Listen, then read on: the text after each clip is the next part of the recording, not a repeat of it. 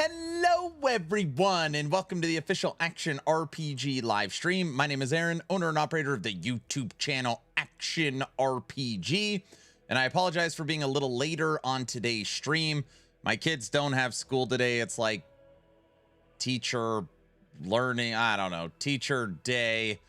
And I posted a video this morning, and then I recorded a Dragonkin video this morning that'll be for tomorrow. And then I had to set up all the scenes for the podcast for tomorrow because we're adding an extra camera because 2 people are coming on from the Dark West. Either way, just know that it's been a very productive morning. How's everybody doing? Teacher in Service Day. Yeah, it's Teacher in Service Day. Everybody knows that. Got some new armor for my character.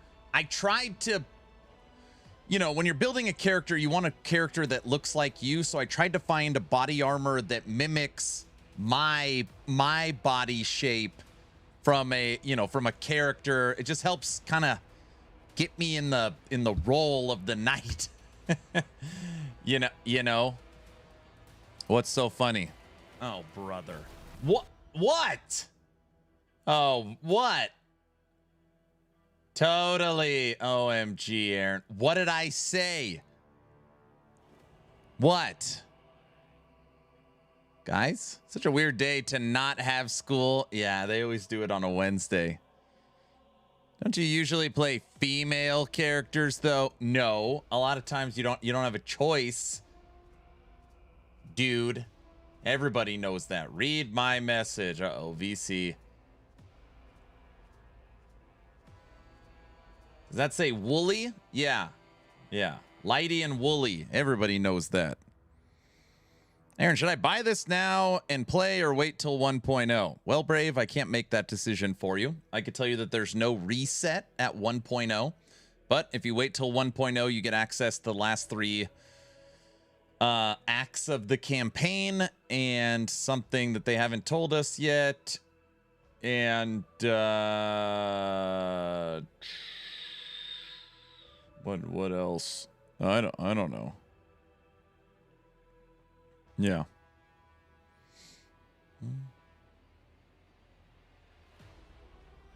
Why is Wooly joining the podcast? Because the Dark West team invited him. I let them pick.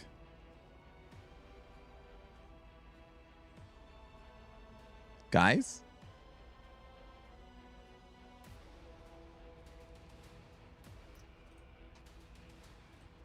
Wait a second.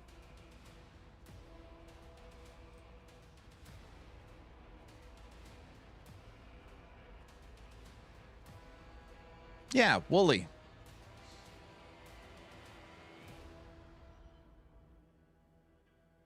Wooly is the one who plays the game, Chad. You should already know that. They should already know that. I was like, what are you guys talking about? Anyways, today we're going to be playing some Dragonkin The Banished. This is very likely the last stream for Dragonkin The Banished until 1.0. And don't get sad. Don't get sad. I played the, I don't know how much Dragonkin I've played, but today I downloaded. Today I recorded an Ancestral Grid video. So that'll be dropping tomorrow. How's everyone doing? Let's see who's here. Let's see who's here.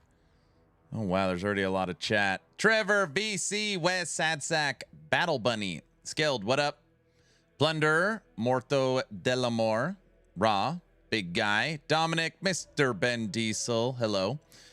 Divine, Seer, Iron Forged, Kurt the Gamer, Richard, Bruce, Luz, good afternoon. SSJ, what's up? Shmee, hello. Who else is here? Flug, yo. Slider, yo. Exatheus, hello.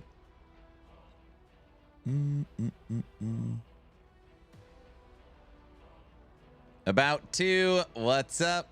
Rag, hi.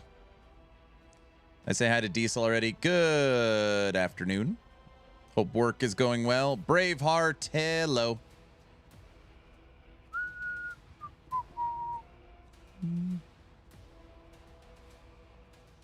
Do you think Dragonkin has a chance to succeed, or will it be like Highguard or Concord? I don't know. Was Highguard and Concord, did they have a 1-year early access? I thought they just launched.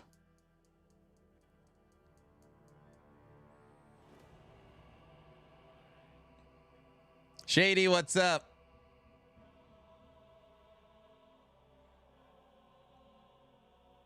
That's what we need for Dragonkin. We need to get them on the Game Awards stage. Too bad the game is region locked. Can't play it. Just use a free VPN. Yeah, there you go. Use a VPN. That's a good way. It has already outlived Highguard. Is that like a new thing? Is this the new Highguard? Is that like a gaming? Is that like a new thing people say? I mean, I didn't play Highguard or Concord, but I could tell you at least this game is very, very fun and very addictive and very competitive in the ARPG space. So if it fails, it will be because of the team failing to get the word out from a marketing perspective. I feel like those other games marketed like crazy, but the game just sucked. Where in this case, it's the opposite problem.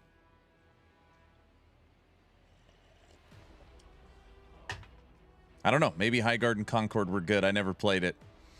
I don't know. Need to give him a free slot. What's up, Aaron Initial? What's up? Hello. All right, let's log in. So today I recorded a Ancestral Grid video beginning to end. Still not perfect because I found as I was doing it, I screwed up a bunch. But either way, the idea wasn't to be like, this is a professional Ancestral Grid. It was just supposed to teach people how it works. The more I think about Dragonkin, the more I think they should postpone the release date until maybe June in the coming weeks to battle. The battle with PoE, Diablo, Last Epoch, and PoE 2. Yeah, so I've already, I don't want to say suggested that. I've already talked to the Dragonkin team based upon console release, investors. It's not just easy to be like, this is a live service game, push it back. March 16th was the date that was picked back in the day. We asked the devs live when they were on this channel, and they said that unfortunately right now it is not possible to move the date. So I get it. I feel like it's so easy. They probably picked March 16th like 6 months ago, and they planned for that date. They got the console, everything ready, and it's easy right now, March 4th, to be like, why don't they just change it?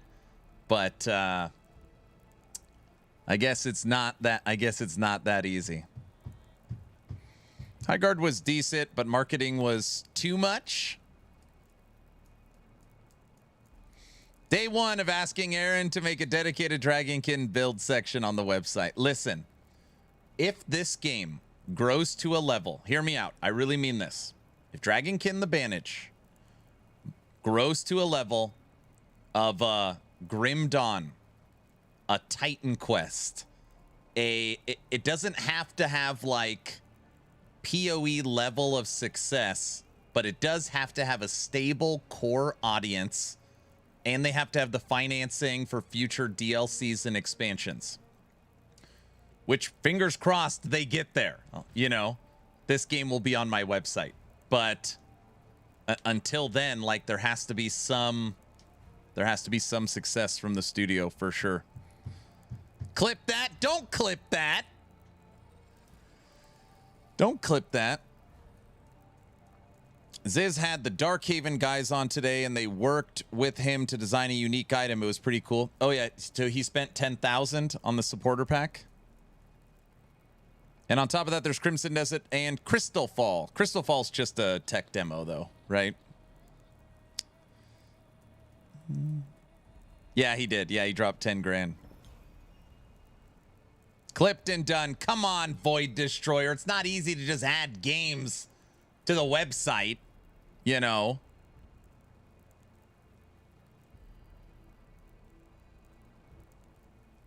He was one of 4 people to spend $10,000 buying supporter pack. I couldn't even imagine that. Correct me if I am wrong, but isn't there more people who play Dragonkin than last Epoch? Wait, are you being... Wait, are you joking or are you being serious? Don't you have tech locked in the basement doing stuff all day? Yeah, but not creating games. That's the engineering team.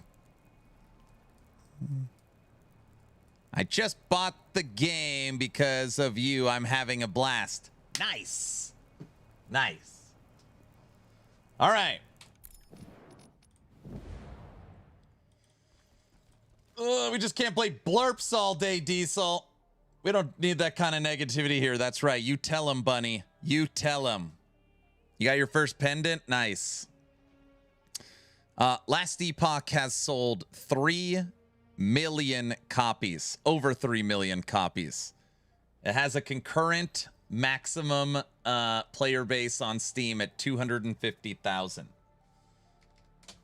250,000 concurrent players. When last Epoch dropped 1.0 on Steam, it beat the PoE 1 record, which then PoE beat them with their King's March update.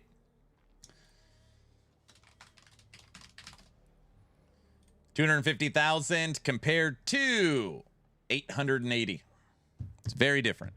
Very it's very different. How many years ago was that? It was April of last year. It was April of last year. It's not. No. 2 years. No. April. Yeah, 2 years. 2 years. 2 years? April of 2 years ago?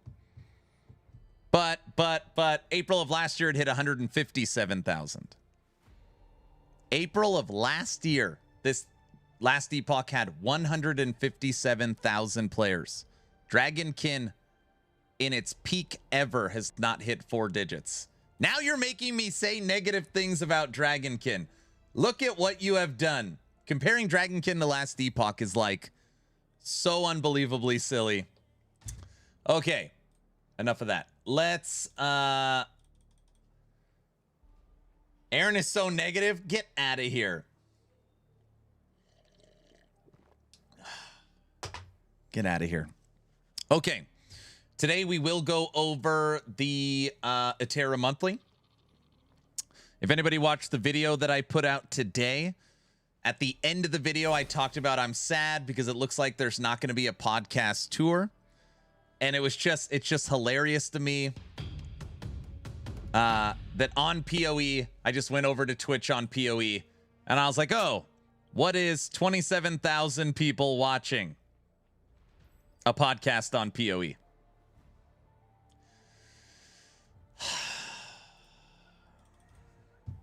Dude, where's my dragon? What's up, Native? Thanks for the Prime sub. Aaron, do you see my roguelite that dropped today? No. Did you ping me or did you just put it on Discord? I'll look at it. Somebody asked a question. Aaron, what's Endgame in Dragonkin? Once you beat 4 acts of the campaign, you access the war table. The war table has 4 or 5 different boards. Hold on a second. Change group. Change group. Go to group H. It's Wolson. Yep. The game is basically Wolson in Undecember. I'm just going to start agreeing with everybody. All right. I'll just start agreeing.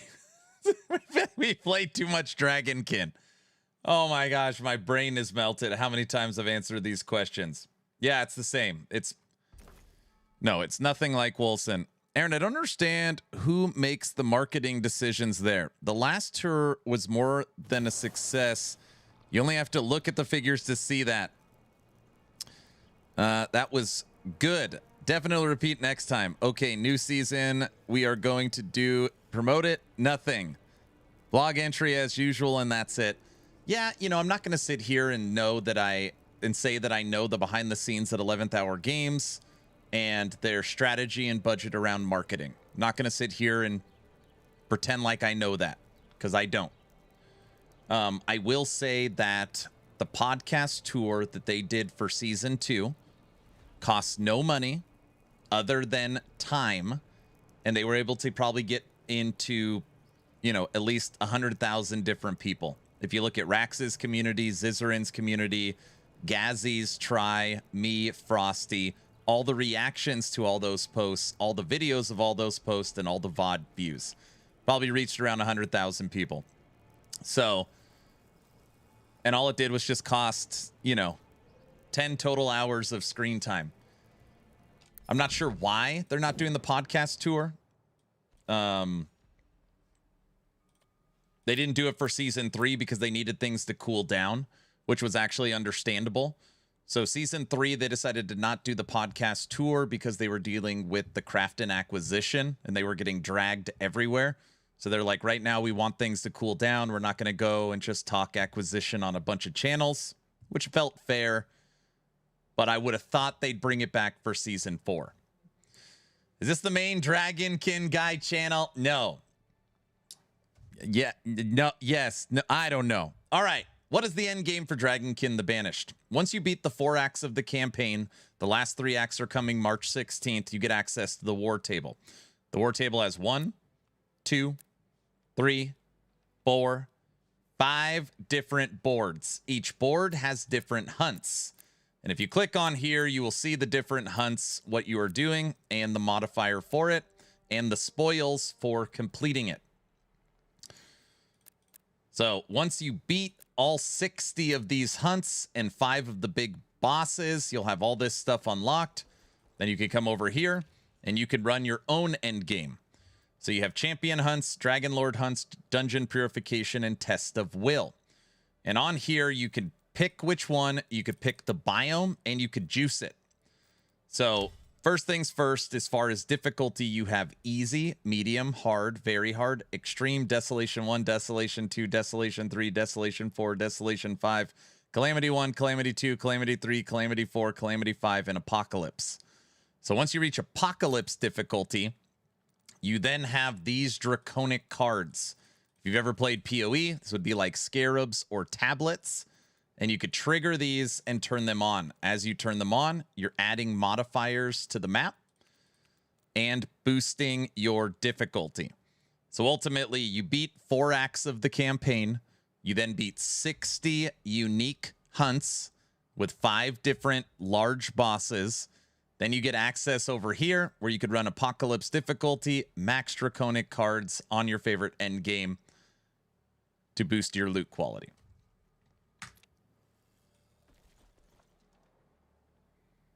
We need an in-game chat, right?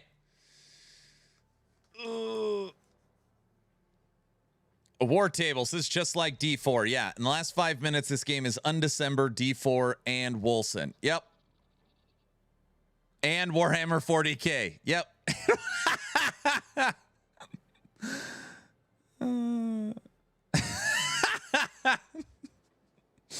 Yes. Yep. You got it. All right. We are on board number 4. Number 4. So we got to go through this one. Then we got access to the last one. We're going to start grinding through some of these.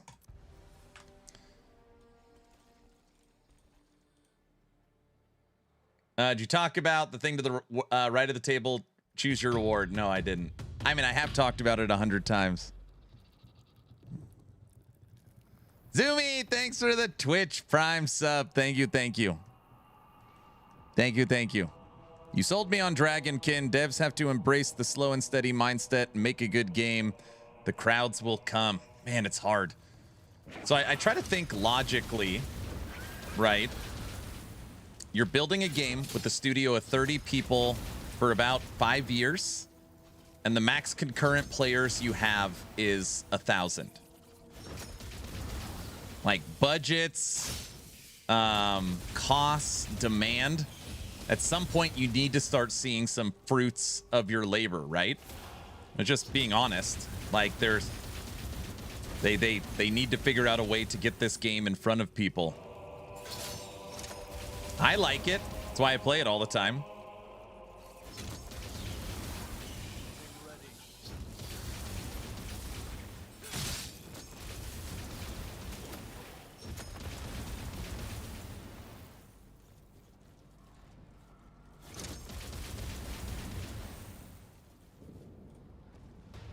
It's the Move the Rock quest.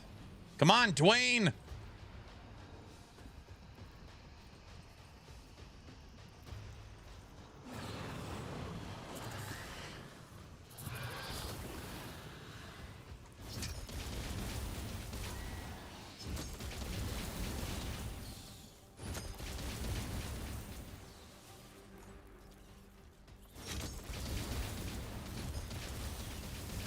They are doing legendary work for a small studio with a little budget they have. Yeah, but how long can you work for free?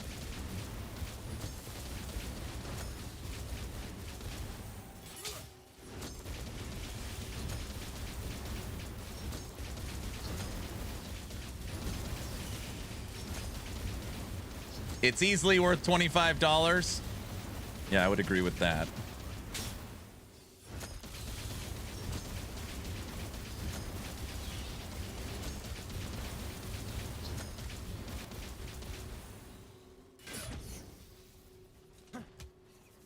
What do you think about the Draconic cards you could choose from and -20 to loot quantity?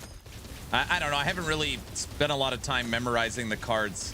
I still need to finish the hunting board. That's what I'm focused on right now. What is this skill? So I built this skill earlier. My video's dropping tomorrow. What the hell? Oh, survive the swarm. 4 more seconds. This is Solar Flare. If you look at my Ancestral Grid for it, it's currently total effective power 125. I got it to 125. That's the highest I've gotten so far. Effective power 125. Wait, build guide dropping tomorrow? No, it's an Ancestral Grid. I got a couple of, like, this video's probably not very short actually, but it's supposed to be tips on how to build your Ancestral Grid.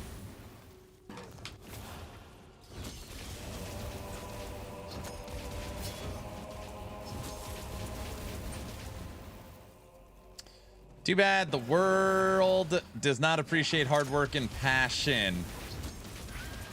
Well, I mean, I don't know if that's true. I mean, maybe a little, but some people just literally don't know.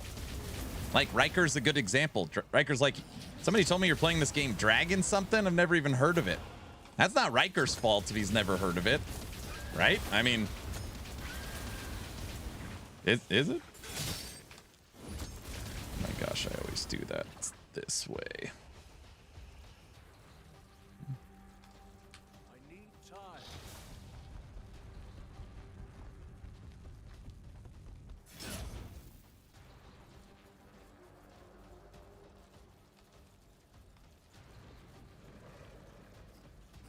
More Dragon, no Ellie or Wicked. Wicked hasn't dropped its comfort system yet. And Ellie is still 22 days away. Today we're going to cover the Matera Monthly, though. No. Get up. Ellie is still sleeping. Oh, last epoch.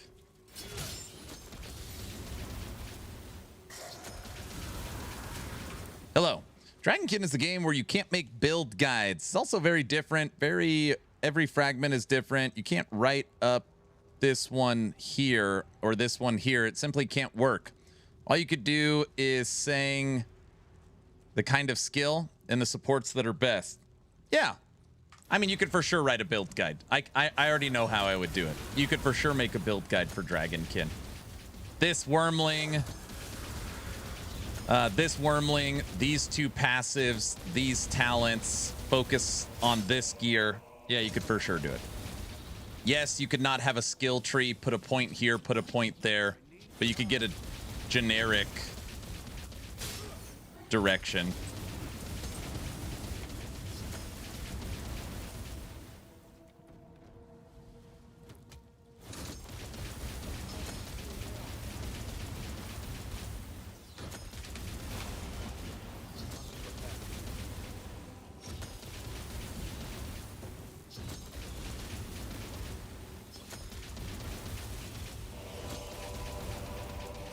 Yeah, we're on Apocalypse difficulty. I still haven't put any Draconic mods on. We still don't have Divine gear. Like, this is my 7th build that I'm trying, which again, it's just like totally the way I play these games. Instead of min-maxing one build to crazy, I keep trying something different.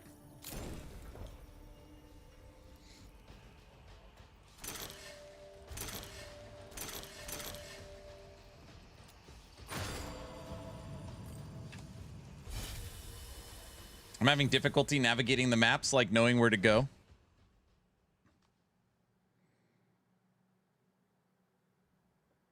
Wow, they are attacking Last Epoch on the GGG dev stream. No, they are not.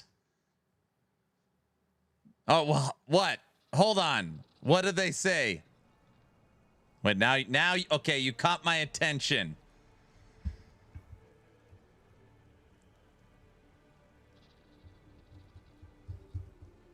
Aaron, on a scale of 1 to 10, how much fun are you having on Dragonkin? Dragonkin's like a 7-8. It's a really good game.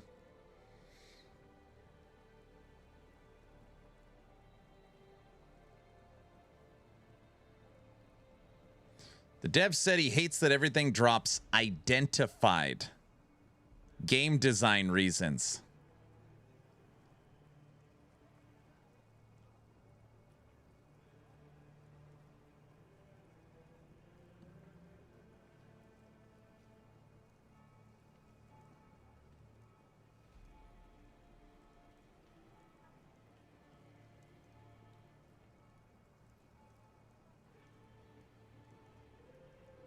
Nash, your opinion, you can't do that.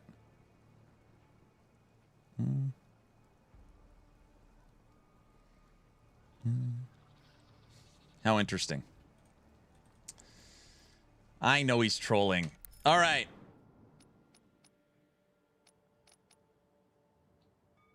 All right. One run, done. I think we'll finish this board. What we'll do is we'll finish board 4, and then we'll cover the Last Epoch of Terra monthly, and then we'll hit board 5.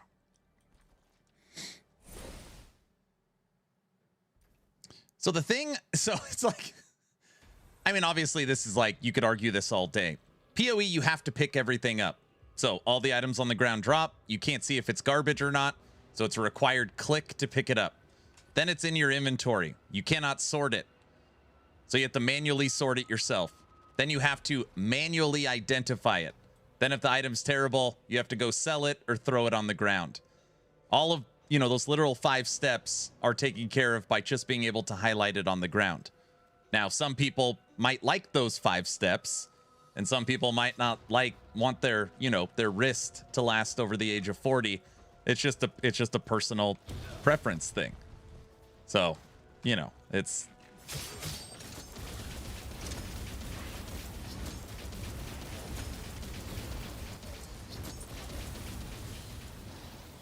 an unnecessary 5 steps. It's just, yeah, people just look at it differently. And then you need to get a third-party loot filter. Yeah, because the game doesn't have loot filters. Correct. I'm getting old. I don't want unnecessary steps. What?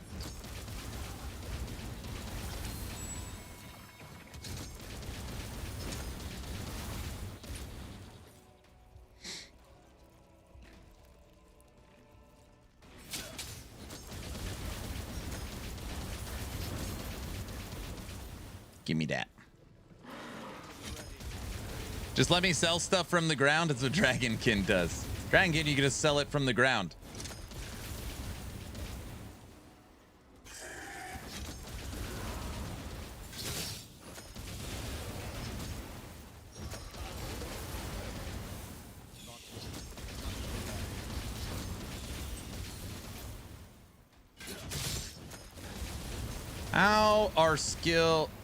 How it works for skills. I'm playing Barbarian. I found a minion skill. Anything you put on your Ancestral Grid will count as a skill. I'm sorry I don't have the video out today. The video is dropping tomorrow. How to make an Ancestral Grid. So tomorrow morning on my YouTube channel, you will see a Dragonkin video for how to make your own skill tree in this game.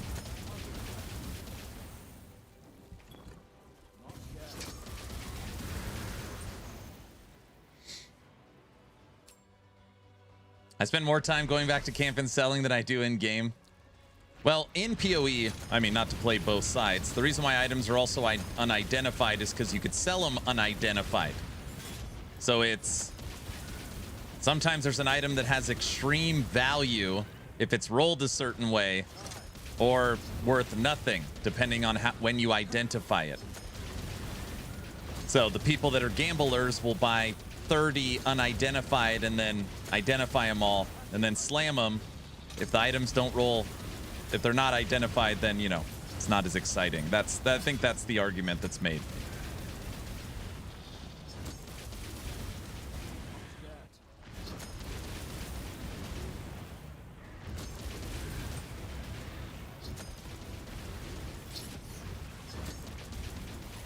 The loot is utter rubbish. Game literally wants you to either craft or buy. I mean, that's how I play. When I play PoE, I know exactly what I want, and basically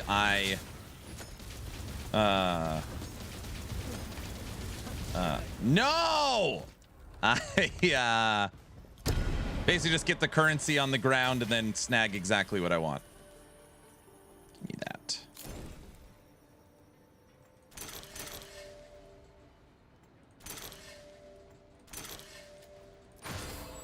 That didn't count. We won. That's 2 times we've died, like, at the same time as killing the boss. Yeah, but it's easy to get a loot filter. You can even go to the main PoE website and look for NeverSync's filter that auto updates, or you can make your own. Nash, if you want to have an honest conversation, we can, but that's, you know, I am not a PoE hater. I literally made guides for PoE 2 and PoE 1 last league, and streamed it and covered it and spent, you don't want to know how much money to bring PoE 2 to my website. I'm not a PoE hater, but you have to be fair. Does Grinding Gear Games, can you hit a button and put in a loot filter in game? Does Grinding Gear Games have a loot filter system?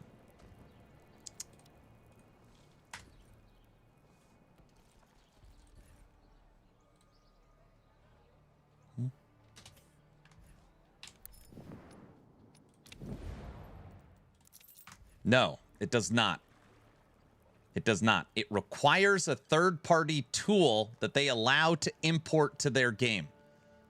So they allow third-party tools. They do not have a loot filter.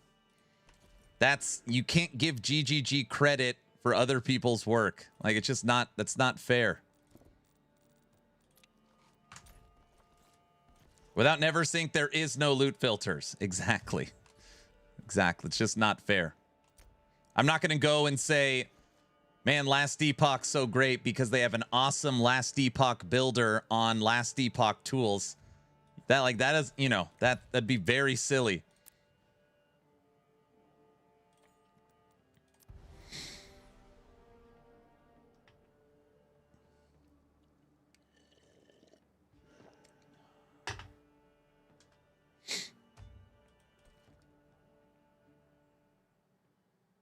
Aaron, can I link you the clip on Discord? You could, yeah, you could link it to me on Discord. Yes.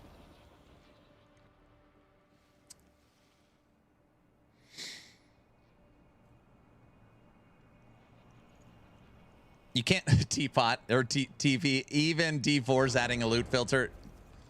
Yeah, that's pretty. Yeah, it's been a couple of years. D4 needs a loot filter at this point too.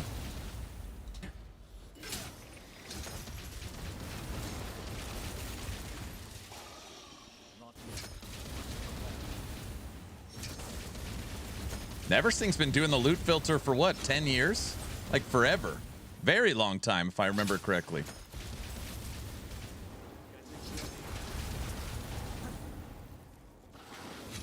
The D4 loot filter looks awfully familiar. Yes, a lot of people noticed that it does look like Last Epoch's.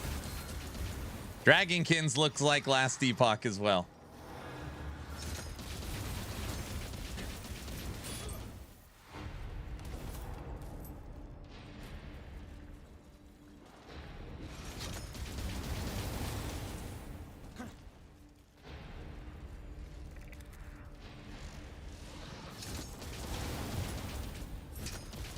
All right, thank you, Tech. Naked America, good afternoon. Do you think Neversink makes money from his page and the GGG maybe leaves it that way to let him keep making money? I mean, I cannot be more clear. I have no idea. I would guess that his loot filter is profitable in some way or another, but nevertheless, I wouldn't give GGG credit for it. That's all it is. I mean, that's all I'm saying. Of all the things that Grinding Gear Games does great, saying that they have the best loot filter is just being disingenuous. That's all. That's the whole. That's the only point I'm trying to make. He does have a Patreon. Maybe that's where he makes it. All right, Tech, good job. Move on to the next thing. Don't play any games today. Tech.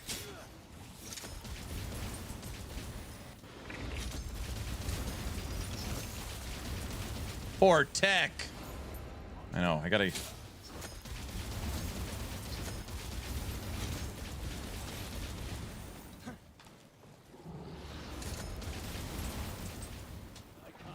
Pay Tech double for the OT.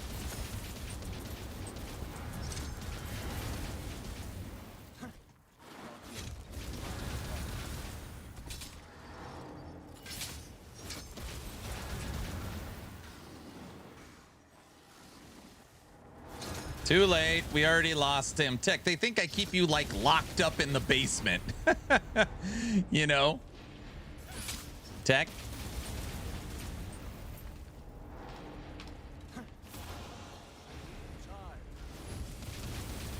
Tech?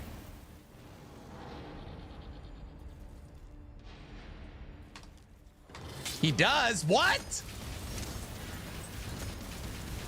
I linked it to you on Discord. Let's watch it. I will watch it when we do the last Epoch section. Today we're going to look at the Atera Monthly.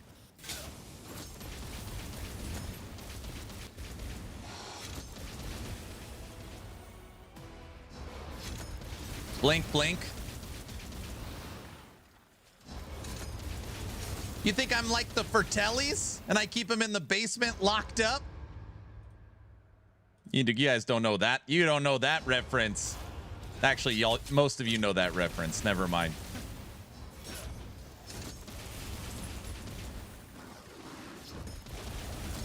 Hey, you guys. Yes. Yes. Oh, come on. Who do you think we are? Was that too easy? That was an easy one.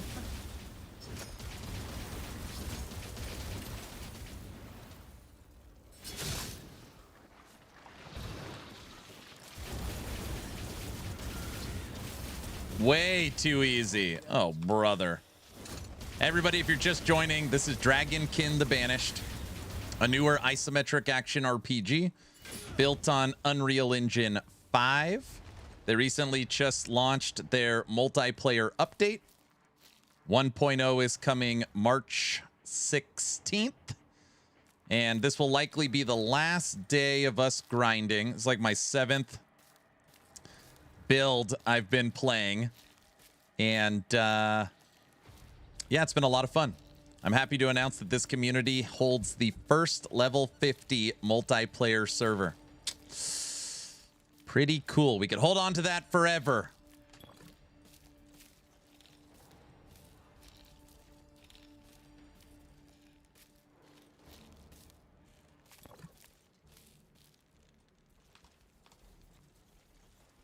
Last day. Well, I don't want to tell you about the start of tomorrow.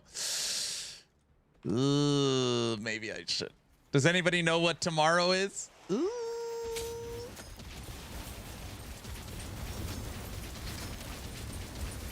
No, it's not Core Punk. Toxic got it. It's Diablo 4 Campfire. Now, I'm not, you know, I'm not just gonna, we're not just, it's, ew. What, guys? Oh, hell no. What, guys?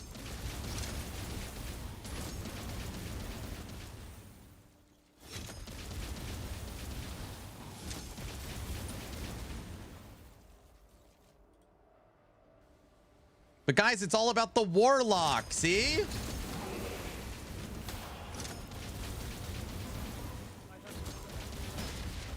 Oh, it's the barbarian fight.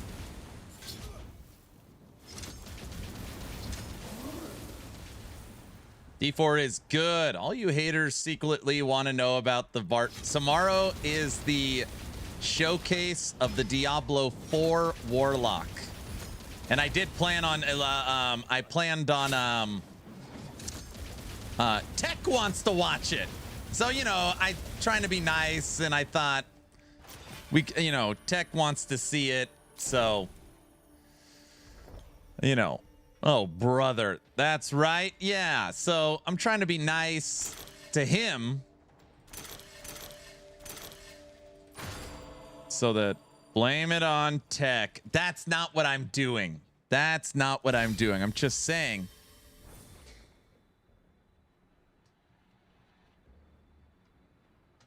It says that once I finish the tutorial, I'm able to invite players, but I can't like I'm in single player. You probably have the wrong version of the game, Proxy. Go to Steam, Properties, Game Version. You have to select multiplayer. A lot of people miss this step. It's not your fault. That's probably what it is. People play D4. It's okay, everyone. Yeah, we're just going to watch it. We're just going to watch it, guys. Now, tomorrow as well. Tomorrow as well. And today, we're going to start building questions, since we should have already done that. Tomorrow, the developers for the Dark West are coming on the stream. So tomorrow, we have a podcast for the game The Dark West. Me and Frosty LaRue. Town Portal podcast. Yeah.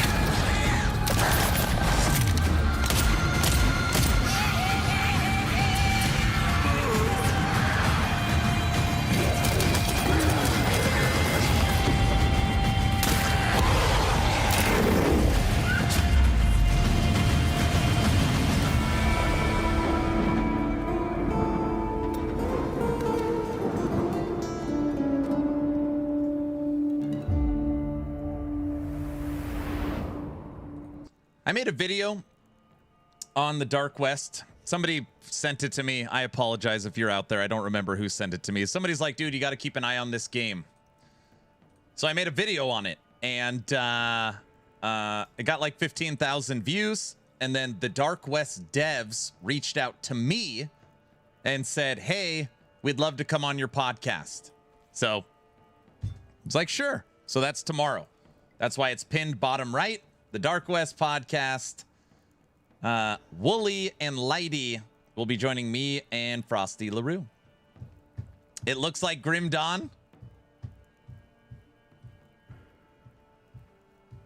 You're the only one that made a video, never heard of it. Wait, is that bad that I made a video, Nash?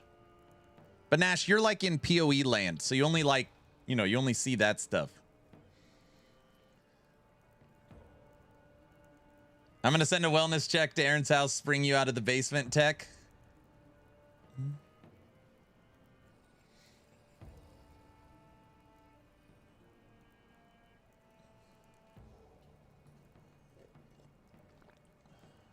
He's fine. I like your videos. Thank you. This Dragonkin game kind of looks like the Dark West. Yeah. We'll actually watch that trailer one more time today. Probably the last hour of this stream. I want you guys to help me build questions. Not right now, but a little later. Oh, Frosty will be on. Yeah, so if you look at the time for the stream tomorrow. It's at 7 p.m. PST. Frosty's actually been awesome. As far as, you know, like the last town portal, I went without him. And he's just like, I work a full-time job. I got a new baby. You know, he's just busy. He's just super busy. So the option was I run the podcast by myself, or we move the podcast to later in the evening so that he could join, which is you know, obviously a no-brainer that, yeah, we're doing a later podcast so that Frosty will be there since he wasn't there on the last one. Yeah. So tomorrow, stream will be later. We'll do a 2-hour pre-show, and then we'll hold Town Portal Podcast episode 15. Should be good. The next people that want to come on the podcast is the, which again, I talked about this yesterday. I'm still undecided, is the Crystal Fall devs.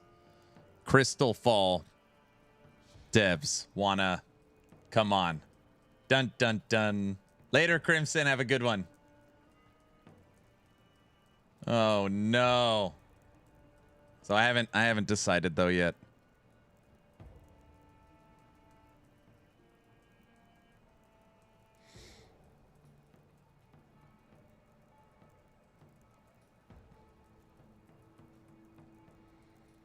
I would like to come on the podcast, Aaron. It would be more of an intervention on your bizarre addiction. Oh, come on. Getting their take might be only fair. Have I missed something? Is Crystal Fall bad? People can become very sensitive and they can connect their own dots thinking that I am promoting something or taking money for some reason or something. And then, I don't know, it normally gets directed to me. Crystal Fall devs want to come on. We played the demo for an hour when we did our Steam Next Fest.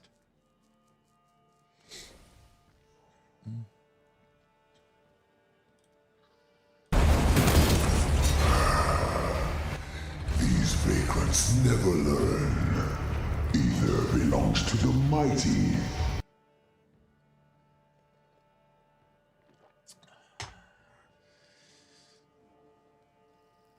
It's not a furry game. It's not a Tuma. Web3 furries. Oh, this one. Okay, just follow me down the rabbit hole for a second. This game just passed 100,000 wish lists. It had a very, very successful Steam Next Fest demo run. It's one of the most wishlisted games from Next Fest. We played it for an hour. It is a brand new isometric action RPG. It's very old school. Does feel like they're trying to recreate some Diablo 2 in it. But that's not what concerns me about this game. And what I'm about to say is what normally people are like instantly upset. The reason why I have not accepted them to come on the podcast yet is because this game started as an NFT game. So this is the NFT.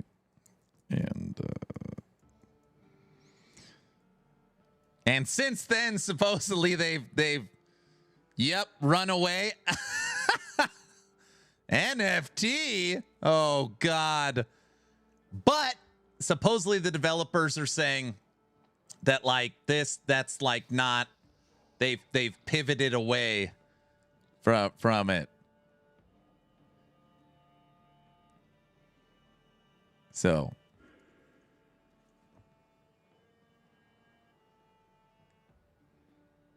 can you explain what an NFT game is? It's a mining game. It's a crypto. They're using you're mining resources off of you. Anyways, it doesn't matter. The pivoted away from it. Supposedly there's guys, I shouldn't be commenting because I really don't know. Brow was the one that filled me in. He said there's 2 different ways to play. You could play with that crap or you could play without it.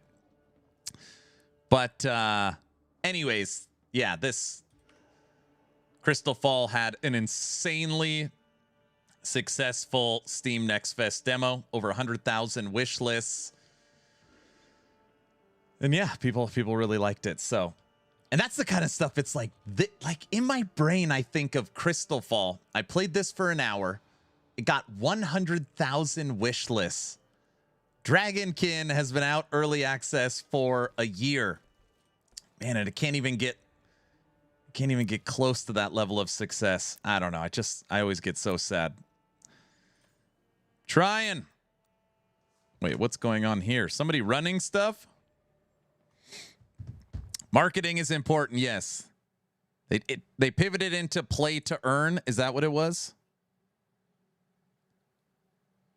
When can I download this from the Play Store? This launches on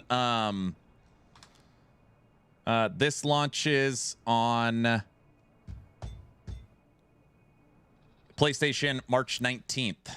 March 19th. Who is that?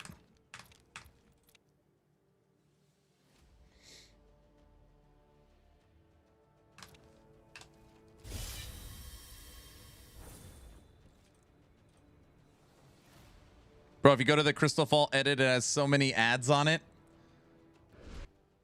I just want to be clear. There has been people that want me to bring them on so they can explain all this. I'm afraid of being associated with this kind of stuff and being accused of promoting those types of games. I'm just undecided. I don't know. I'm not sure yet.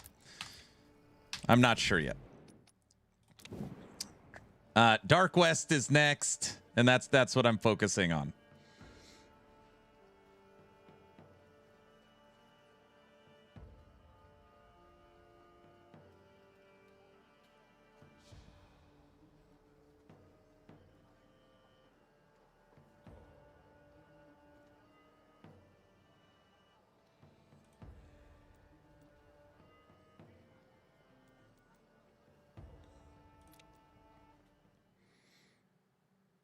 I wouldn't touch it with a 10-foot pole. Stuff.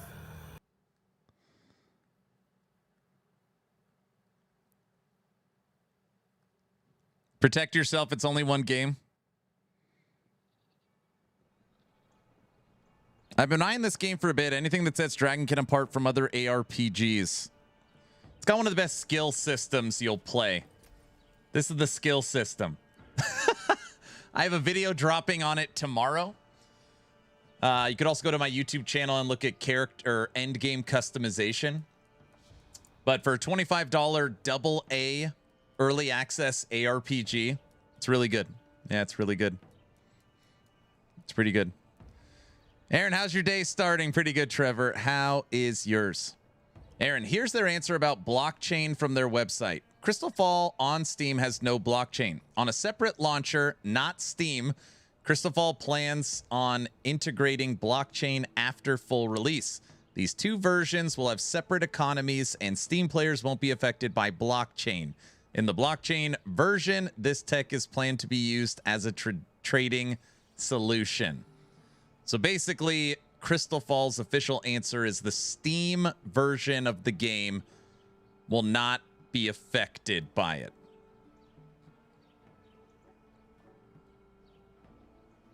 Correct.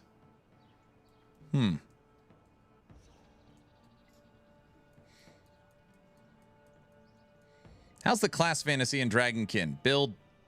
Builds feel diverse enough? Yes. Yeah, 4 different classes, 17 different skills, 60 different wormling skills. And you could build each skill as a basic, core, or ultimate 1 or ultimate 2. And you could make them toxic, fire, lightning. Yeah, there's endless combos. Endless combos. How many are attached? Here's my it's currently effective power 125. I have 125 from these supports.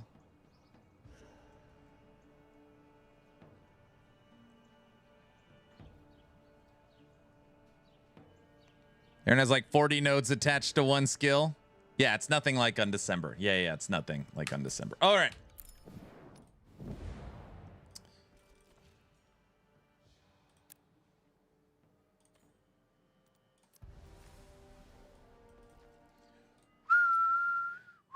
I literally put that in my video that's dropping tomorrow. This is nothing like Undecember. I put a segment in there. Like, no. We're underwater, everybody. Hold your breath.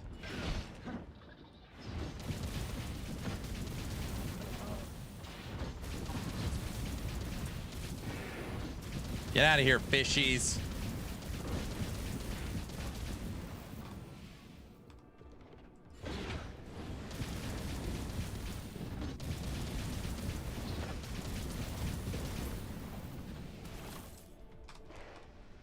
So it's more like Wolson. Yeah, it's Wolson, Grim Dawn, Undecember. What did somebody else said something earlier? What's Diablo 3? Just finished the campaign. My flamethrower lightning wormling build starting to come together. Nice. And know that they're adding 3 acts of the campaign on March 16th. So what you just played, N64, is only Act 1. It's only Act 1.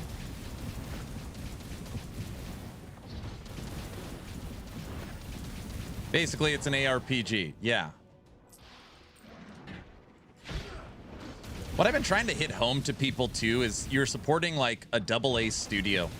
So they've really, like, struggled to get their footing because they continue to get compared to Path of Exile, Last Epoch, and Diablo, which, you know, imagine if you were starting a car company and they're like, Ford, Tesla, and Chevy are better. You know, it's hard to break into this world. So it's a fun game.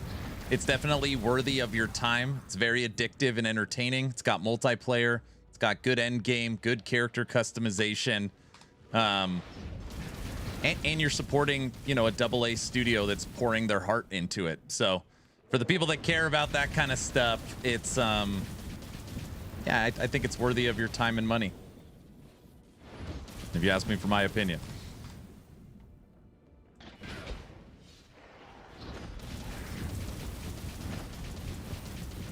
I mean, I've literally been playing almost 10 hours a day for I don't know how many days now. Since February 25th. People are like, you're still playing Dragonkin? I was like, every time I log into my multiplayer server, there's 5 to 8 people on. I actually can't believe how much this game has held this community. It's like, whoa. Wait, you're having fun? That's not allowed. I know. It's pretty interesting. The skill tree is actually what keeps me coming back.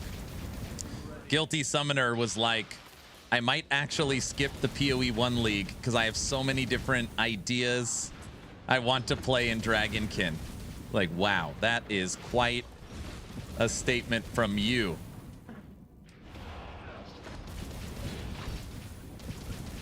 Afternoon, sir. What's up?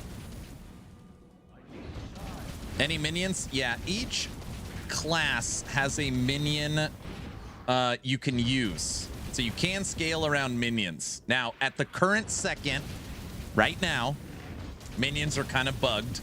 I've already talked to the devs personally because my first build was a minion build. And they said they're working on it. So basically, there's some bugs with the minion AI not attacking certain enemies, which is very annoying. But yes, there's minions in the build. Yes, you could make entire builds around minions, and you could go minion army. It just, there currently is not like a necro class. So you can't pick like the summoner. But every build has access to summons and ways to build around them.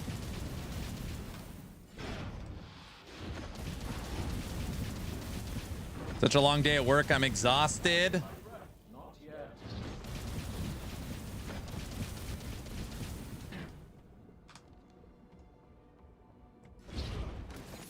Did it make the day go fast, though?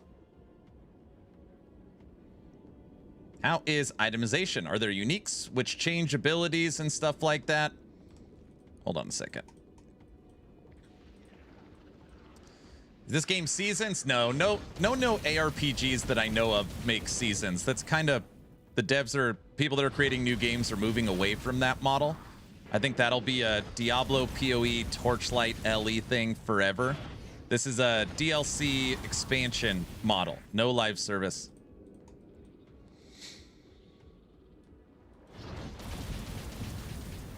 No live service.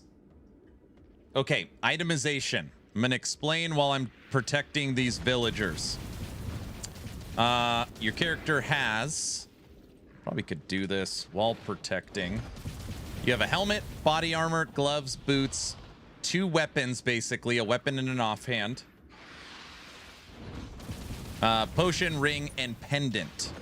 There's 5 different rarities: common, uncommon, rare, legendary, and mythical. And then each item could also drop Draconic and Divine. So like an end game item would be mythical, Draconic, Divine, rolled with the modifiers you want. That would be like end game. Also, the items have talent points on them. This is where I normally lose people. So if you see like the bottom gloves here, at the bottom it says +2 to chaos. It says +2 to chaos on it. Those are talent points, and the talent points go into here. This is almost like your ascendancy or your mastery. So are you going to be chaos? Are you going into control? Are you going into elemental discharge? Are you going into divine avatar? Going into explorer or squad leader? Are you going to be a minion character? So you also want to tailor your gear's talents, talent points to what you're trying to build. So you got your gear, and then on top of that, the gear can also empower skills, which right now I don't have any. So you can actually get skills bonuses on your gear.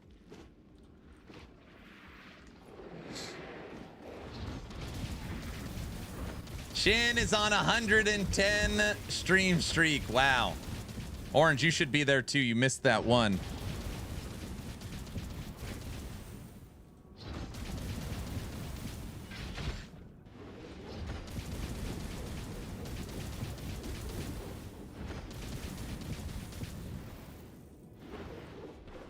All right, Xathius, have a good day at work. I got a spin to win rogue in my party. Where did you come from? Look what I got to deal with now. Look at this. It's like an acid flask build. Oh, brother. Are we watching the D4 devs tomorrow? I'm gonna watch it. I don't know if I'm watching it live yet.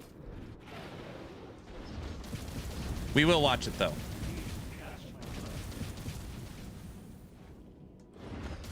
Tech really wants to watch it, so I feel like I should do him a solid.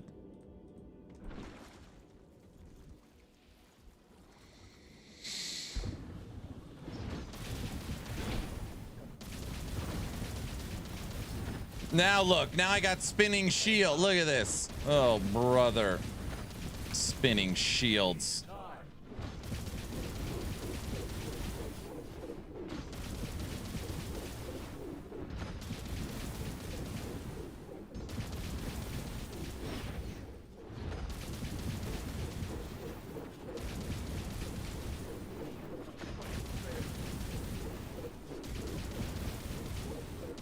Tech wants to see the sun. He's not allowed to. Everybody knows that. Damn enemy keeps leeching back its life.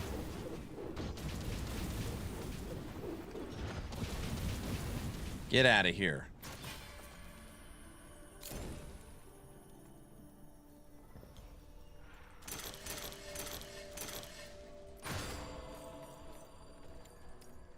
My fragments are full. Oh man, already.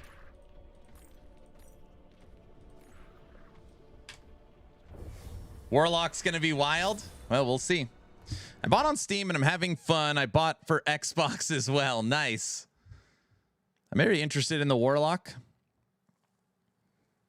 What skill I should use for the Oracle? I would literally go to the training dummy with all 17 and test which one you think looks cool and then go there. Builds get cool in Endgame? Yes. I'm starting with the tracker. That's how I started. Wait, D4 Warlock, is that today? Tomorrow? So I was like, uh-oh, people are not going to like this. I said tomorrow will probably be the first day we're not playing Dragonkin because we have to watch. We're going to be watching the Diablo 4 campfire where Blizzard is going to be showing off the Diablo 4 Warlock. And everyone's like, wait, what? I was like, Tech wants to watch it. That's why. I'm trying to be nice to him. That's the reason. You can watch it after stream. What? Wait, what? Oh, brother. Guys, are they going to announce the new season of Power? So here's the thing. Tomorrow, with the podcast, I normally do a 2-hour pre-show. So what time actually is the Diablo campfire? That's why I'm thinking I can't watch it live. Isn't it normally like at 11 or 12?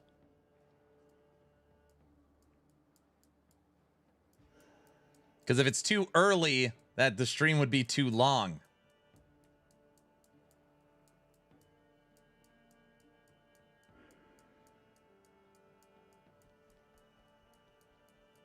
I'm not blaming everything on tech. Wait, am I? Guys? How good is Dragonkin? I don't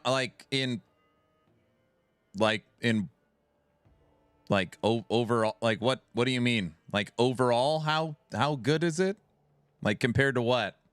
What do you mean? I like it. I've been playing it 10 hours a day for 10 days.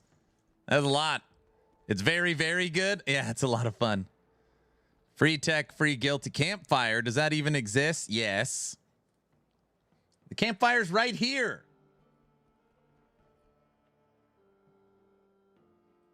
You see the campfire? Can somebody do me a favor and look up what time the Diablo 4 campfire is tomorrow? On a scale of 1 to PoE, Aaron, how good is Dragonkin? Oh, gosh. 71 total hours between two characters. I'm loving it. Yeah, it's good. It's good. All right, 2 more and we're done with board 4.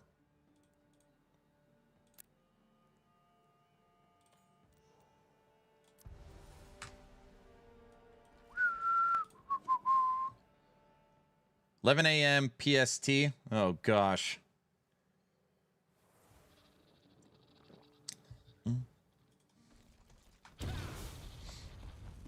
Seven, you don't like it?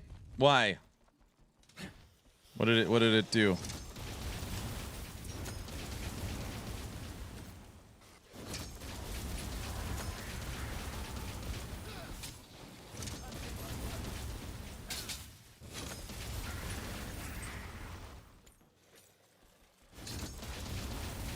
Ugh. Sure, got it.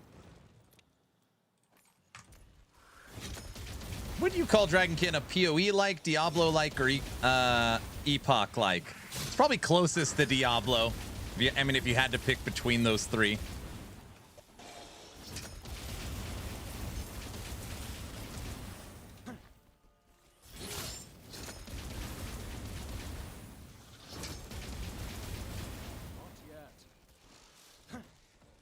What classes are there? Barbarian, Knight, Oracle, and Tracker.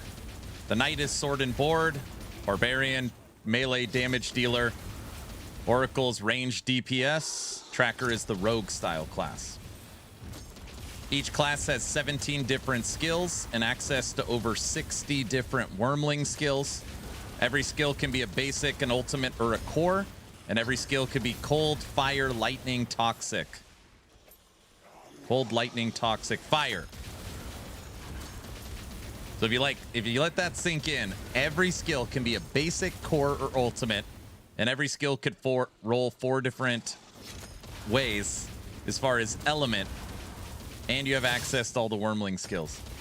So no mage. The mage is the oracle. It's a ranged damage dealer.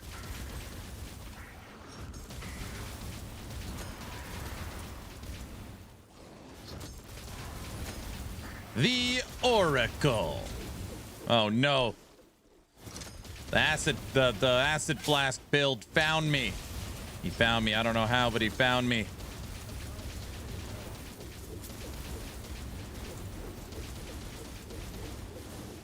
Run for it.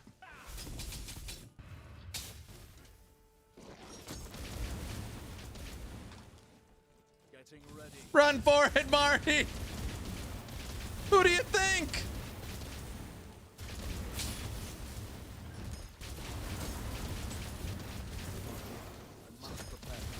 It's almost like they could teleport directly to you. Very funny, Divine.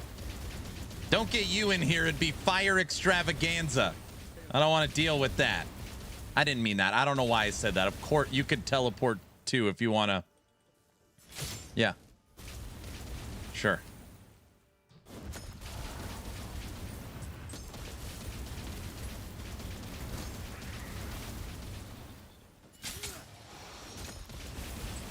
I know. It's Divine, I'm literally trying to record a Dragonkin video before stream today.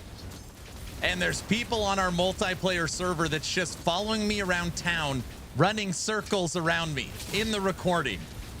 So I kept switching groups and they kept switching. I was losing my mind. That's not funny either. Don't laugh at that. That's not funny.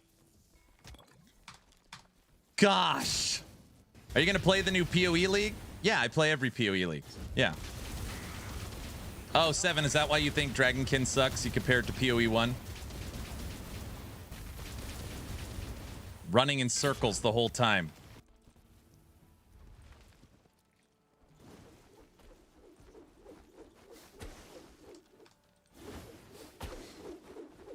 Aaron always plays the minion builds. Who, me?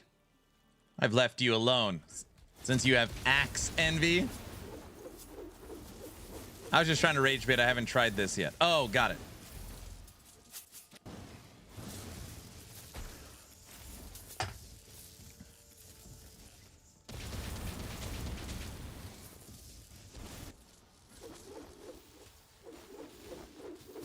Look, these guys, look. These guys are doing good. I gotta do something for my daughter really quick.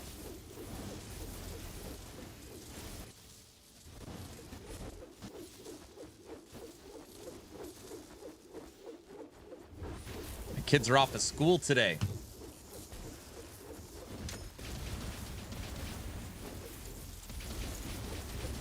PoE 1 is the grim dawn of live service ARPGs. It's outdated with a cult following. No, I will not be taking comments. Well, great. I'm glad I read that out loud, so now people will get mad at me for reading your comment. I didn't say that. I just read that. Don't, you know what I mean. Got him. That's not funny. Dude, that's not funny.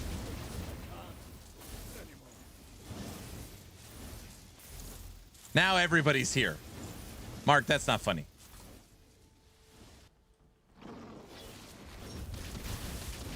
Look at the screen. At least there's good screen clarity.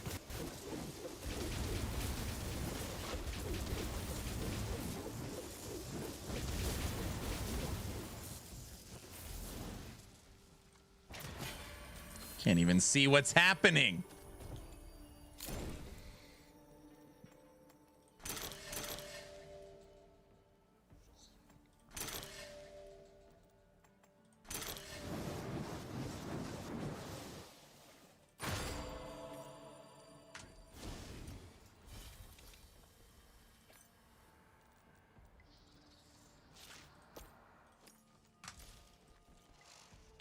I am going to play the crap out of this once it drops 1.0 for sure.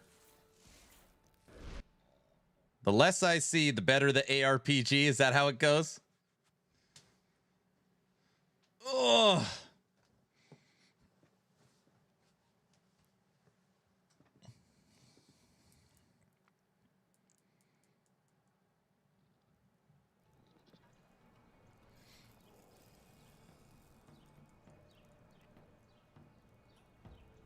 I might be in the minority, but I'd rather Dragonkin than buying grinding gear games. Dragon is just fun and fresh. Okay, I gotta hold on. I've got too many freaking. I gotta update my loot filter. This is insane. All right, let's see. No, no. Wait, I want that. No.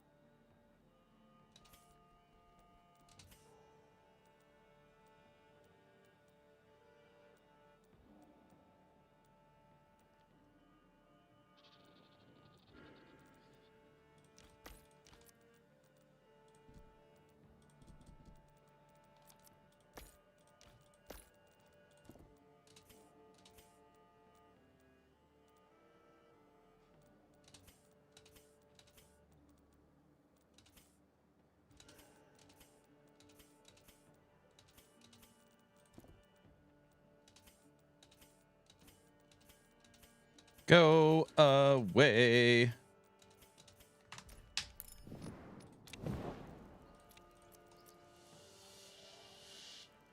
Wrath, what up?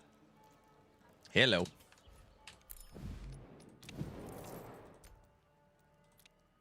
This is what I saved from all of that. Okay, loot filter needs to change. Hide legendary. There you go. Done. All right.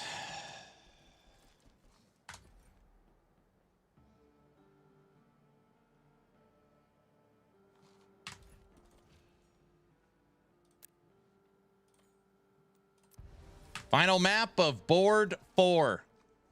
Impressive.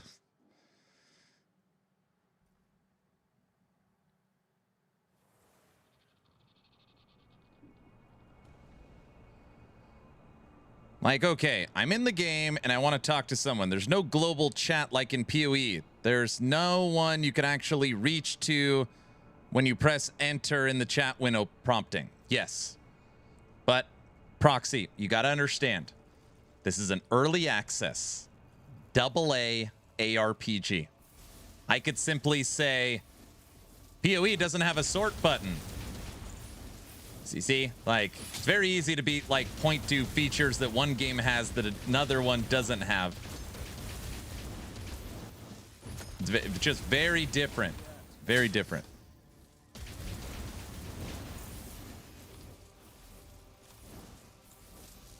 That's intentionally because it does. Yeah, I know. They want items to have weight. I was just trying to make a quick example. Okay, then I could say PoE doesn't have a loot filter.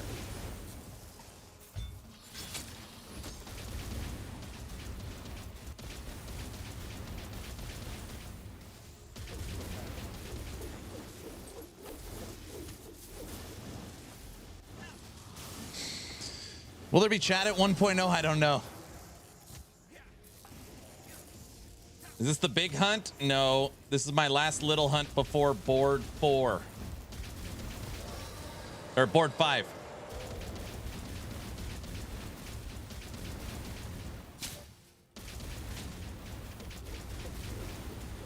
Good evening from Germany. What up? They want items to have weight, question mark. How does not having a sort button add weight? So you'll notice in Path of Exile, there's no auto pickup of any kind, and there's no like vacuum. There's every single item gets picked up. It goes into the inventory, scrolls, crafting materials, gear, everything. And there's no way to sort it. It's designed that way to add weight to your decisions and pickups. It's the way it's designed. It's always been that way. 21 more days, more clicks, more weight. Yeah, yeah. Some people like it. I don't know, just different.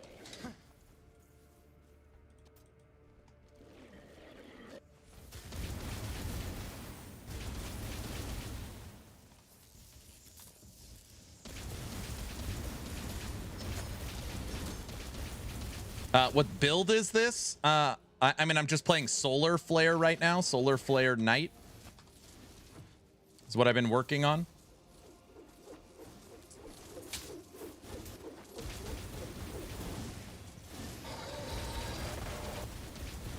I add weight when I eat too many sweets. Yeah, exactly. Guys, tomorrow, this channel, tomorrow, Town Portal Podcast, me and Frosty LaRue are going to be talking to the Dark West developer. The Dark West.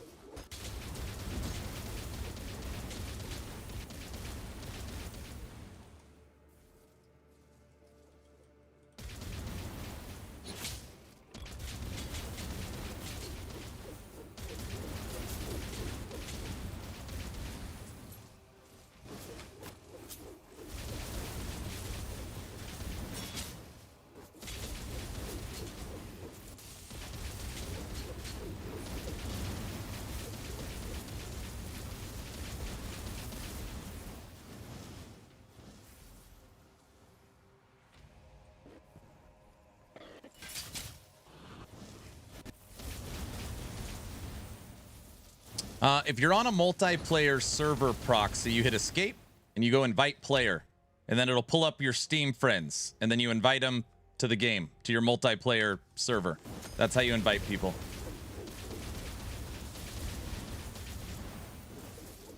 Right now on my multiplayer server, we have 44 people. 44 people in my server, 9 people currently online.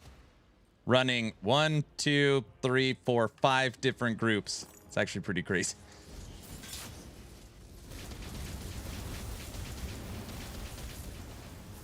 Zoomies!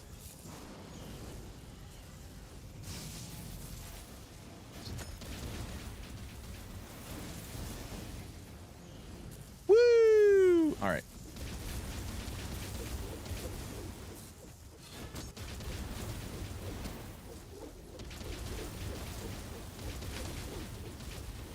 One-tenth of the people are on my server, I know. We are the first multiplayer level 50 server ever. Our server's max level 50. Have you thought what your league starter is going to be yet? Yeah, I'm playing my Reaper build from last league. I haven't put any prep into it. I just know there's new supports, but yeah, I'm playing Reaper Revenants.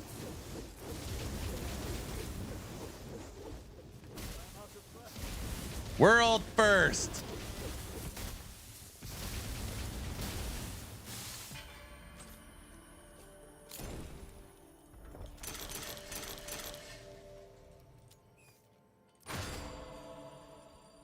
That sounds cool. Yeah, it's a lot of fun.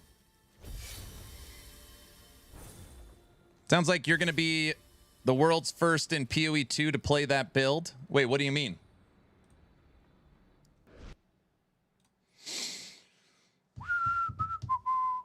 I don't follow build guides. I make my own. I don't care what's... I actually picked that build because everybody said that you can't use it.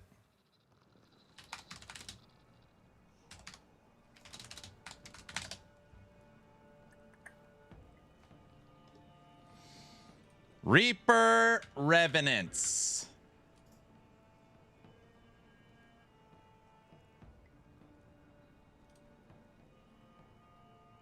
That Reaper is one of the worst.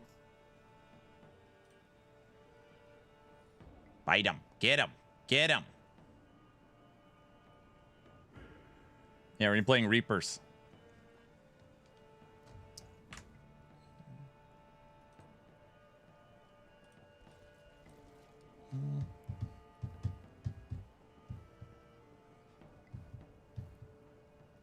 I just go with the flow. So it's actually a funny story. PoE, Keepers of the Flame. There was a video about how Reapers are unplayable and so bad that they are left off minion tier lists. So based upon it being considered the worst minion skill in the game, that's why I played it. So if it was between the best skill and the worst skill, I will always and forever pick the worst skill if we're going to make a build guide. So that's what we did.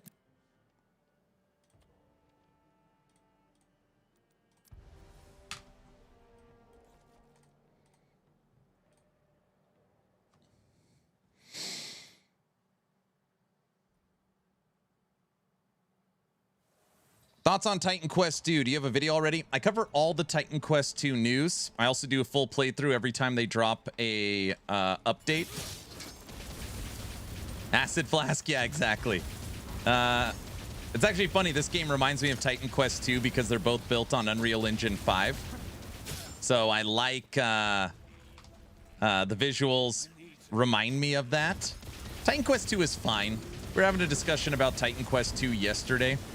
What I actually like about it is it's very slow. It's like a change of pace. It's not like a zoom ARPG. So it's nice exploring all the side quests, all the puzzles. I like it, but I also liked the first Titan Quest 2, and I like Grim Dawn. So, you know, normally the people that don't like Titan Quest 2 are like the, you know, people that really love live service, leagues and seasons, get through the campaign as fast as possible. The Zoomers. Not yet. I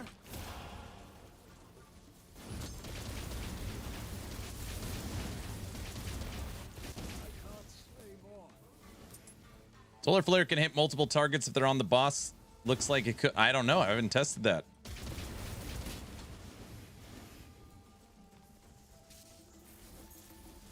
Getting ready. Got him.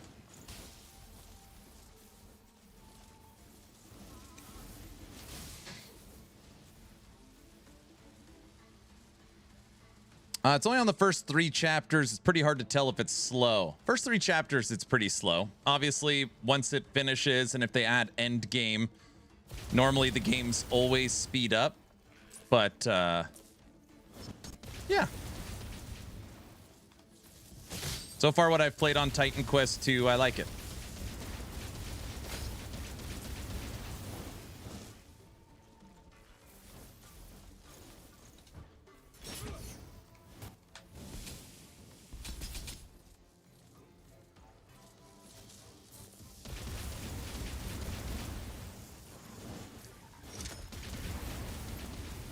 I put almost 4,000 hours into the original Titan Quest. Loved that game. There's a lot of people that haven't played the original Titan Quest.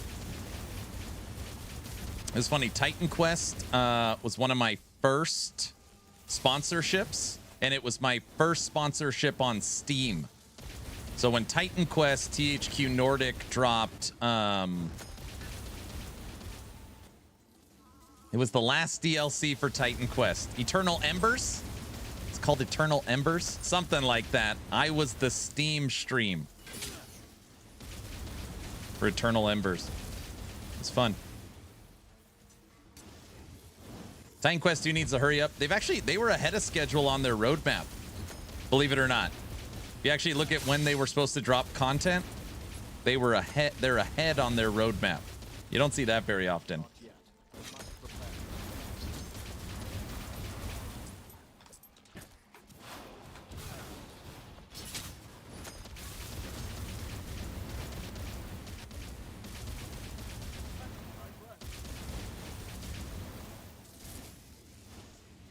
I'm waiting for the end game content. Oh, you're gonna be waiting a while. You're probably gonna be waiting a while. Gotta remember, Titan Quest not live service, so no seasons, no leagues, nothing like that. You finish the campaign, you'll have some stuff you could run, but no start overs. Have they confirmed Endgame? Yeah, they said they've got some ideas for Endgame, but right now they're just working on the chapters and campaign. That's what I've been trying to do my best to let people know, that the industry is moving away from live service. Not the PoEs and Diablos, but if you look at Darkhaven, if you look at Titan Quest 2, if you look at No Rest for the Wicked, if you look at Dragonkin The Banished, you know, if you look at studios that are working on ARPGs, nobody's going live service anymore. It's more of like DLCs, expansions.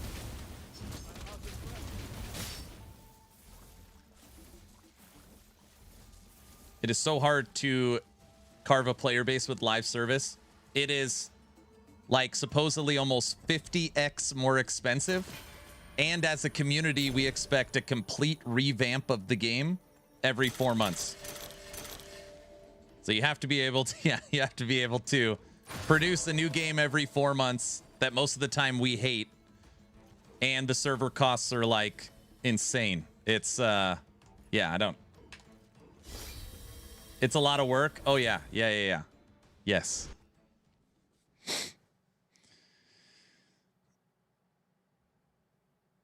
It's not sustainable in any way. Yeah, it's why Last Epoch had to sell. It's just, they said the cost of running a live service is just, you would not believe it. Their number one cost was servers, not even people, running a studio of 100 people.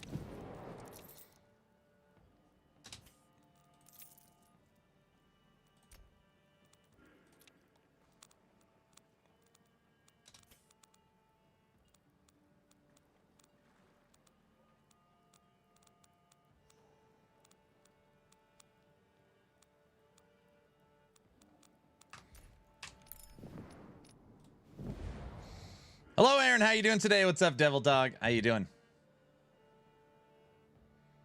We don't hate it. We're just negative as human beings. Seriously, just let it sink in for 1 second, okay? You're a developer for a live service ARPG, okay? You are delivering seasons or leagues every 4 months. Your most dedicated hardcore player base is going to skip the campaign as fast as humanly possible. Whatever the fastest leveling guide they can, any shortcut, any bug they can take, they are going to skip the campaign, the story, the lore, as fast as humanly possible. As soon as they hit Endgame, they're going to take the most S-tier, bugged, broken build that somebody else has found, use that build guide, and skip the Endgame as fast as humanly possible, including your new mechanic. And then they're going to go to social media and say this season or league sucks, or I'm already bored. And then the next 4 months, and then they just go to the next one. That's the model. Ugh. I like skipping the campaign. I know.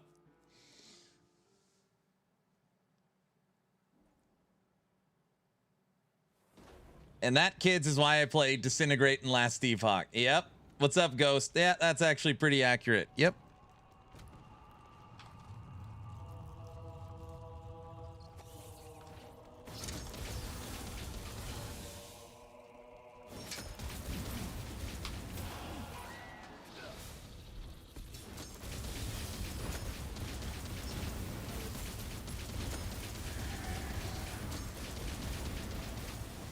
That's one thing I hate about PoE 2. There's no skip the campaign button. Get out of here, campaign. Facts. To be honest, the best thing that happened to me in my gaming was becoming a dad. Now I only play to enjoy and take my time. I like that. No, you're playing a different game. You're dad now, you know? But I try to explain that to people, why they say, why aren't these newer games like Dragonkin going live service? And that's why. You look at the cost and the benefit, it's tough. No, I'm fine, honey. Thank you. I mean, sure.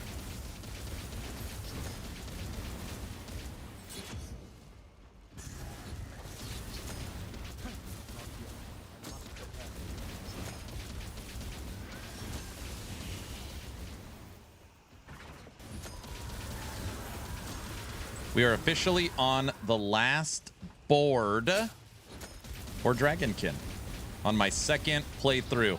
We already knocked out everything with the tracker. Now we're on the knight.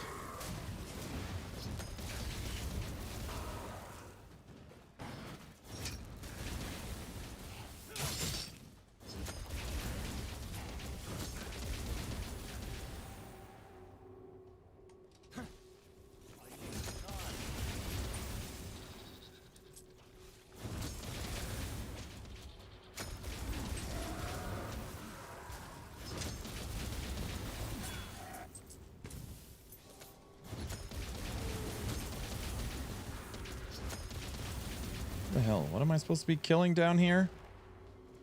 Ugh. Too far away.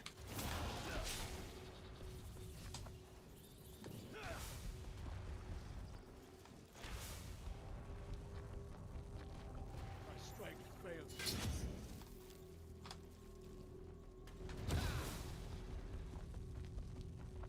Charge! Getting ready.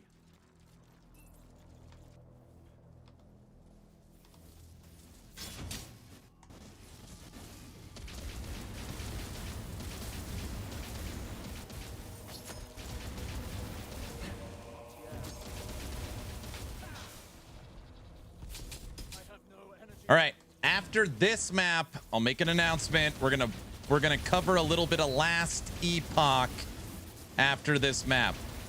Everybody keeps asking me to cover this. I put out the video today. So we're gonna do some reading. Uh-oh. Guys. Too many alts? I know. I put out over 30 builds season 3. I honestly can't believe it's the most. I think I have 1,200 hours in the last Epoch season 3. It's probably the most of any game season I've ever played. Can you imagine 30 builds? Like insanity. That is crazy. I know. I know. I know it. Come on, Guilty. Try and keep up, dude.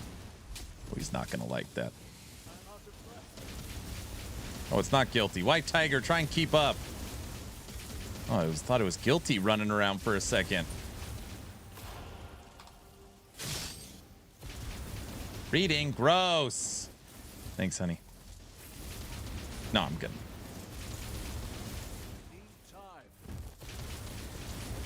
You guys should be proud of me. My wife asked if I wanted more coffee, and I said no. See? I don't know if I've ever said that before. Why not? What? Who the hell says no to more coffee? Well, I just finished this first. I drink my coffee pretty slow.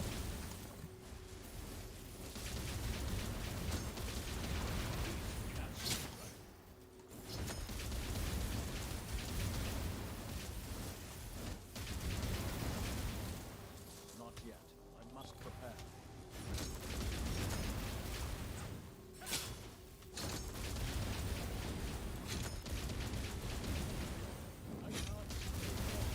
I've literally got my water that's half full. My wife just brought me a protein shake. So maybe when I finish this water and this protein shake, then it's coffee number 2. Maybe.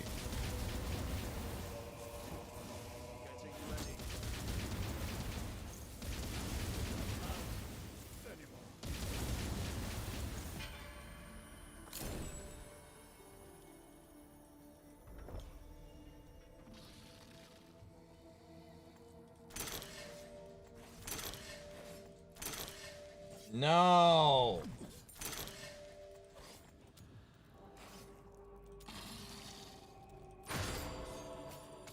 All right. Is it half full or half empty? It's always half full. I don't like coffee past 10 a.m. I've only had 1 cup.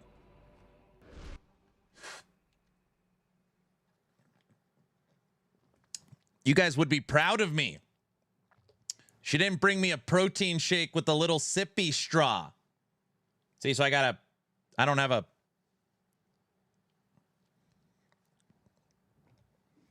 Never mind. Don't forget what I just said.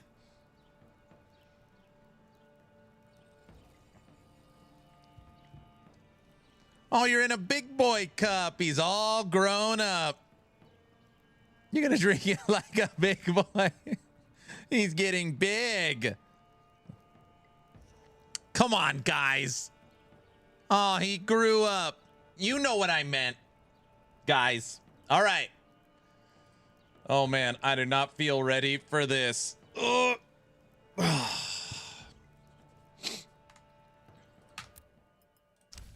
Now, if you weren't here at the beginning of stream, I have spec'd out my knight character in Dragonkin, the armor and cosmetics to try and model my physique so that I'm more attached to the character as far as the RPG elements. So this is my current character. And as you could see, it's, it's pretty close. So.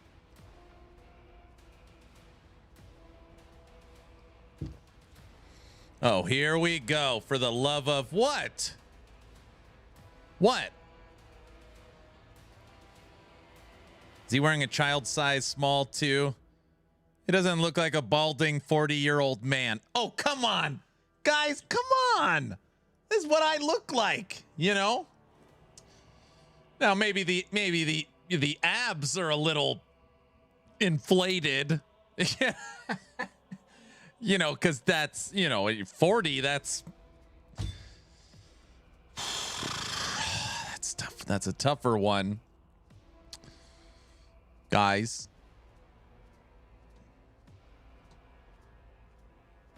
I'm going home solo cup. Come on, dude. I'm just joking. I'm just joking. Everybody knows that. I'll start practicing leveling PoE 1. You want that? You want to watch me shield rush through the campaign for 5 hours? I'll do it. If you want. Abs action RPG? No, thank you. You can do it. Mark, what? I'll do it. Do Righteous Fire? Sub 5 hours? No. My campaign takes me weeks to get through. All right. I don't do the when I play the campaign in PoE, I stop and kill enemies. I know it's weird. All right. We could torture him and ask him to run through the campaign. Yeah, let's watch the most boring builds. No, it'll be fun. Everybody knows that. All right, everybody. If you're wondering what is going on, obviously right now we are playing Dragonkin The Banished. We're taking a small break to go through the brand new post from 11th Hour Games.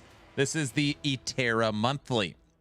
Now, if you did not know this, the clock right here in 522 hours to the minute, to the second, when that clock hits 0, Last Epoch will be dropping Season 4 on March 26th, the Season of Shattered Omens. Okay. Now, when this clock hits 0 as well, I will also be launching Subathon 5, the next big event for this channel.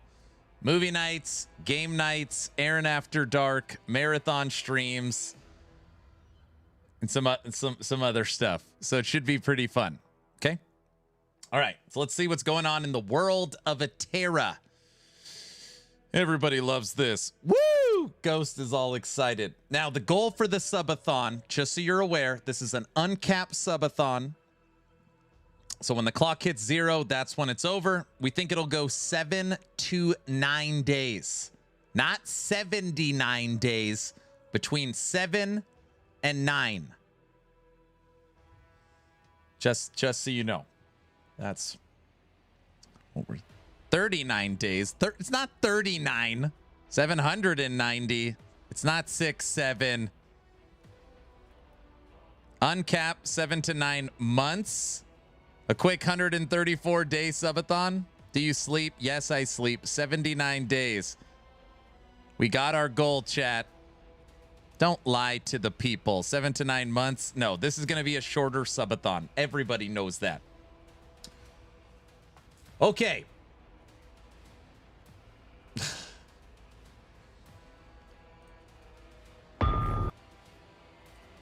It's been a while. Yeah, we should just do it. You would deny fate. You fear it. You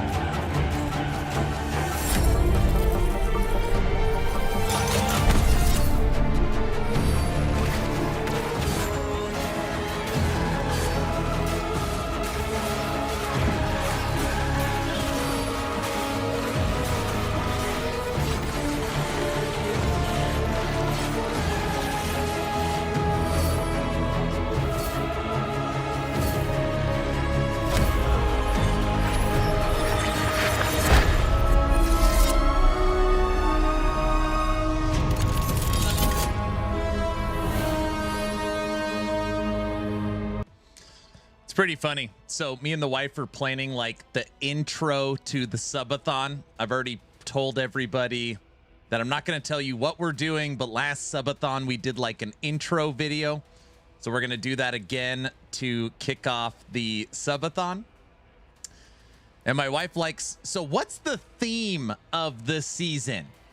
She's like, last season was dinosaurs. The season before it was spiders and tombs and cemeteries. So what's like, you know, the theme? And I'm like, well, it's, I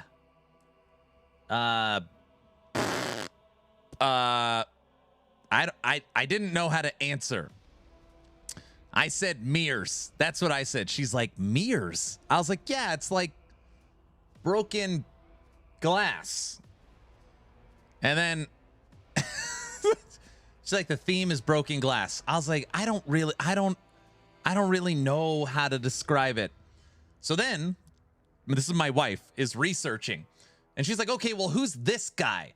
Is this like a new big boss? Like a new class? Like, who's this? I was like, I don't know.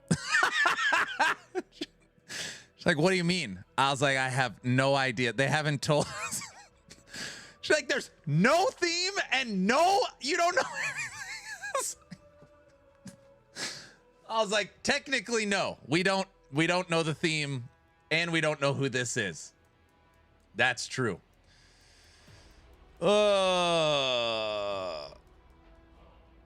Wait, your wife knows more about the next season than you do? EHG has not said who this is. We don't know if it's a new enemy. We don't know if it's a new boss. We don't know anything about the Void Portal guy. And technically the theme is like glass breaking. The theme is corruption or mirrors or corrupted mirrors or something. It's been rough, okay? She has a lot going on, I think. Wifey's in the CT and Aaron doesn't know. Again, I'm proud of her. It's a giant void portal. But the point I'm actually making is me. I follow every Friday dev stream. I read every piece of news they drop. And my wife asking me, who's that enemy and what's the seasonal theme? I'm struggling to explain it. So that's basically what I'm saying is, yeah, I don't corrupted mirrors. Yeah. Maybe it's a void portal. It could be that. Yeah, it could be that. That's what the season theme is.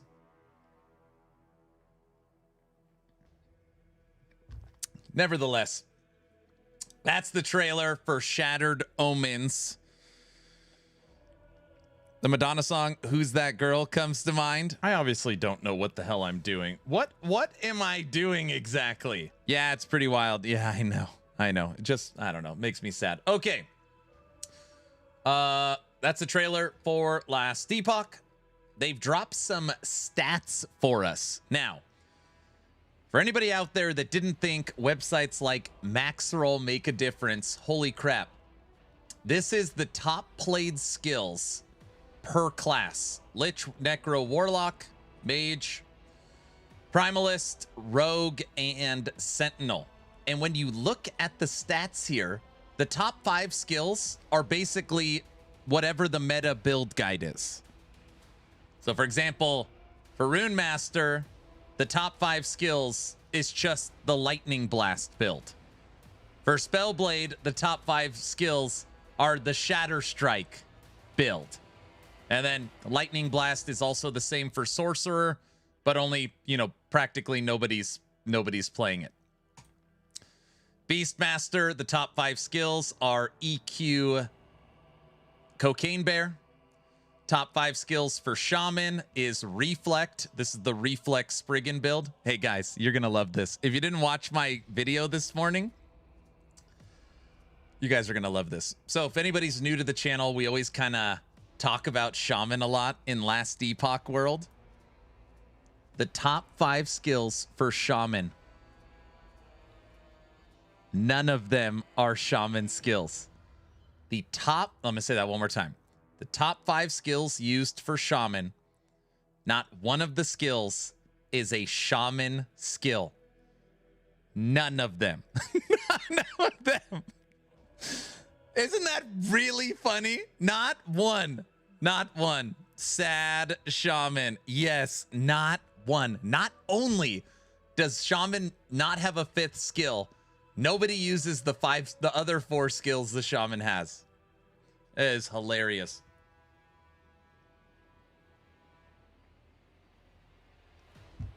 Shaman might need some love. Shaman needs nerfs 100%. OP Shaman builds, Mike says.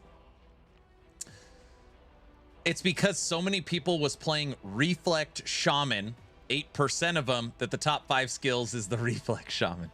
That's so sad. I know. It's so sad. It's very sad. Druid's actually interesting. So for Druid, there's obviously 3 transforms. Spriggan, Werebear, and Swarmblade.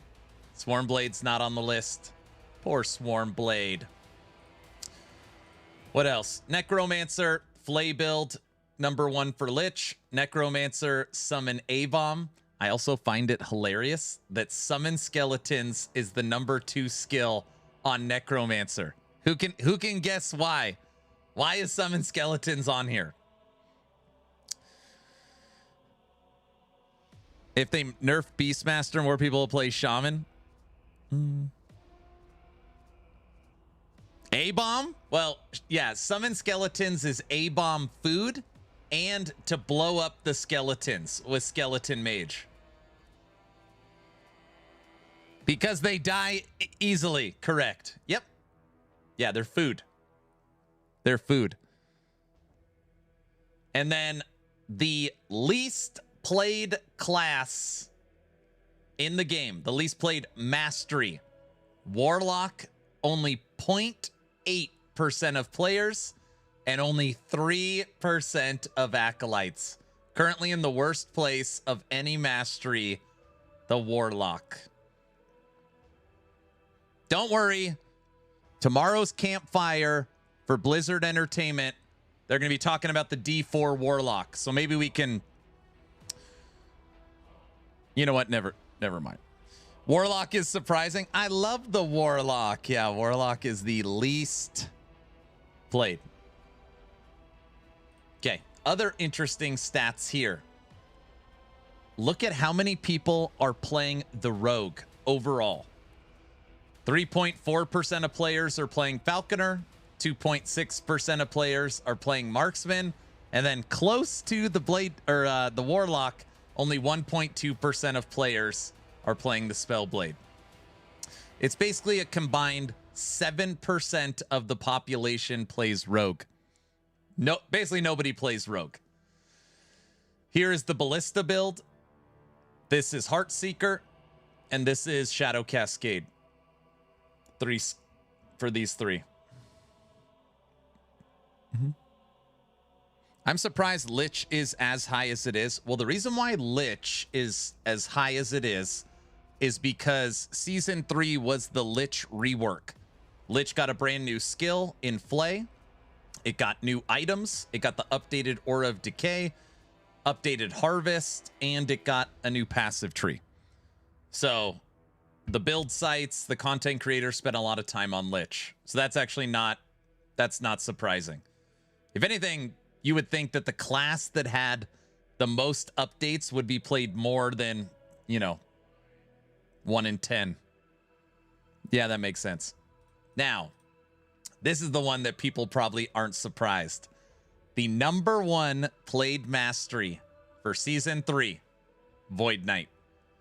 54% of Sentinels played Void Knight. 14% of all characters played... Actually, wait, is that #1? Oh, no. Beastmaster's #1. Beastmaster, 19% of players. #2 is the Void Knight, 14.1. #1 skill, spin to win. So basically, Echo Void Knight.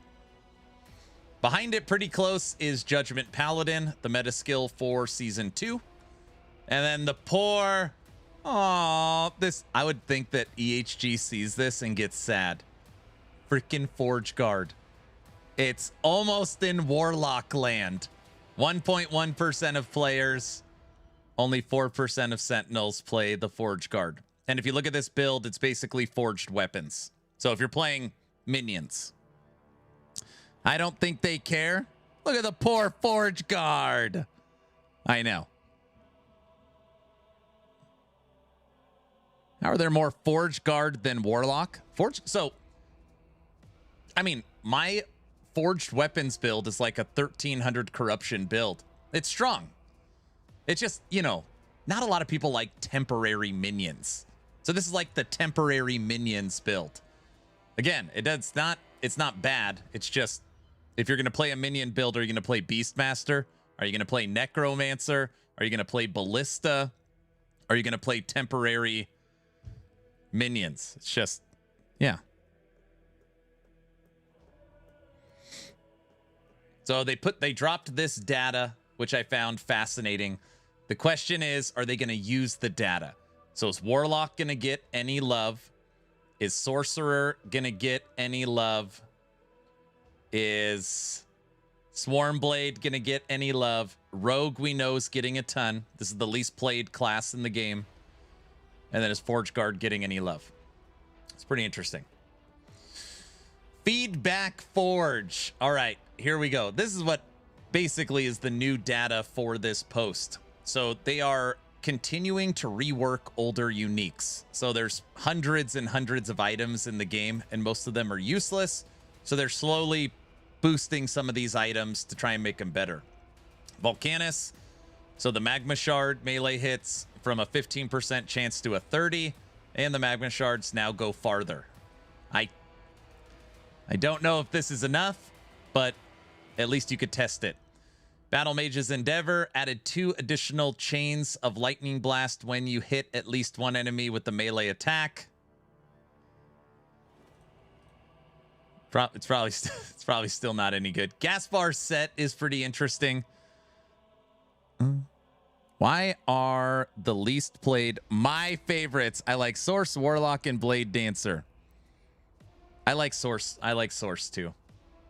That's my raid-in build. I like Source. Gaspar set. This is actually pretty interesting in a good way. They reduced Decimate's cooldown from 4 seconds to 3. You could probably get 3 seconds down to 2. They boosted the radius, but this node right here, they added 4% critical strike multiplier per attunement. So if you can get 150 attunement, this would add 600% crit multiplier. It's pretty interesting.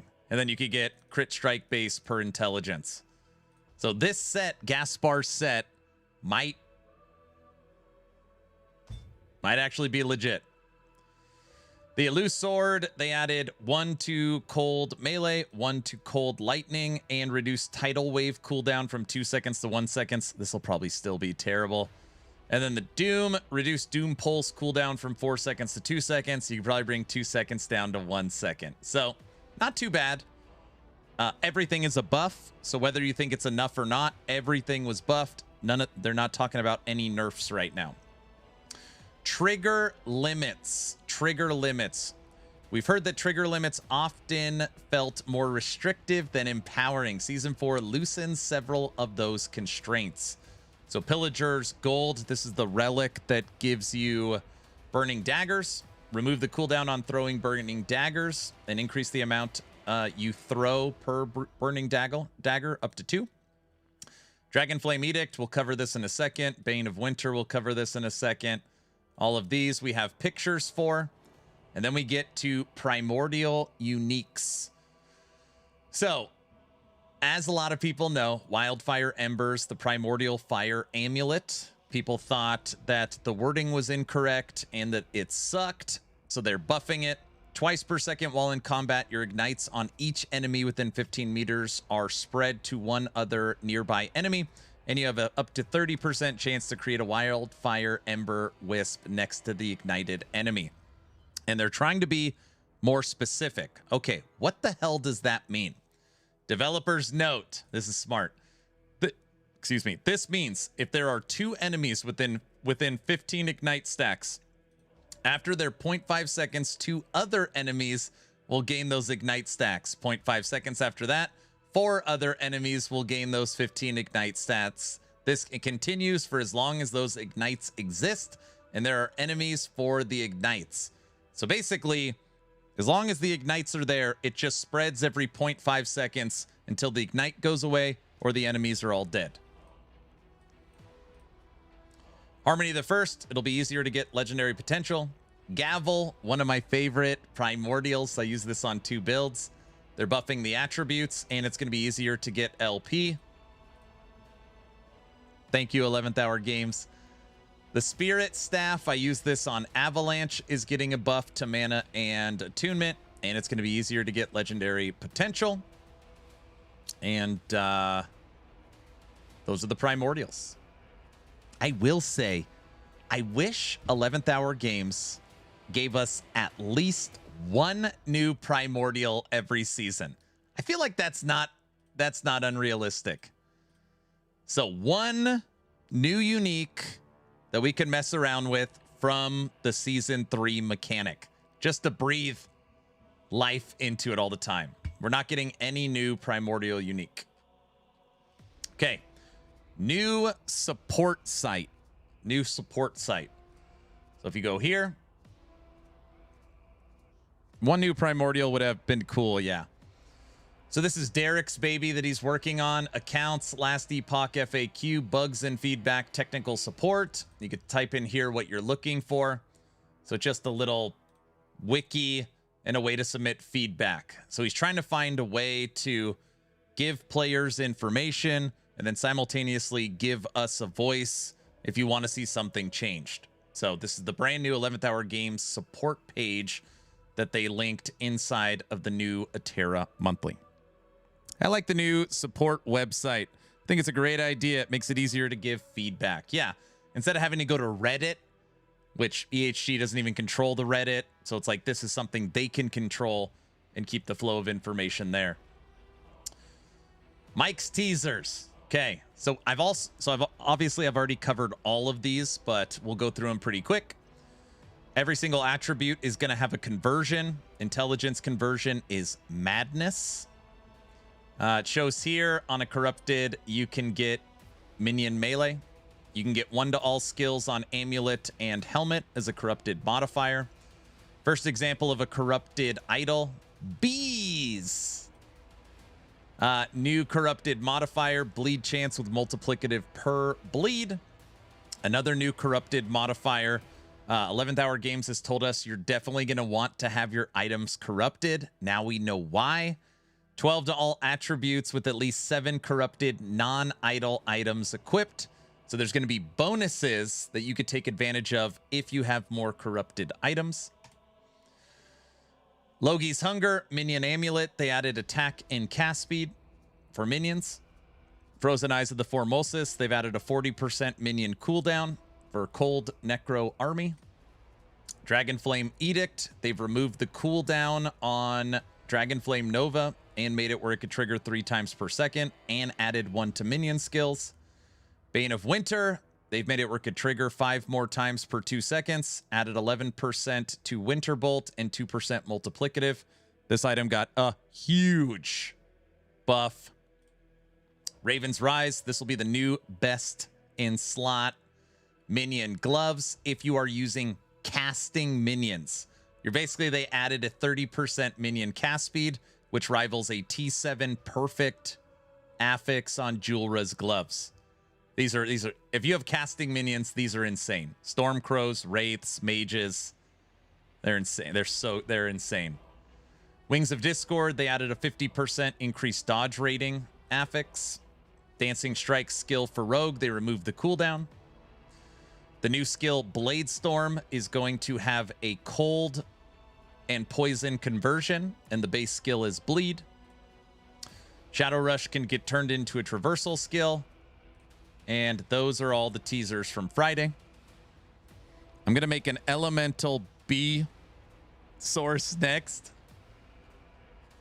New writer for actionrpg.com, Pixel Aptitude. He's becoming a good friend. We were chatting earlier today. Is the featured build for this. We have a collaboration video that we're working on. going to be sweet. So we got a build in here. Community fun. I guess there's somebody on Reddit. This is actually pretty interesting. There's somebody on Reddit that makes their own items and then puts a little like tidbit of it in game. So they create their own unique items and post it. And EHG grabbed that and put it in here. I don't know. In my mind, I was thinking this person works so hard and does this. It'd be awesome if one of his items became a reality in the future. I love that. That's pretty cool. And then that's it. We get to what's next. Now, if anybody watched my video this morning, this is where I got a little sad. I did. I don't want to lie. I got a little sad. The march towards season 4 begins now. This paragraph right here made me sad. As we have in the past, we'll be sharing more details on what season 4 has in store the week prior to launch. Keep an eye on our channels and mark your calendar. The countdown has begun.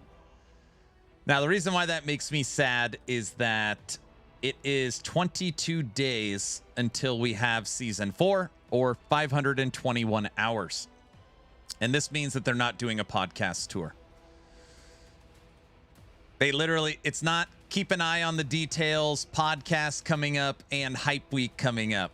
There's no mention of the podcast tour. So if you don't know what I'm talking about, in season 2, they did 4 podcasts. They met with Zizarin, Rax, Gazzy, Talkative Try, myself, and Frosty LaRue. So successful, tons of views and reactions and VODs and social posts. The podcast tour alone just was like a marketing machine for season 2. And season 2 was very successful. It pulled 156,000 concurrent players. And everybody loved it. It was like a universal, dude, this is awesome. EHG is getting out to the community, talking to the Diablo crew, talking to the PoE crew. It was awesome. They were asked about it all the time for season 3. And in season 3, they decided to not do a podcast tour. They are asked about it all the time for season 4. Literally the last 2 Fridays, Mike has said, I loved it. I hope we're doing it again. But we're still figuring it out. And there's nothing in it here. So yeah. I would venture to guess the fact that I have not heard about a podcast tour and there's nothing in this post, I would guess that it's not happening. So I think it'll be fine. They have a great window and all the major streamers will touch it for a bit. Yeah, I don't know. And I said this earlier on this stream today, that I don't pretend to know what's happening behind the scenes or, try and understand the marketing. But it doesn't cost anything, right? It's just a little bit of time. Even if the podcasts were 90 minutes each and they did 4 or 5 of them, you could probably reach 100,000 different people. I don't know. Like literally, you see Grinding Gear Games doing tons of podcasts. They literally had a huge podcast today. Diablo 4 is live tomorrow to talk about their new season and show off the warlock. I guess I just don't, more than anything else, I don't understand. So more than anything else, I don't understand. Even this post, right? This is the official post from 11th Hour Games trying to get people excited and show what's coming. This post was dropped, let's see, 10 a.m., 11. This post was dropped 28 hours ago. 28 hours ago. The entire post has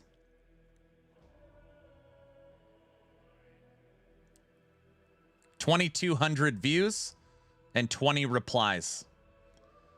Which again, I'm not trying to talk crap. I'm just saying that from a marketing and getting the word out and getting in front of people, you know, the 2,200 people that have read this are probably like the most hardcore Last Epoch fans that already knew, you know, 90% of this information. Like, they need to find ways to get out there. So, yeah. They need someone that's better at community outreach. And again, I put this in my video, like, you know, I could see how people would be like, Aaron, you just want him to do the podcast tour because you got one of the last podcasts. That's not what I'm saying. I don't care if they do the podcast with me. I had fun doing the podcast, but that's not what I'm talking about.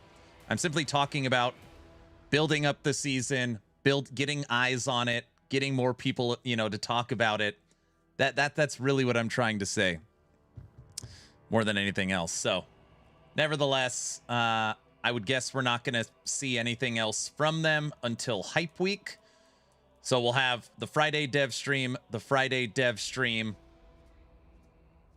and then basically patch notes. So that's where we're at.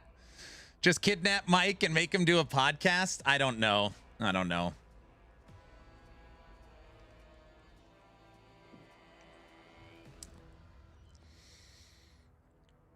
I tried to hype up my bros. They're too busy playing Diablo 2 Warlock. I don't know about that.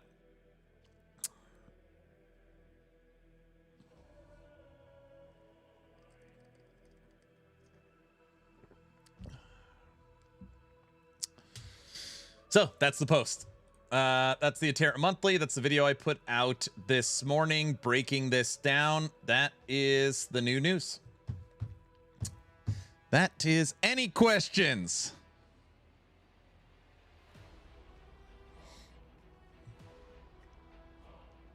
What made the season 2 podcasts so exciting is not only did they market the podcast, each podcast was revealing something exciting.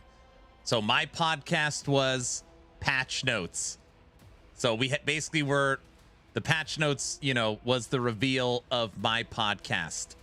Gazzy got to talk about all the new skills coming. Or was it new? Yeah, showed off the new Heartseeker skill. Rax and Zizarin got to talk about the how to build a set and the set system. So like a new big thing happening with the season was revealed live to this audience, which then, you know, people reacted and VODs. Carve made season 2 podcast exciting. Yeah, it was great. It was just great. It was great. And the Hype Week post that they're going to drop will garner probably about this. So a couple thousand views, maybe a few more, maybe 5,000 views. But they're just fun. I don't know. They're just fun. They were just fun. Okay, we have covered the Atera Monthly. There you have it.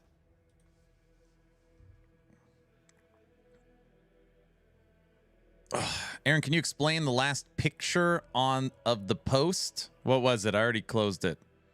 The community fan screen of Ellie. It's just somebody that makes their own uniques for fun. I'm worried that this is going to be a repeat of the last without the story update, short dungeon events, few skill updates and additions, and mediocre items. I'm stoked for season 4. So here's the thing. I've played 1,100 hours of season 3. And people normally say that that's like, how's that even possible? So, you know, I understand that I'm an outlier in that. So I'm going to have fun regardless. It's my favorite game. Anytime they put something new, I'm going to have a blast playing it. But yeah, if you were asking me what I would want to know right now more than anything is how the Omen windows work. So Mike talked about it maybe a month ago, maybe 6 weeks ago. He said that the season 4 mechanic is more in-depth than the season 3 mechanic. Well, season 3, we had the claw, right? And you click on it and you either, the Rift Beast pops out or you go to the Rift Beast lair. You had the NPC, you have the primordials, you have the T8s, you've got the vendor, you've got the build your own boss, and then Evolution's End Amulet, where you can take the monster and use it for yourself, which a lot of people felt was light, but there was some mechanics there. Omen Windows, they have not said anything. Nothing. They have not shown us like weavers, like the weaver tree, if there's going to be upgrades for it. They haven't showed us any form of progression, like, you know, Atlas points or something. They haven't shown us how you actually interact with Omen Windows. We just know that Omen Windows will be there. You click on it and you've got enemies to defeat. But outside of that, we know nothing. So, you know, the hope is that there's a lot there when they break down the new system.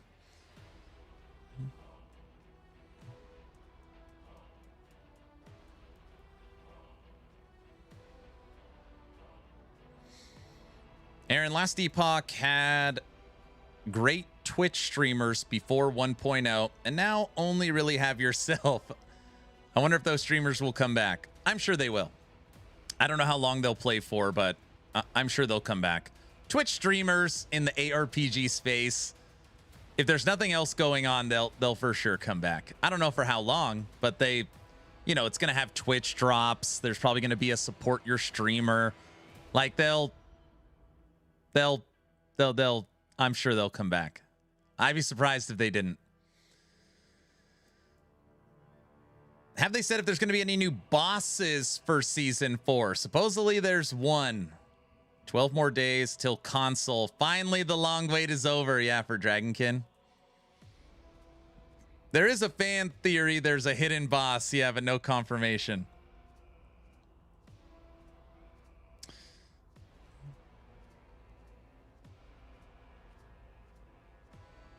Do you think they will have a surprise for season 4, like a secret class unlock with pay?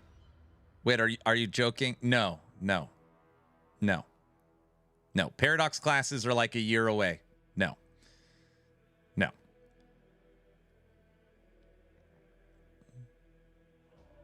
That's why I'm nervous. What if the podcasts aren't happening because they've already spilled the beans? Omen Windows could be glorified rune prisms. I would be shocked and saddened if Omen Windows were literally, you click on it, it creates a random ring, small, medium, or large. You kill the enemies and move on, and they're tied to echo chains. And echo chains in Omen Windows is how you progress to the bigger boss. I'd be very sad. I have a hard time believing that that's what EHG is doing. I'd be very sad. There has to be more to it. There's just no way that that's the way the system's designed. I refuse to believe that. Until the Hype Week post for Omen Windows drops, I refuse to believe that. Nope.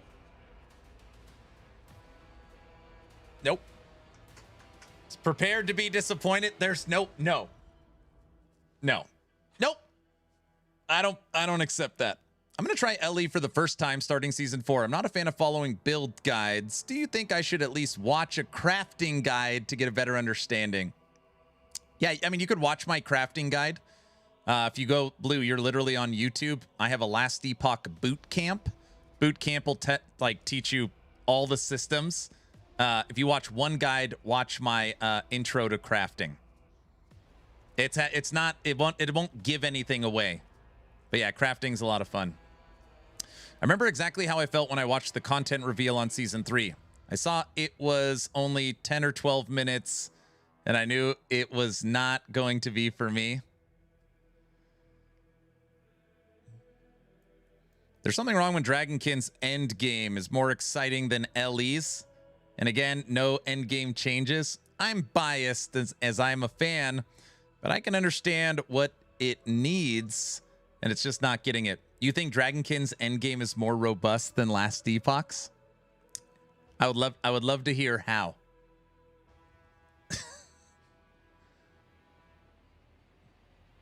I still think they're holding some stuff back. I think they're holding some stuff back too.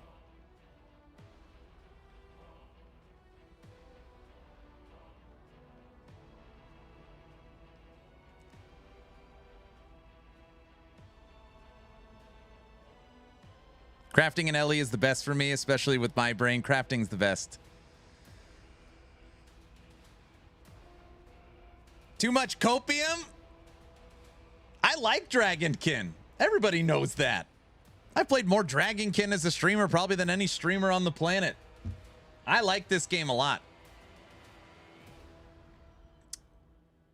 But it still has a lot to be desired. I mean, come on.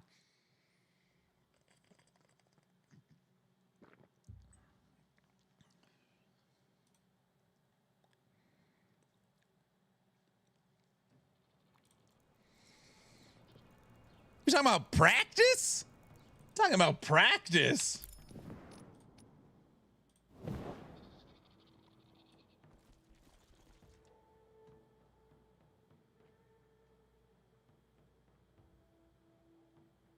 You like the Dragon Kid dungeon loop a lot? I don't like corruption monos in LE. This does seem to be more interesting. Well, you got to remember that once you beat these maps, right? The war table is done. You then move over to here, right? And you go into kind of the juicing process, which is great, But, you know, there's no factions, there's no harbingers, there's no Aberoth or Uber Aberoth. Like, you know, there's no arena. Like, comparing the two, you know, it's all personal preference, but and it's not even a fair comparison. Like, it's not even fair to the Dragonkin devs comparing the two, because this is a early access AA title. And 11th Hour Games has 130 people working on Last Epoch for 8 years. It's just, that's not fair. That's not fair.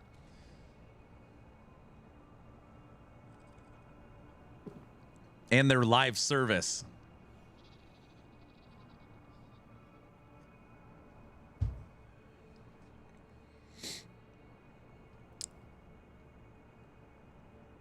I don't think there's a way to respec the city points. There's also something to be said about the fresh new thing, like Last Epoch's, or I mean, Dragonkin's fresh and you've never experienced it, so it feels new. So you can't, like, it's all, you know.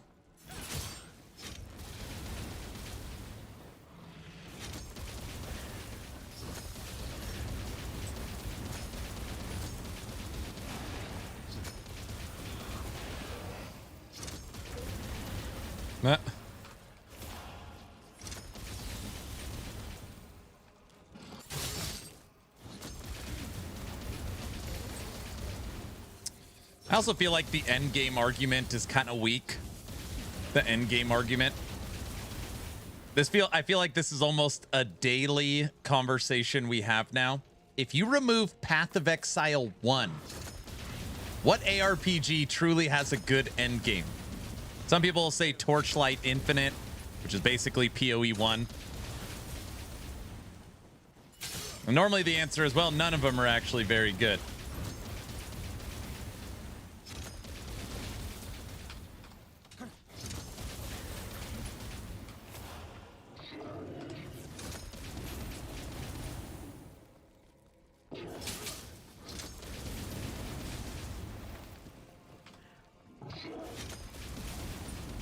PoE 2 is okay. So PoE 1 and PoE 2.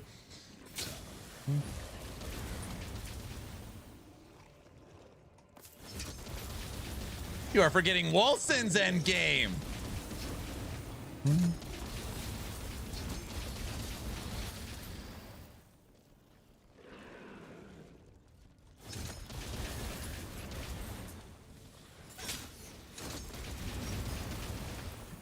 Biggest issue with PoE is how awful Act 2 and 3 are to play through. I do hear a lot of people talking about the PoE campaign. That they think it's people are so used to speed rushing PoE 1 that it's a little bit of a shock when you play PoE 2.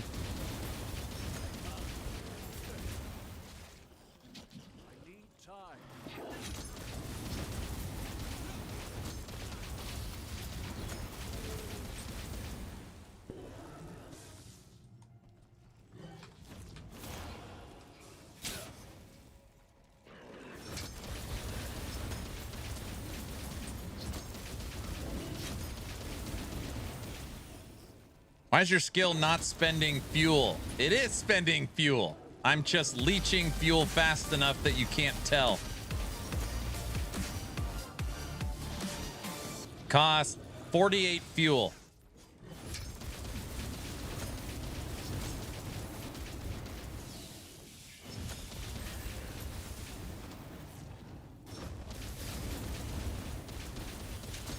This is not Ellie. What's up, Aaron? Curse Boy, what's up? Right now, so Curse Boy, you might not know this. I have made and posted 31 builds for Last Epoch. 1,100 hours of Season 3. I've played more Season 3 of Last Epoch than any ARPG in my lifetime. I am patiently waiting for news and updates on Season 4. And as I am patiently waiting, playing some Dragonkin. Tomorrow we've got the D4 campfire for Warlock and the podcast with the Dark West team. The Dark West. Oh, nice. I have that problem now. Fuel management. Here, I'm going to teach you something that somebody taught me. This is called paying it forward. You want... Where the hell is it? This one singular support. It is called power supply. And if you get it as a mythic, you only need one of it. This skill generates fuel for each energy point consumed. So if you have a high energy cost skill, when you spend the energy, it immediately gets transferred to fuel. Done.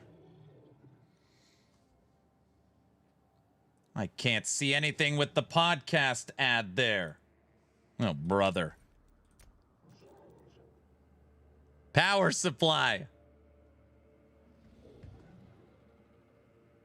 My bro has 4,000 hours in LE. Nice. Nice.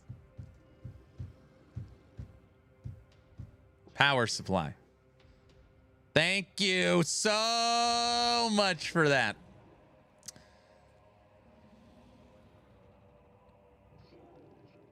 Yep. Cursed, how you doing? Did you get a shout out? Hold on. Let me get you a shout out. Shout out. My Witchfire friend.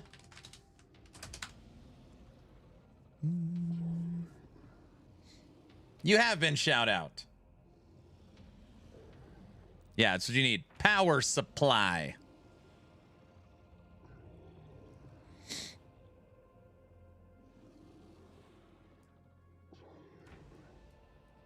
The Atera Monthly was insane with Season 4 info. Really good one. You liked it?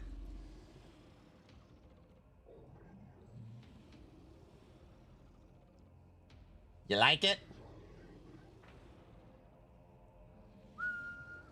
Why didn't that alert go off? Thank you for the Prime sub. I appreciate it. Thank you so much.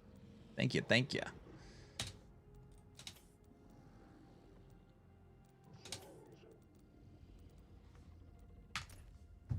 Back later. Thanks for the LE info, Aaron. You're very welcome. You are very welcome.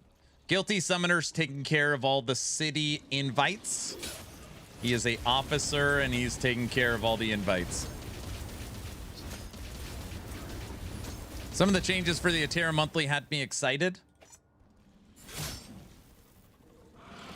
I'm trying to think what didn't we know? So we didn't know about the update to Wildfire Embers, and we didn't know about those 5 triggers that they updated. Everything else was, I think everything else was recap, right? Basically the item updates.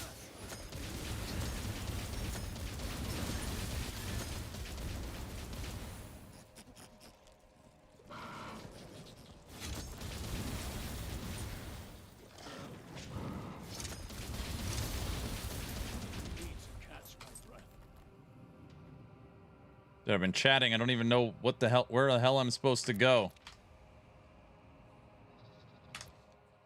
Probably in the wrong spot. I am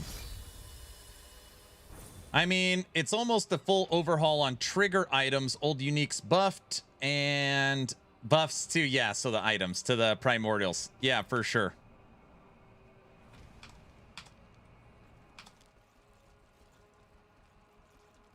Recover the protective relic. Am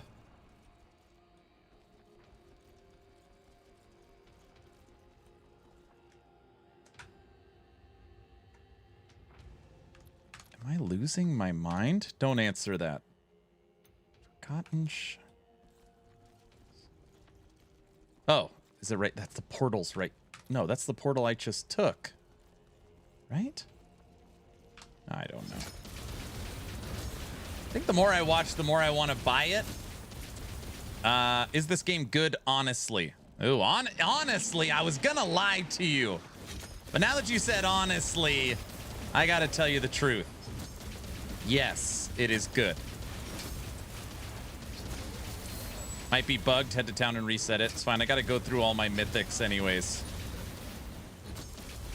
Honestly, it's fun. You have to.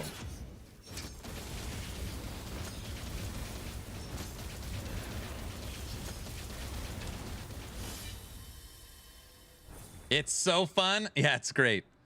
So here's the thing. If you buy Dragonkin The Banished, which is a AA current early access ARPG, and you say, okay, I'm going to compare this game to Diablo, Path of Exile, Last Epoch, whichever, whatever your favorite game is, you probably won't like it. If you play it, give it a chance, learn the systems, and look at your fun factor to dollar spent, you're really going to like it. But there's a lot of people that are like, oh, I bought it. I played it for an hour. PoE 2 is better. So I refunded it. And it's like, is that what you're, like, that's your criteria? Like, if it's PoE 2 or garbage, yeah, you're not going to like it very much.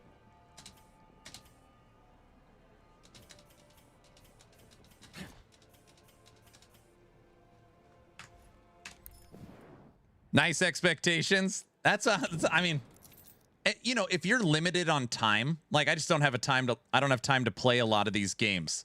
So if it's not the best, it's not worth my time. That's totally reasonable. That's reasonable.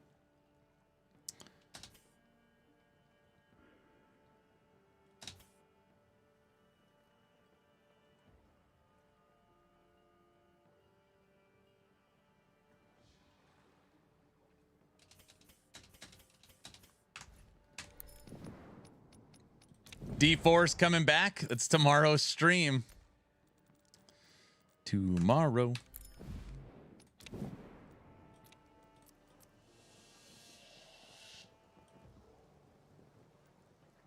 I'm liking the AOE. Oh, my skill. This skill is Solar Flare. Yeah. I've been working on this for a few days now. It's getting there.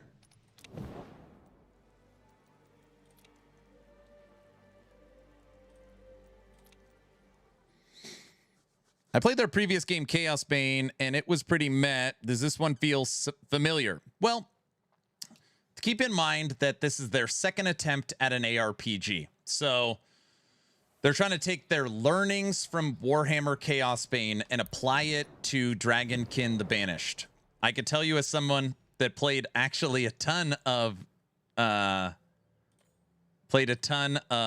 Chaos Bane that this does feel like a monster step in the right direction. So from that regards, I think they've done a pretty good job. This is what I want. I want equipment. And I want left hand.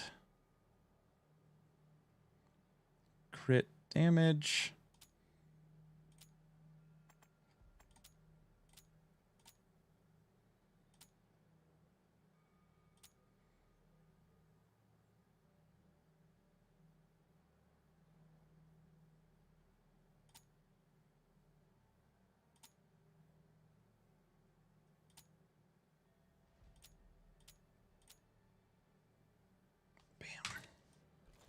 That's good to hear. I'll give it a try. If you're a fan of this genre, I think you'll like the game.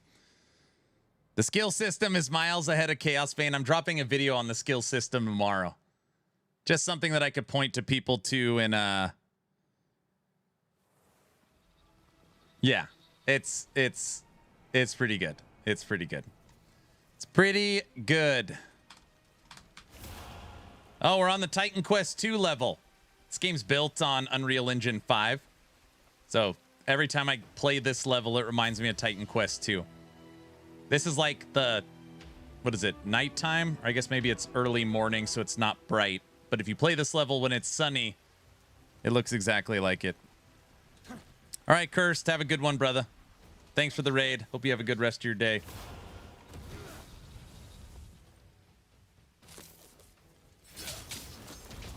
Curse is awesome.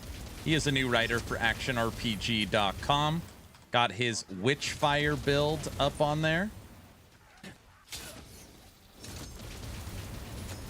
Definitely Titan Quest 2 vibes. Yeah.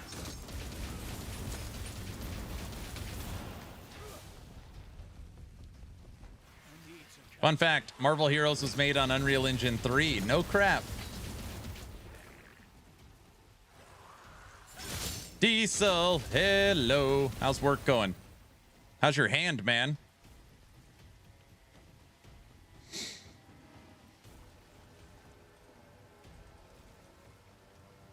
Need a full scope tutorial video you could link to?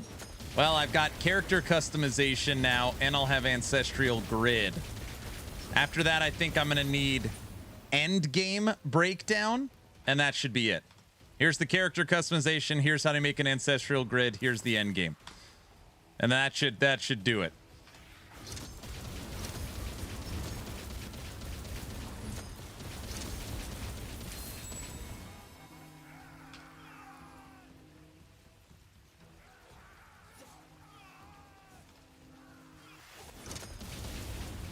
Oh yeah, the Witchfire build that uses a red ring. Hey, I don't tell him how to make the build.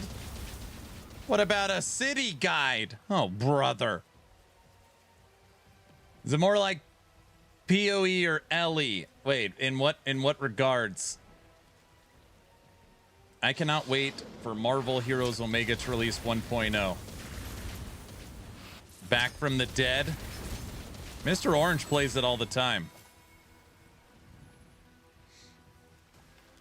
I always say it's one of the few games I regret that I never played. So once it gets some awesome support, I'll check it out.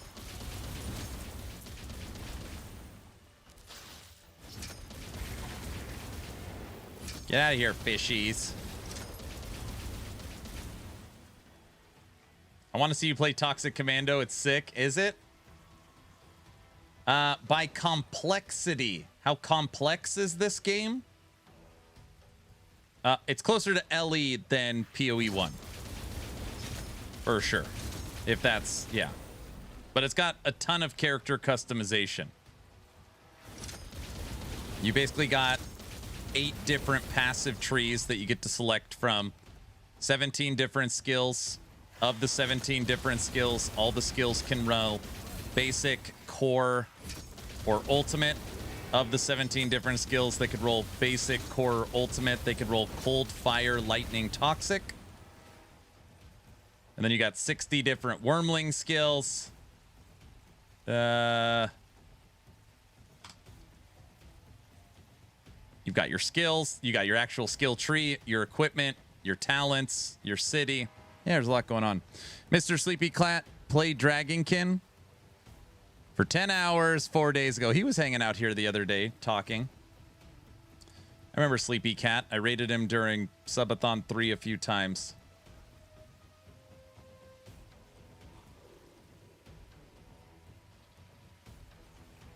Close the breach.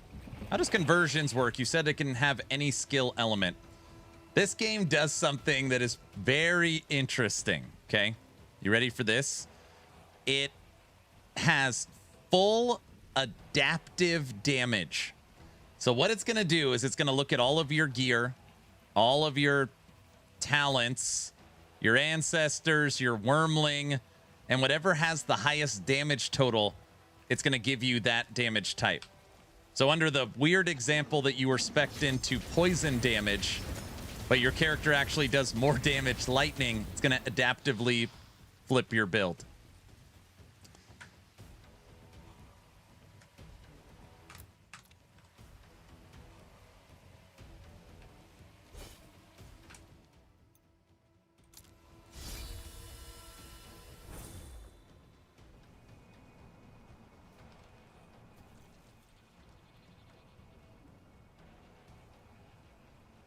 I feel like I've just forgot how to play this game. Oh, we got to go back to the island. Is that what it is? And close the breach. It's right there. Never mind. Where's this? I see it.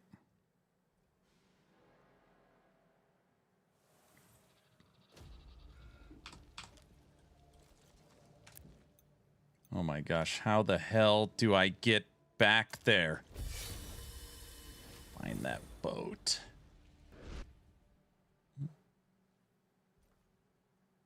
Yeah, the more the it puts the checkpoint on it, and then you could instantly go there. There it is. Hey, look, it's sunny. Now it looks like Titan Quest 2 as the sun is coming up. Not yet.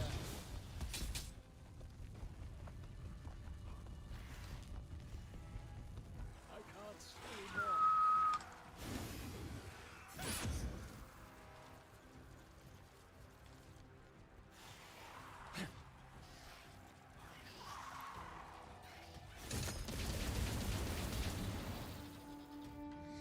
Close the breach. I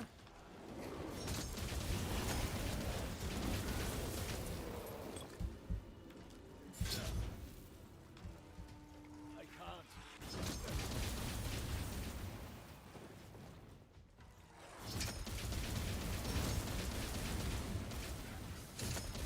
Toxic Commando looks fun.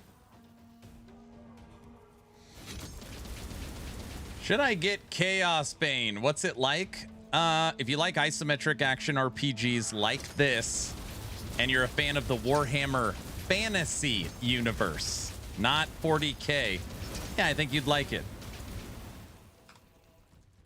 Again, it's one of those games that got a lot better as it went on. So it got a horrible rap when it launched, like Wolcen. And then after years and years of development, it got better and better and better. But it's hard to pull back a player base, and then they moved on to Dragonkin. If you want to play a 40K game, play Darktide. I'm downloading the demo now. There you go.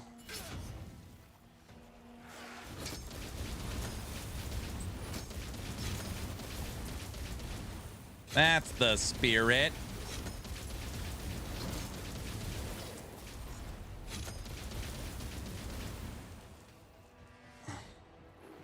Get out of here, fishies. Visitor Martyr's a lot of fun too, but that's 40K. Why exactly would you invert your skills? Different wormling element? Yeah. They used to show off that the fire, like the flamethrower skill on Knight, if you get symbiosis with a cold wormling, turns into like this fire and ice cyclone.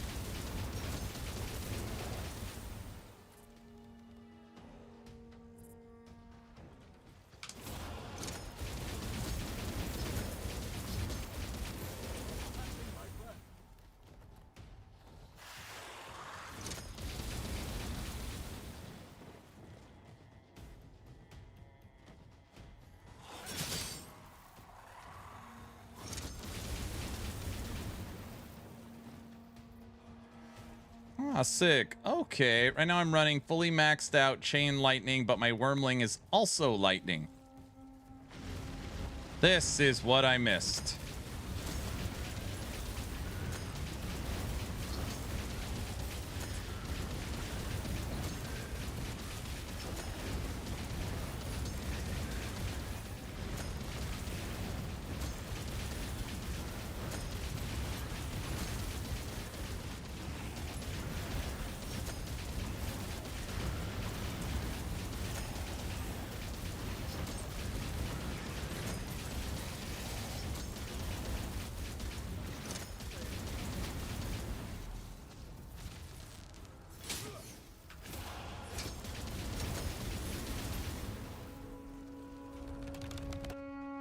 You dead, bro. I need time.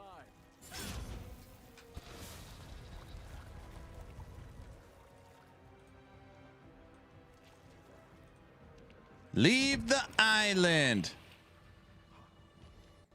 Work, bunny. That's not fun.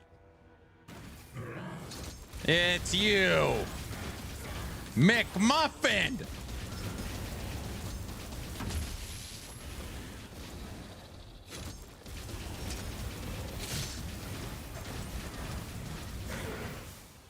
Not yet.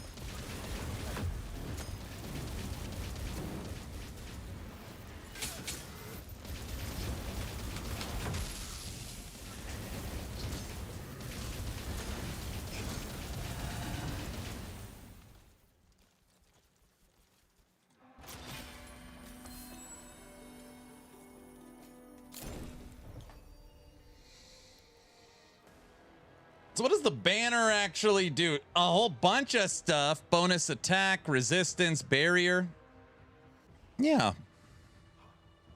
Rallying banner to me.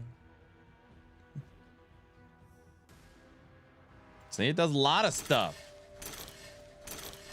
I mean, not a ton, but you know, some stuff. Remember watching Toxic Commando trailers? All look dope. Plus, Entertainment, Saber are behind it. You think? Oh, Focus Entertainment and Saber behind. You think I'd like it? If Diesel recommends it, I probably won't like it. But if anybody else does, I'll try it.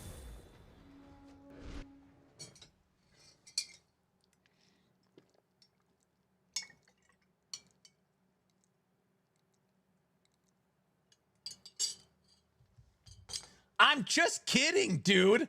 I'm kidding. I'm just joking around. Diesel.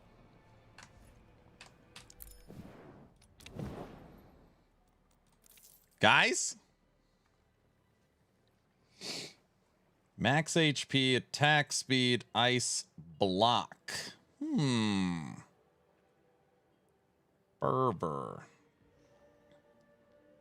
wonder if I can get that evasion. I'm just kidding, dude. Everybody knows that. This, I could get to bonus HP. Life drain.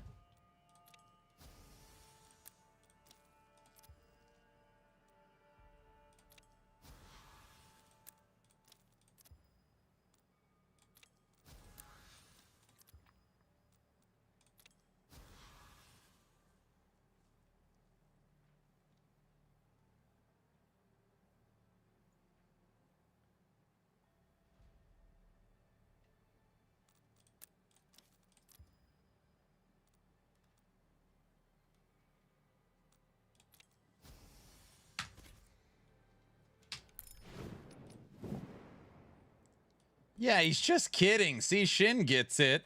Shin.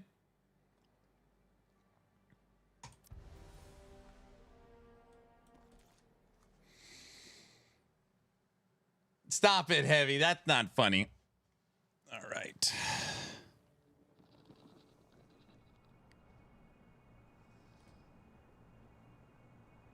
Dude, what time? Oh, we're at 3 hours on the stream. All right. At some point, we got to work on podcast. Now, guys, you might think I'm not prepared for tomorrow's podcast because I haven't prepped any questions, and I guess maybe you'd be right. But we're gonna make some questions today for it. He's not prepared. I made all the scenes and got some stuff ready. I got the Discord group all set up. So don't think I'm ready for it. I just haven't finalized anything yet for it today. Is this an improv session? No, I haven't, you know, there's a lot going on. Everybody knows that.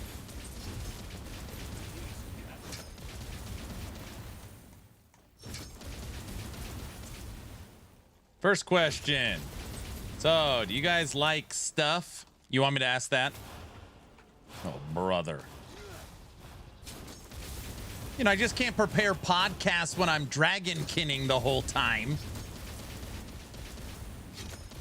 I'm not procrastinating. I got the Discord stuff set up. The group chat.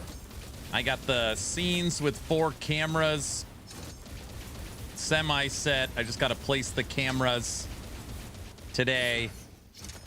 I sent everything to Frosty. We just need to build some questions. That's all.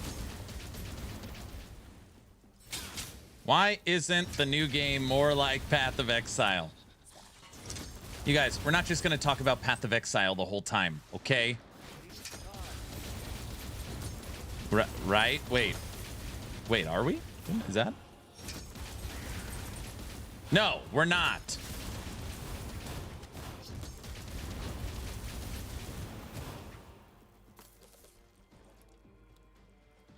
I don't think. Aaron, I have an honest question. When do you think there will be a promotion on Grim Dawn DLC? Normally when I make my top Steam sales, winter sale, summer sale, Grim Dawn is either 1 or 2 because they'll have like a bundle.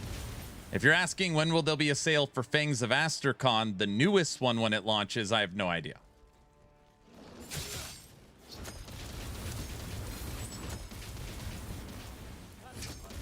It would make sense that all the other content will probably have some kind of bundle, though.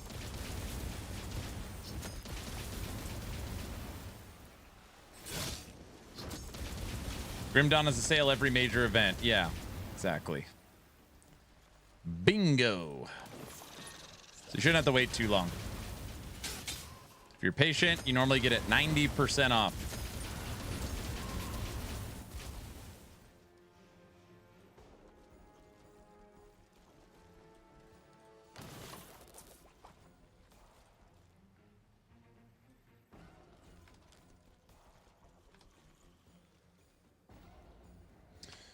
Did anyone see if they mentioned Holy Strike on today's PoE podcast? Yeah, I mean, we watched the whole thing. I don't really recall that specific thing. Wait, what? Wait, what? What do you... Wes, don't laugh, dude.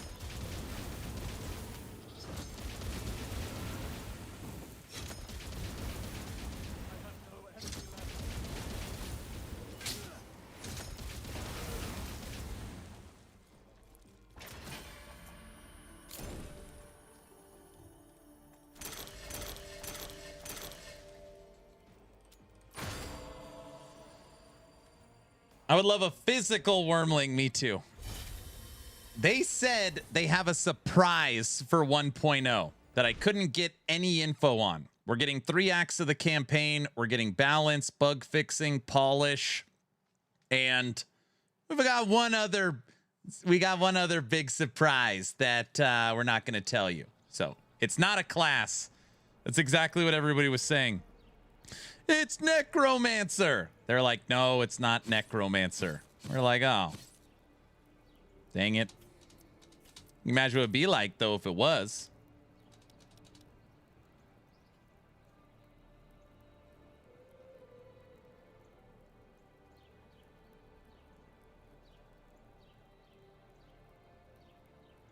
Heroism.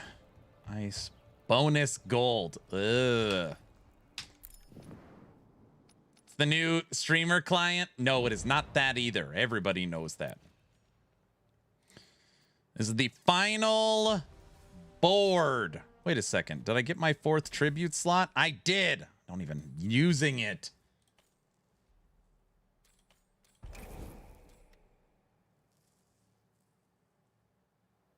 Boost rerolls for Eternal Gifts by 2. Oh, that's not bad.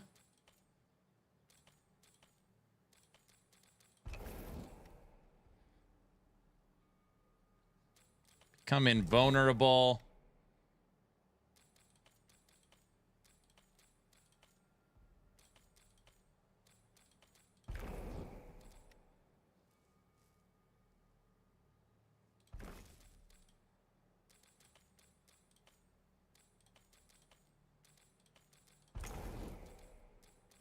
Oh, we got 4 active. All right, we'll keep that. Is there any room left in Aaron City? We've got 44 people in, 8 people currently online. We are the first level 50 multiplayer city. If you want a chance to get into the city, you got to contact Guilty Summoner. This is his name. You can hit him up on Discord or ping him on Twitch. He is the officer in charge of getting people in and kicking people out.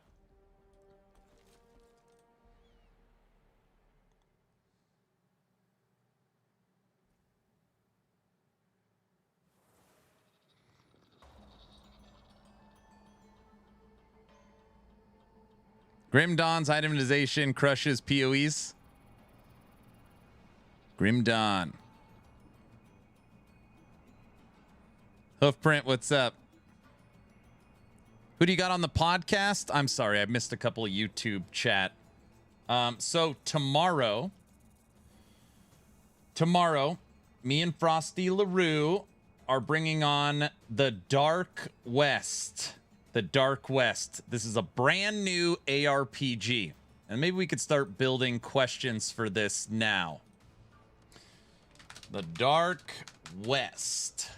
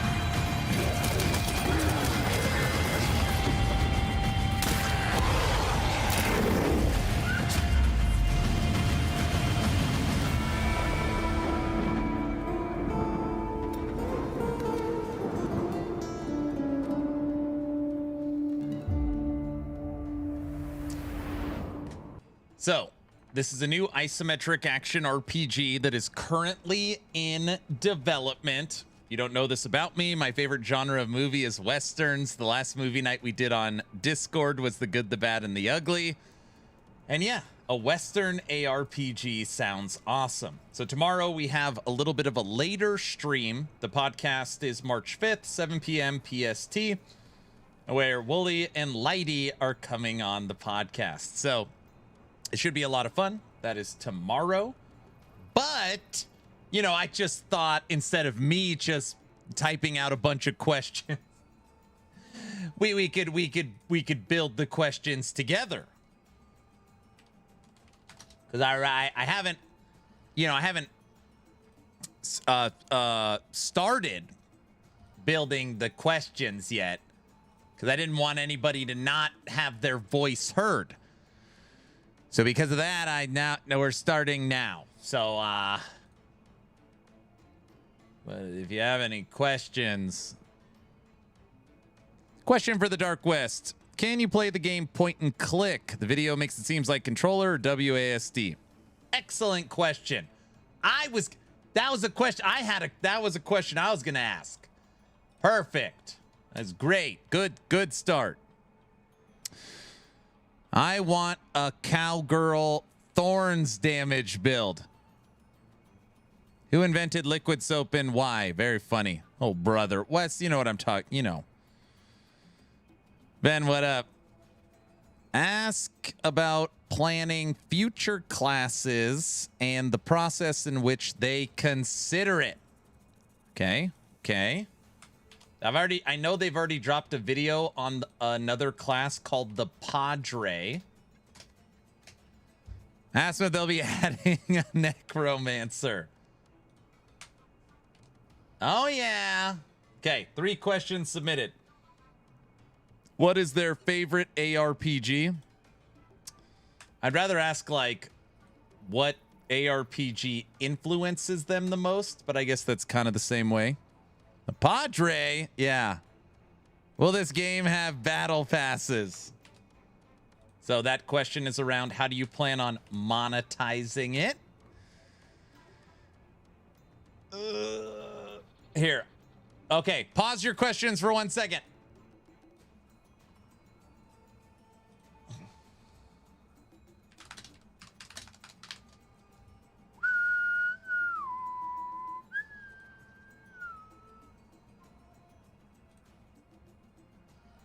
Who he is. Hey guys, Major Aimless here, and welcome to the Dark West. It's time for another dev vlog, and we want to keep you guys informed as to what's been There's only like a 3-minute video going on behind the scenes. As always, it's important to us that the community helps us with what kind of game we're making, so we can get the kind of game out to you guys that you deserve.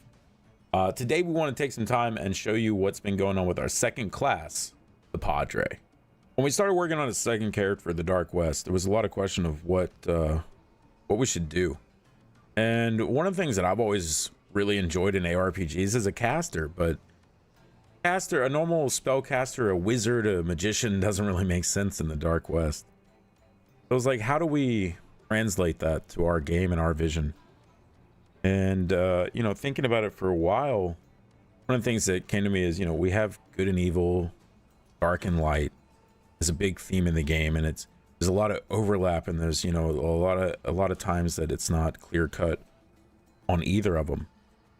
And so it was like, what about a character that, you know, uses the light to fight the darkness, and maybe went so far as to maybe went too far, and now they're also using the darkness too. And now we've developed this like caster feeling, or a caster identity in the Dark West that still feels like a caster, but it thematically makes sense with what we've done. And I think that's one of my favorite things about the Padre. A big part of building the Padre was writing his backstory. The goal wasn't just to explain who he is, but to understand what shaped him. What kind of world would produce someone like this? What kind of events would harden someone to the point where faith becomes a weapon rather than a comfort? I spent time developing that history, the events that defined him, and the path that brought him into the world players will encounter. That story helped to guide the visual direction, the tone of his abilities, and the way the character carries himself. This all played a major role in exploring his skills, abilities, and playstyles. What would be expressions in terms of power of what a person who has tread this path in the Dark West would look like? How does that play into the mindset for his playstyle, in a way that also gives a new set of engagement as a unique character different from others?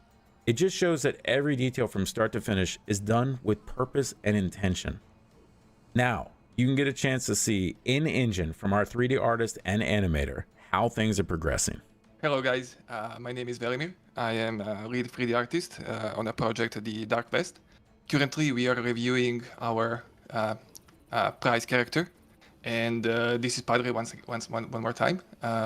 He's a priest with quite a big doubt in his own fate and from the world of what he saw and how people behave. So he's now more of a maverick, and he tries to keep a balance of his friends. You guys are gonna laugh and be like, of course Aaron did. So I already submitted feedback from this, that playing a Padre that has lost his faith and struggling with his faith and sees the world around him and questions it, like, everybody in the Dark West have probably lost their faith, right? Based upon all the evil and all the crap going on. I don't like that. It would make more sense if the Padre, what makes the Padre unique is if the Padre hasn't lost his faith, and that what makes him so different is everyone around him, you know, doesn't have that, and he leans on that to get through the situations. He leans on the light, because if he's a Padre that lost his faith, he's just he's literally just like every other character. So I'm not a big fan of that. So it's basically like, yeah, you're just playing a priest that kills everything that doesn't have faith. I don't know. It's not my favorite. And currently, I'm in a stage of high poly. This is a software called ZBrush, and we are now investigating his silhouette, his height. Usually, this is the starting stage of character creation. Next stage is to prepare it for texturing, which means prepare optimization, low poly mesh. Next stage would be to create his face and his hand. He is in his late 50s, almost in the 60s, but he's still, quite a kicker, like a heavy puncher. So Sometimes I wonder, and a lot of people are commenting now, 100%, not as interesting. Yeah, correct. Why can't you have a character that leans into their faith? I think maybe developers are nervous, which is understandable, bringing any form of faith or religion into their game. But if you're going to put a Padre, literally it is called the Padre. I mean, look at the outfit. I don't know. I don't know. be aware of him. So that's It all looks for now like on the Boondock Padre. Saint. But we don't want to just talk. We want to work with you. Best way to do that is to join our community Discord and keep an eye out for our live stream Q&As. This is your chance. All right, that's the video. So just giving you guys a little more info for questions. Right now we are building questions for tomorrow's podcast. And who has a question for the Dark West devs that they would like to see answered? If he doesn't use a rifle, they need to get rid of the ammo straps if he's a caster. Can you ask them if their game is as robust as PoE? Nice try. I'm not asking a PoE. I'm not doing it. What movie westerns are they drawing inspiration from? I like that one. Is their game like PoE? Listen to this. All ranged, or will there be melee? Great question. Ask them, will there be a Beastmaster? I will add that to the, will there be a Necromancer? Those are the same question, basically.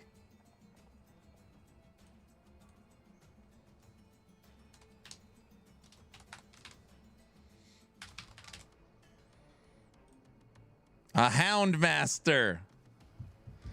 Can you ask them when they will update the graphics to look like D4? So stupid. No.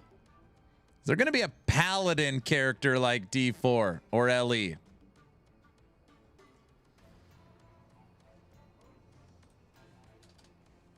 We have seen the Padre. What other classes are planned? Looks a lot like Grim Dawn in themes. Wait, Dragonkin or Dark West? A Beastmaster could be a sheriff with a dog. Okay, I know you're joking. If their Beastmaster was a Western sheriff that had like a pit bull or something, that would be incredible. That is a fantastic idea if they did something like that. Or your minions or dogs, that would be awesome. That'd be very cool. Yes. Yes.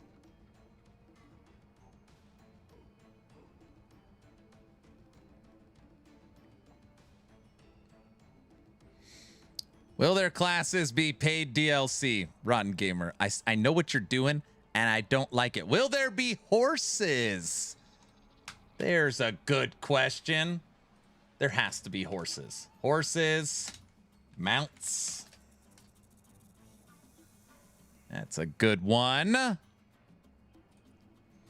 Or like a prospector with a grizzly bear? Yes. Will there be wing MTX? There's cowboys, right? Have they thought about having Indians in and they can do magic? Oh, gosh. Oh, my gosh. You want me to ask the developers if they're going to have Native American Indians in the game that do magic? Is that the question you're officially submitting? Is that Hogan? Yes.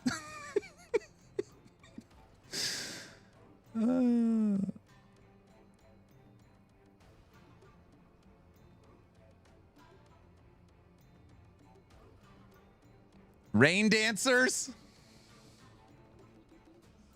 I can already see this is going to be a good podcast. Will there be multiplayer? What are the plans for hanging out with friends? There's a good one. Will there be bar? Oh, wait. I have 2 questions. Will they let you shoot someone in the back over a matter of $80? I'm adding that.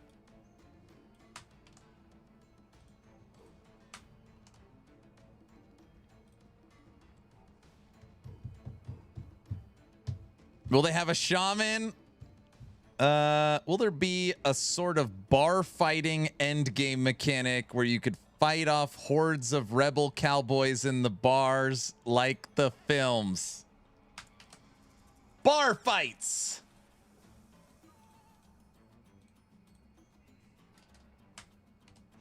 Okay, you know what I would do? If I was making an action RPG, Western, some of you will understand this reference. In the background, somewhere in the city, I would put a phone booth. Will there be pubs gambling?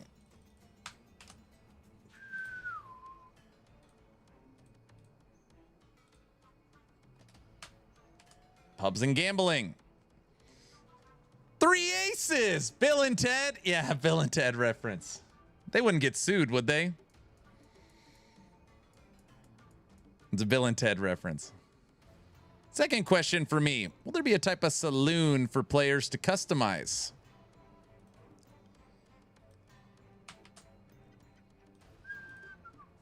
Everybody, we're taking just a quick pause on Dragonkin The Banished.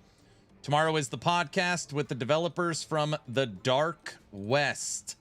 And right now I'm just literally copy and pasting from chat, and I'll organize them all later. So if you have a question, I'm just copy and pasting them right now. How about a DeLorean in the barn with white tires? That you can't get away with. Just a generic phone booth you could probably get away with. A DeLorean with white tires, that you're not going to get away with that. Duels. Duels.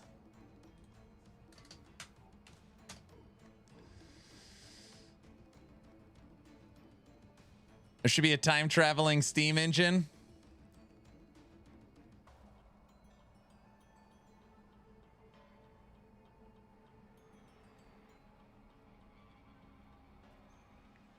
They could give us a gambling system, Hammer, that unlocks loot boxes. I'm not going to ask that question. All right, what else?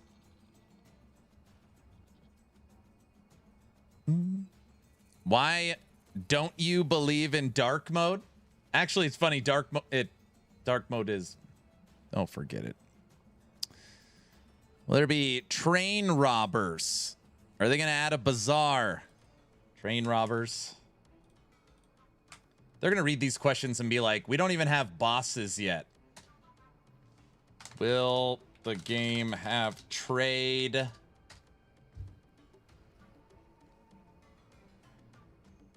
Controller types, I've got that. What types of enemies are there? Cultists, undead, vampires, werewolves. I think he's got a lot of good questions.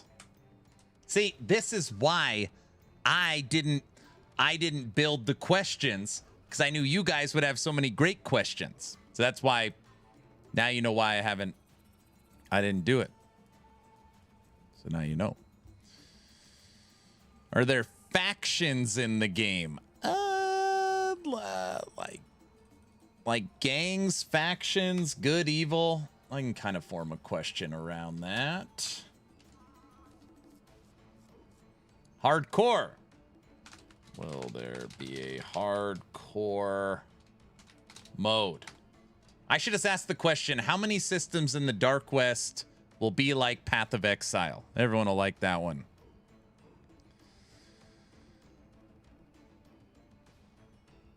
Stagecoach defense mission. There's so much stuff you could do with the Western theme. They have that weird boss in a train, though. Yeah, like the big guy on the train. He's like the whole train. Crafton is on the line. They want to speak to you immediately for that good idea. Is the setting based on history or more fantasy based? What will the game be? Classical ARPG, seasonal type, DLCs and expansion? There's no way it's live service. But maybe. I don't know. What if this is the first one? There's no way it's going live service. No freaking way. Should I ask him if he could die of sedentary? Might be a good one. How many different mods or types of guns are planned? How many guns? Can you prospect for gold?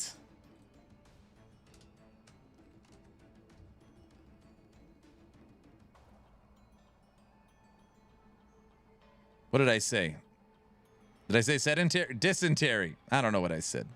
Is there going to be endgame content?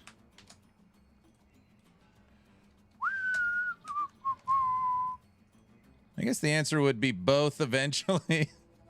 Is there a Gatling gun? I've got how many different guns are planned. So I've got that. That'll go under Gatling gun. Uber bosses. Here we go. I was waiting for Uber bosses. How will bosses be like? Uber? Moonshine?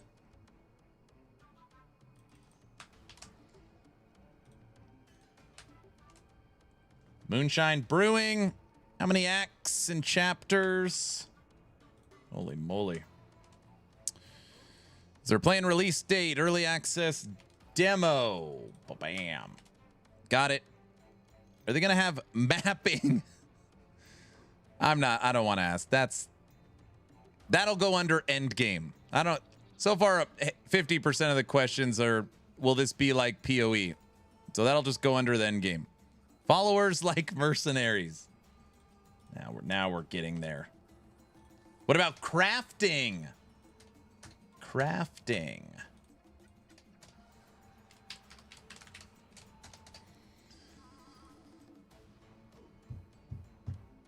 How many questions? 1, 2, 3, 4, 5, 6, 7, 8, 9, 10, 11, 12, 13, 14, 15, 16, 17, 18, 19, 20, 21, 22, 23, 24, 25, 26, 27, 28, 29, 30, 31. I already got 32 questions. Is Lilith going to be in there? Crafting with a C or crafting with a K? A K, everybody knows that. What about cosmetics, transmogs, leaderboards? I don't even know if it's multiplayer. We're already asking about leaderboards. Leaderboards.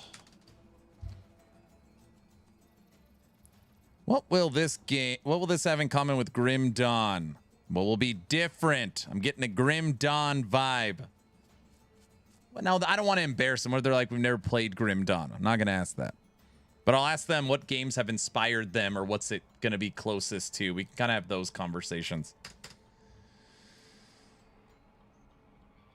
Will there be a DPS checker in game? Training dummies? Oh my gosh. It's...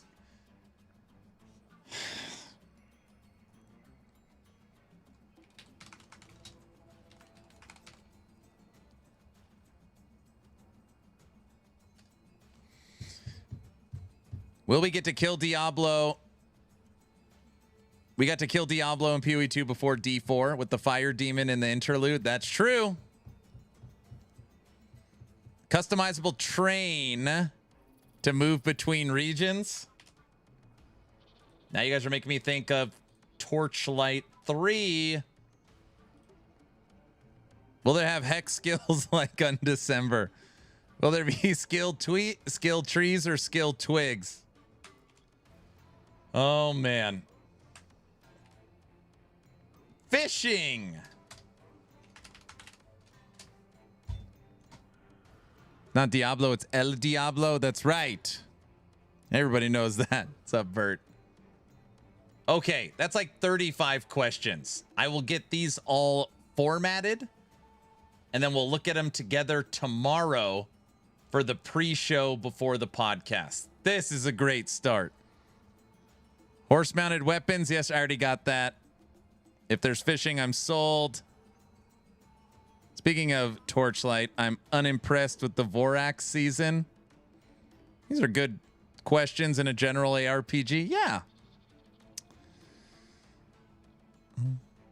I already got housing. I've got the housing question. All right. Sweet. Yeah. I'll format all these, make them look good. And I'm sure Frosty will have questions as well. These are great.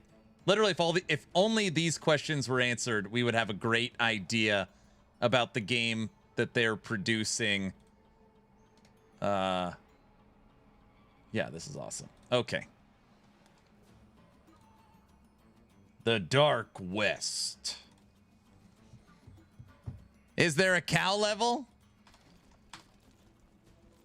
You think they can get away with having a cow level? If you made an ARPG and put a cow level in, you think you could be sued? Or is that like, no, you could for sure do that. The amount of games I've bought because of you. I'm not trying to sell you any games. I'm just playing games I think are fun. Wait, is that? You just make it a farm level and you're fine. Depends on the cows. If they're on their 2 legs with an axe. Bovine, you're in trouble. I went bankrupt buying games from this stream. Oh, come on, guys.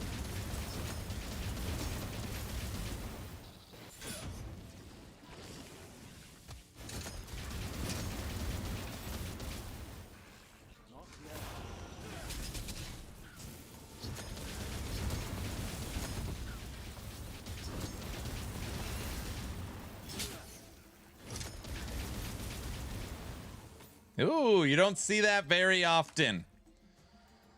A skill can roll a modifier on your equipment. So the skill I am using, Intense Propulsion, this item gives a free mythical reduced cooldown to that skill. Pretty neat. Pretty neat.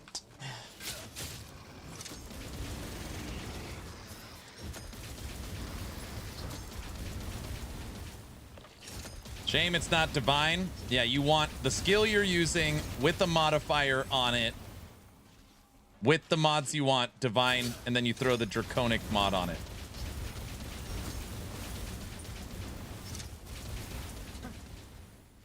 Not yet. I can't slay more.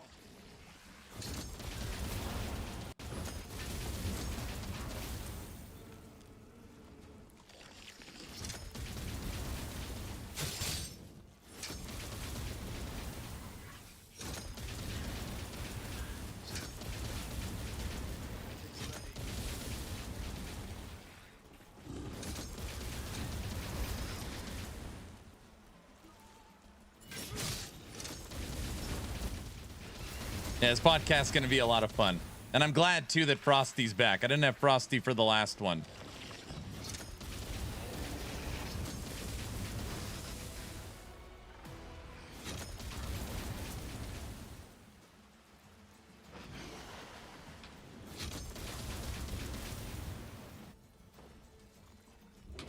It's you, McMuffin.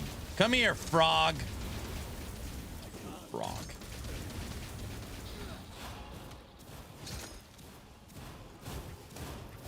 We definitely need a specific stash tab like Project Diablo 2.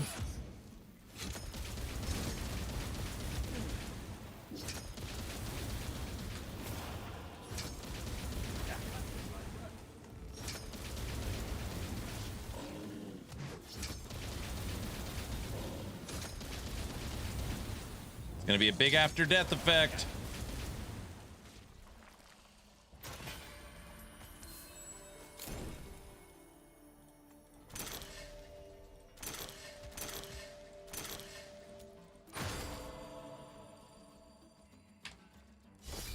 Don't croak. I see what he said. Don't croak. Get it? Because it was a frog. What are you doing? How's your room looking? Okay.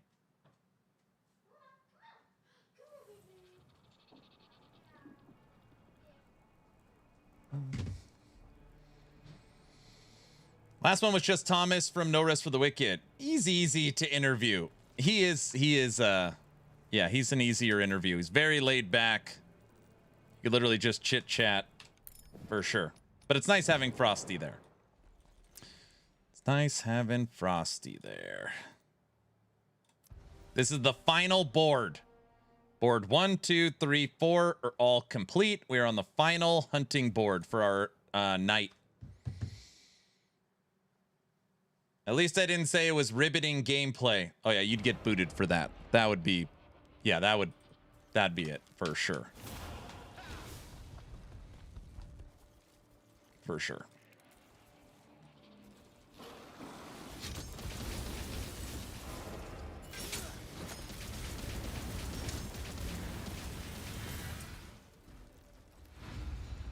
Hi, Aaron, are you staying hydrated?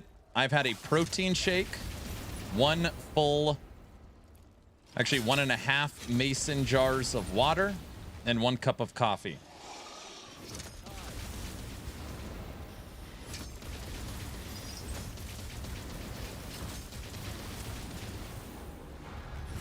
Approaching a half a once this is done, it'll be a half a gallon of water for the day with a cup of coffee and a protein shake. It's not bad. Is it? Is it? Not yet. I must prepare. Too much hydration now?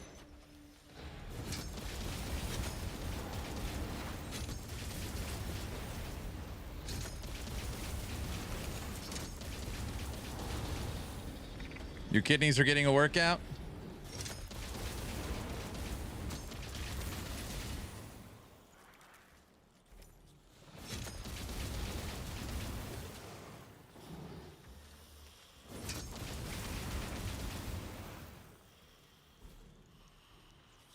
I'm not gonna burst. Guys, we'll also be drawing a giveaway today. As long as you are following the channel on Twitch or subbed on YouTube, type in !, a giveaway. We are leveling up our ancients.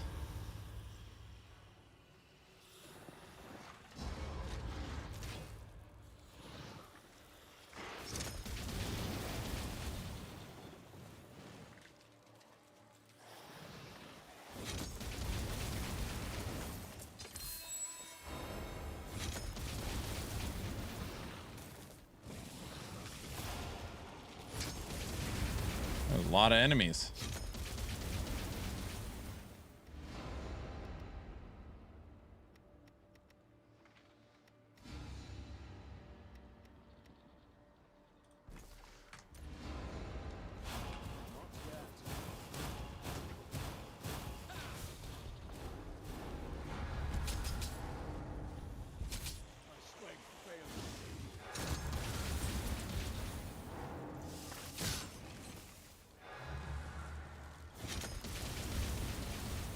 Whoa.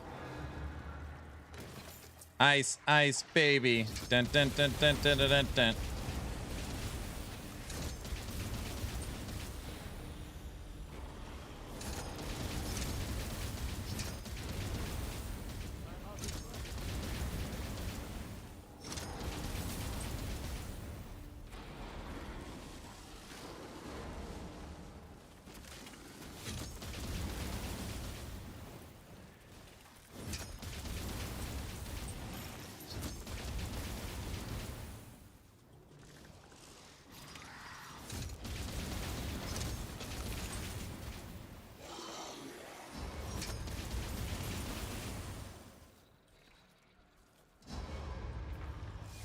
I'm blind.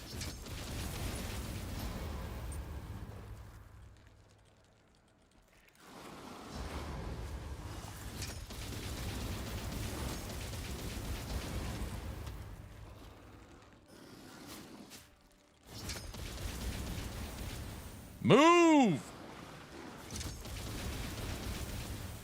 Run, Forest! Come on!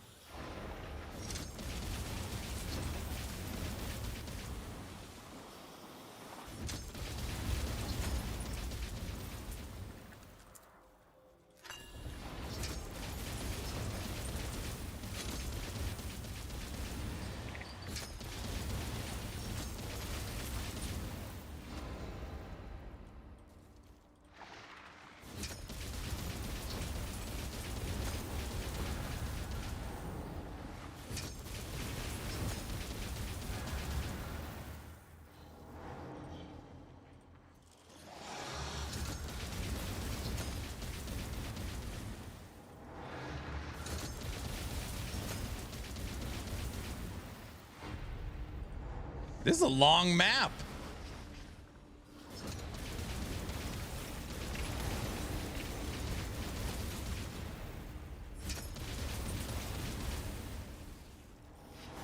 By the way, everybody, tomorrow will be a later stream because of the podcast. So you don't have to ping me on Discord saying, where the hell are you? Tomorrow's stream is a little later. You're going to ping me anyways. I could already tell.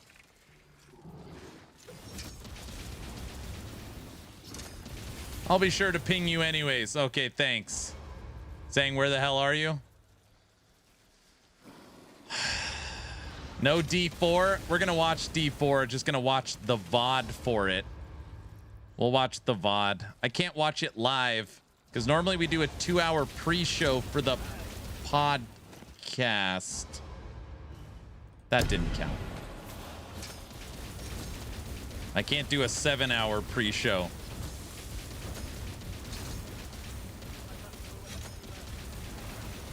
It doesn't count. I wasn't paying attention.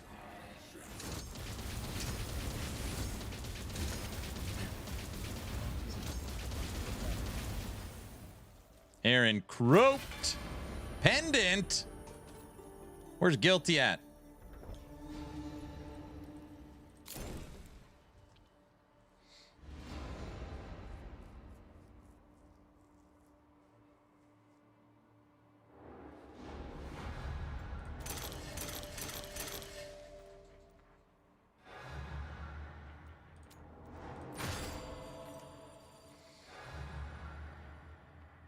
You can't find 2 mythical pendants before I find 1.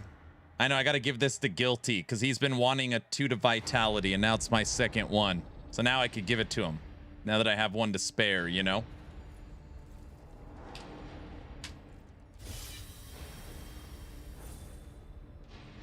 West?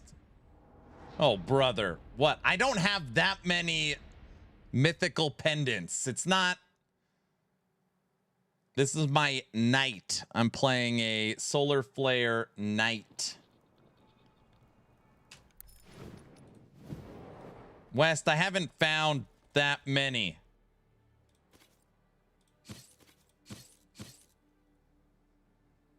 So, you know, don't...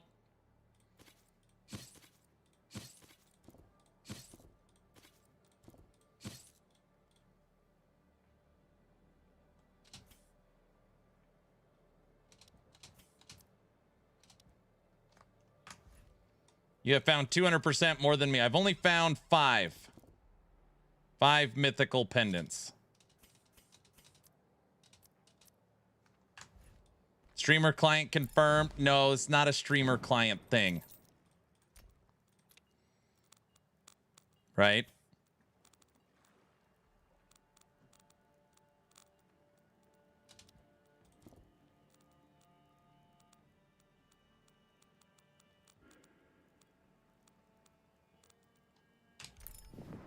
That is 100% a streamer client thing. I don't think so.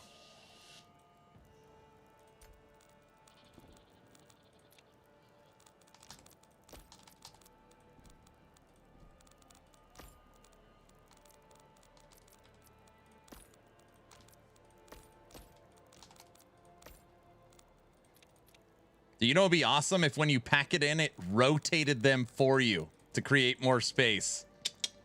That'd be cool.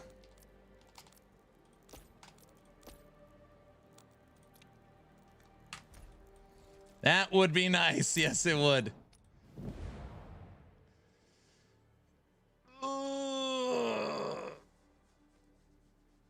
Is that the skill tree? Lazy, I got a video coming out tomorrow morning. I recorded it today, breaking down the skill tree. This is the current skill tree.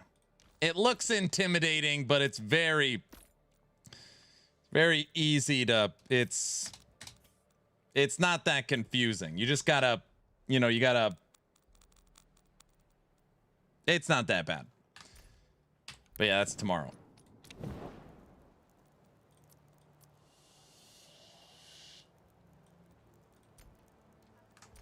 I saw the loot filter was bugged for modifiers. Is that true? I don't know. I haven't been searching for modifiers, just rarity. Basically everything mythic I want to look at.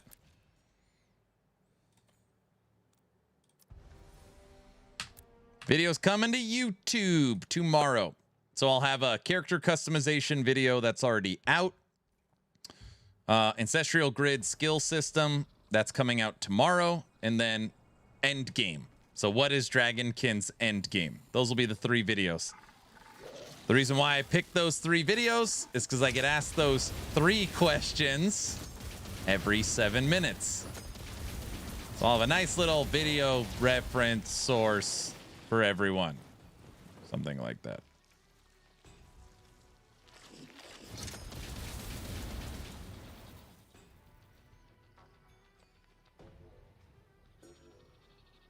I have it set like yours, but I still get greens and blues. Well, it would have to be a mythical modifier that also has those other rarities. But remember, you could always re-roll 1. So as long as it's only 1 terrible mod, you could roll it off.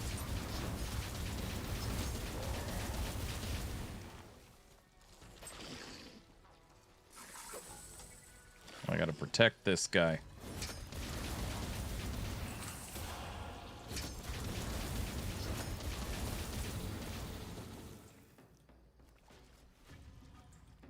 I'm here to protect you.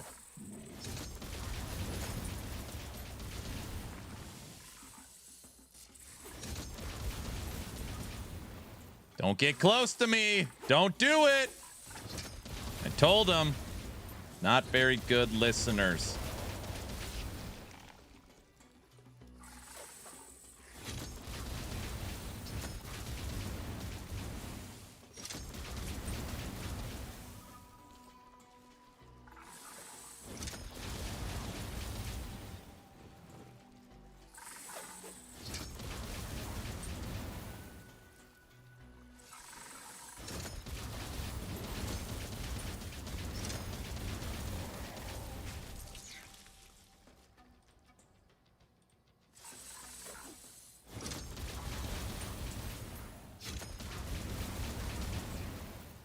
West, my damage is way up. I should probably roll the Draconic mods on. I still haven't done that for some reason. Right now I got Vitality maxed and Chaos maxed. Dragon Wisdom, no. That's actually, I don't even want that. Heroism. Block would work.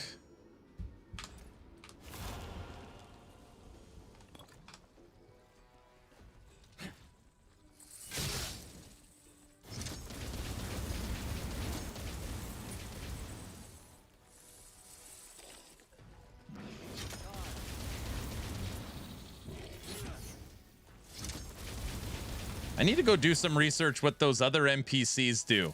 I'm guessing they do something that I should have been using the whole time. I don't know why I've just been so focused on knocking out the board.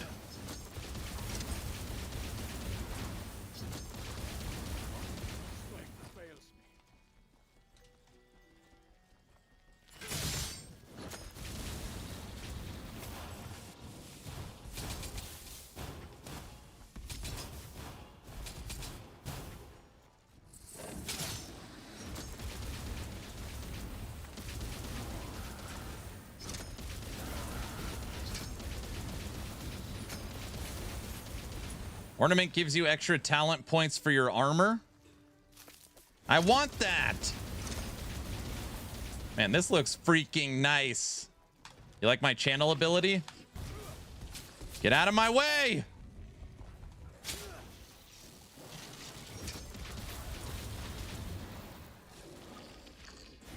What about Righteous Fire, Myers?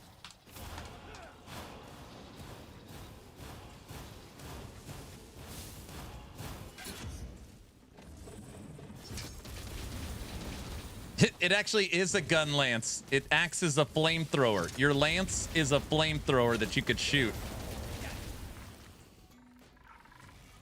Oh, not this guy.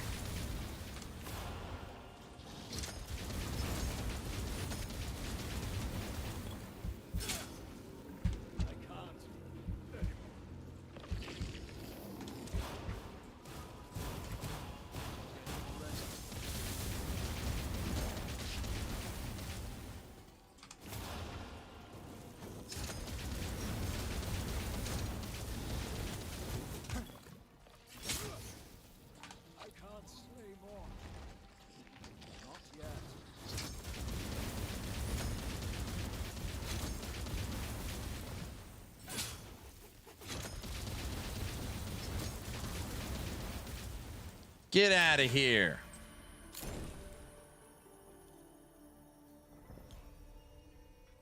Look at that helmet. Divine Mythical. More armor, more max life, more barrier, block reflex. All you got to do is roll off the gold. Give me that. Boom. All right. Save that. Pretty good. More stream. It's not a streamer client. What do you mean? Wait, is it? Fuzzy? It's not a streamer client thing.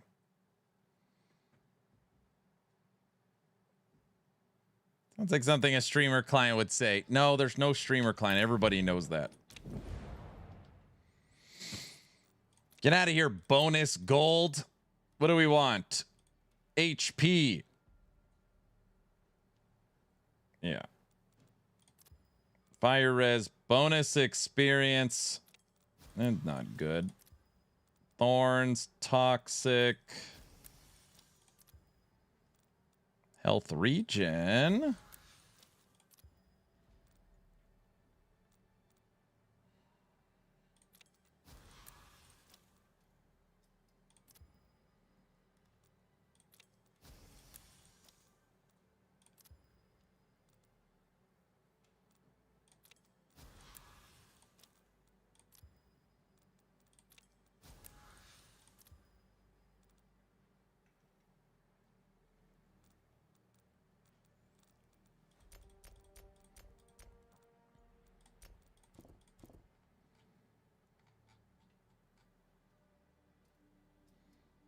My resistances are terrible.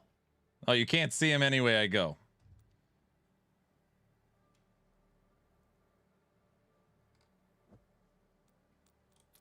Whatever.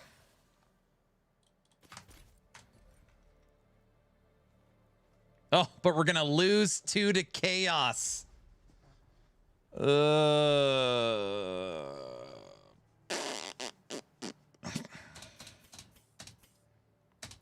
Hold on. My ring has 1 to vitality on it.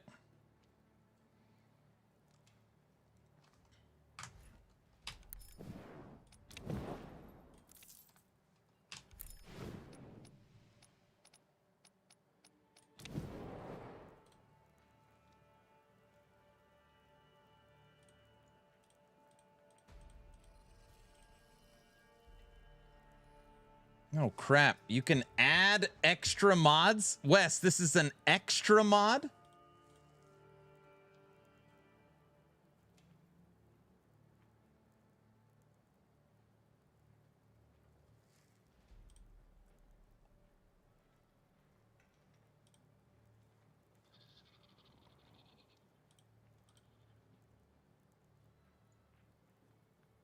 Aaron discovers the rest of the game after finishing the game.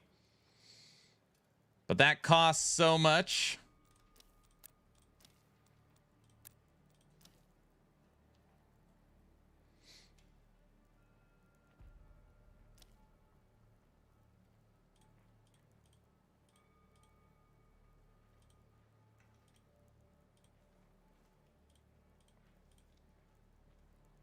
I can get 1 to heroism. I don't give a crap about that. 1 to defense. Utility skills have cooldown reduction. I don't have any utility skills. That's a utility skill.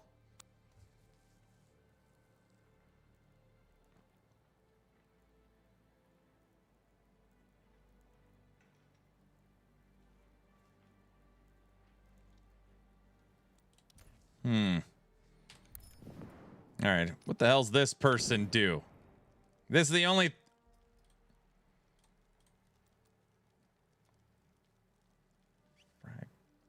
Oh, you can inscribe? Why don't you guys tell me about this crap?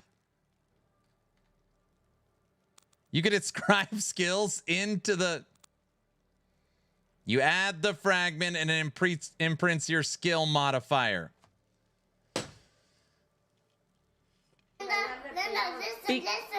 Listen. Wait, okay, West, hold on. How do you know what it would... Element compatibility randomly chosen. Wait.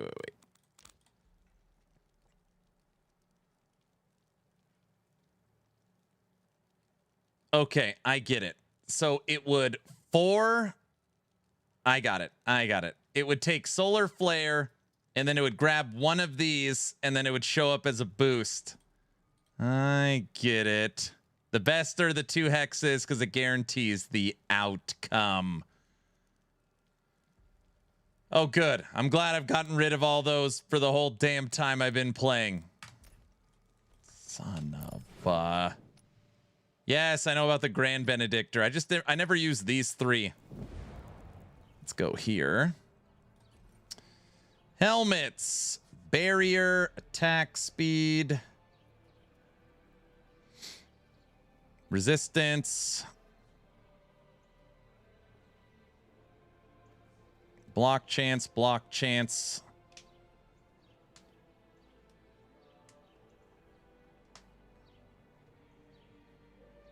Here, let's mess around with this. Let's take you. Go here.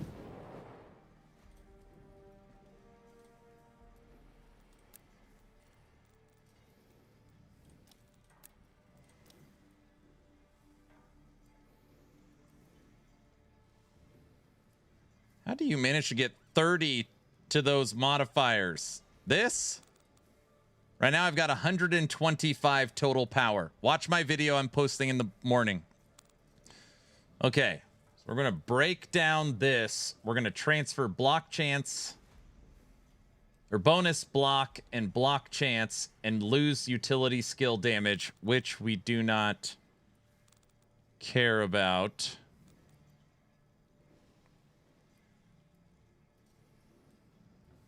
No, how do you do that without knowing you could inscribe? Because I'm a master, dude. Everybody knows that.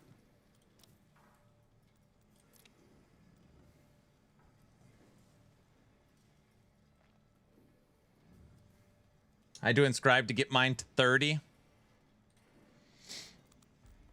Okay. And now it is Divine Draconic. I wish there was a way to change the talent on it. And then you could retransfer it to another item. Okay, sweet. What do I got in shields?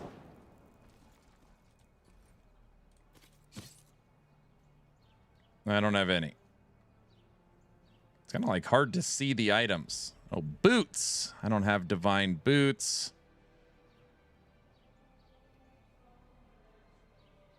Gosh, I don't want to flip this on because I need the 2 to chaos to get the maximum talent on chaos. And yes, I'm already using the Grand Benedictor.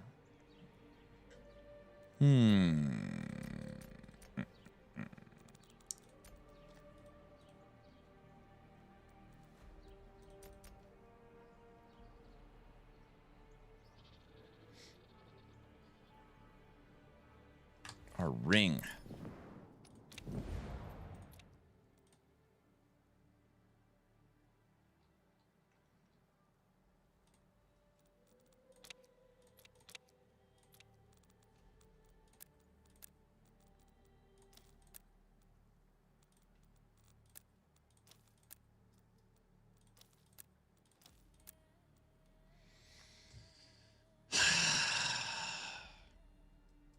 27 hearts to get my ring.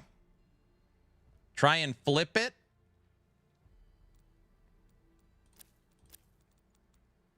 It's for this stat. Don't use crit.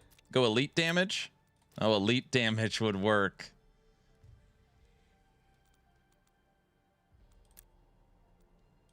No, I don't have enough on this one.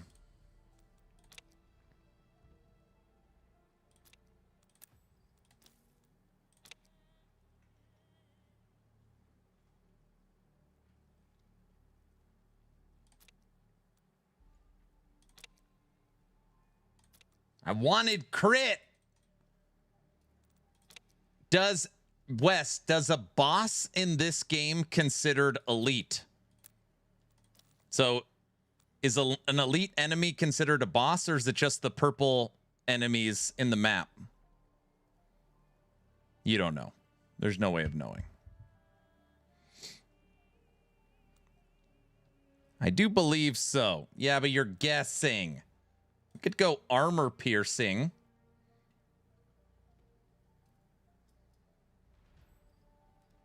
I didn't even know you could add things to skills.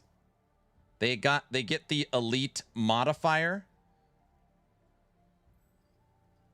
Are you crafting? Yeah, I'm crafting.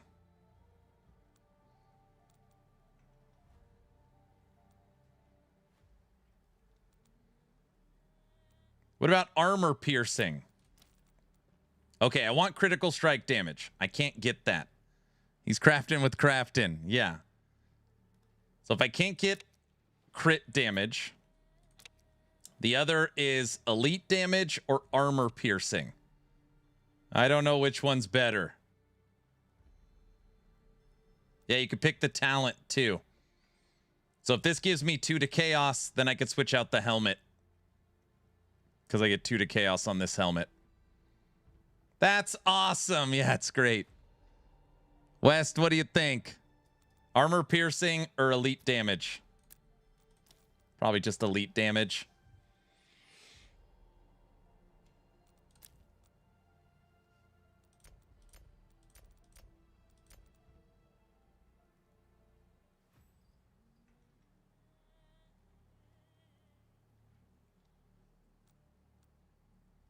All right. Max HP, elite damage, 2 to chaos, 3 to resilience. 3 to resilience, elite damage, max HP, added electric resistance, 2 to chaos.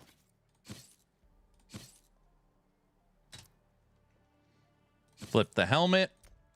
Chaos remains maxed. Now vitality is missing 1.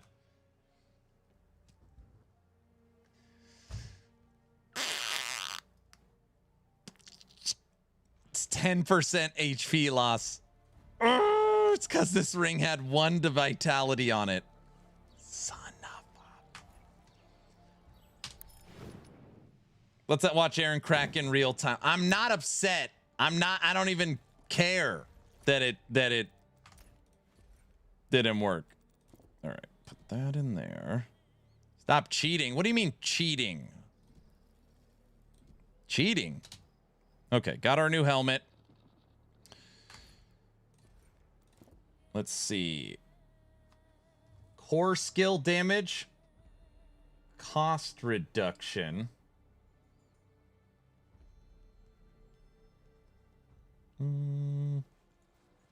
Attack speed, bonus barrier. Resistance to faraway damage.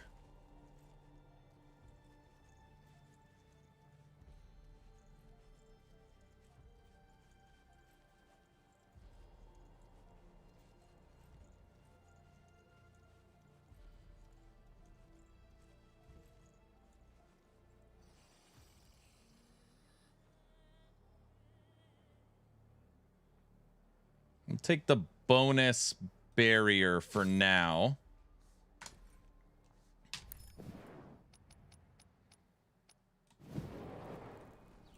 Maybe you can add an vitality with an ornament. All right, let's see. Hold on. Wait. First, you. Bam.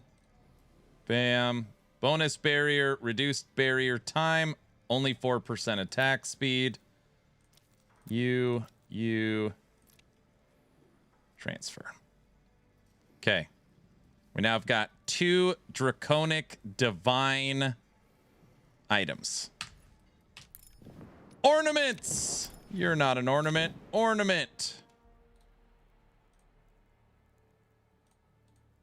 No.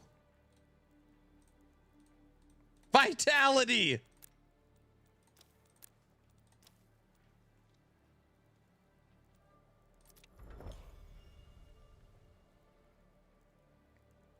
Where the hell is it? Did it work?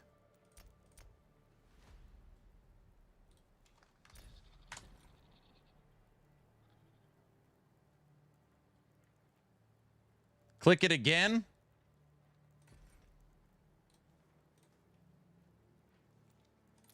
Oh, equip it. You actually have to hit equip. Hey, we got it. Guilty. I got a mythical pendant 2 to vitality for you. Okay, 2 divine draconic mythics. Chaos and vitality totally maxed. Cheater? What do you mean cheater? Me?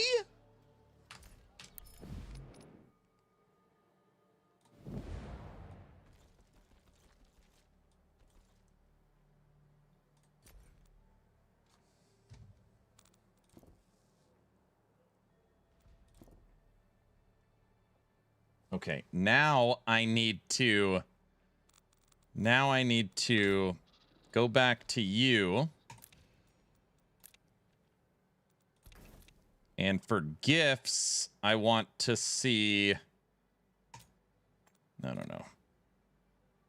If everything you're doing is bad, I want you to know this. I'm doing bad stuff? Now I want to see solar flare again, because I learned I can put the things on the things. Nobody knew about that. Solar flare. Chance to obtain more items. Increase fragment quality. Yes, divine fragments. No, wait.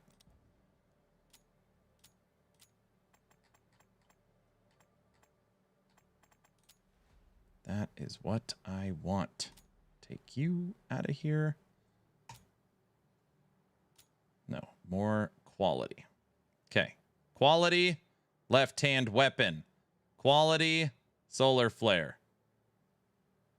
Quality, what is this? Ingredients? More. No. I don't know what I need hearts. An organ. All right, there we go.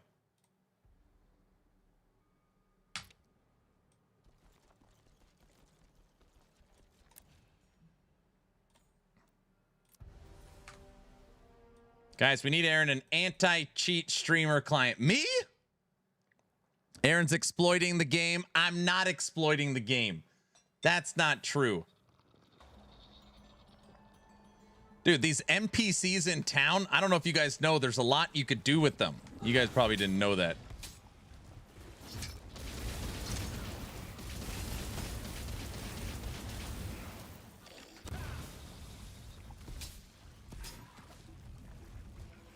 need to catch my breath.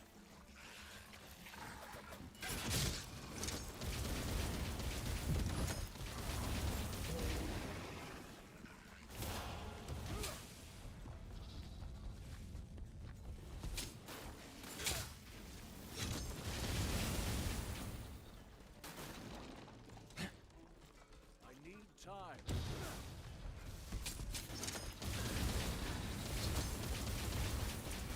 Dragonkin is pretty fun, man. That's a pretty fun game.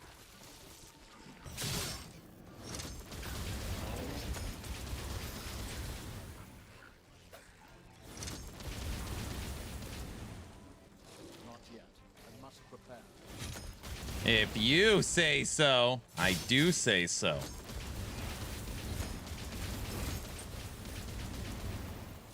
Getting ready.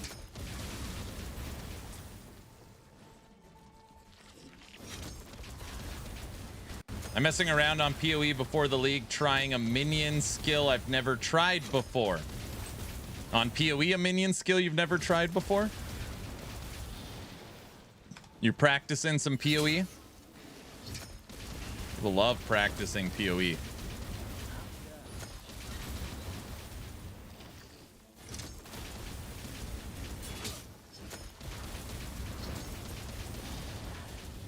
Is it Reapers? I hope it's Reapers. Trying out Absolution. Ah, is that one of like the buffed ones?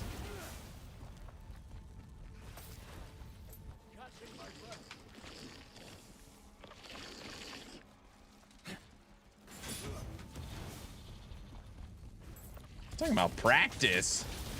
Yeah, we're talking about practice. Everybody knows that. It will make permanent minions now, I think. I see.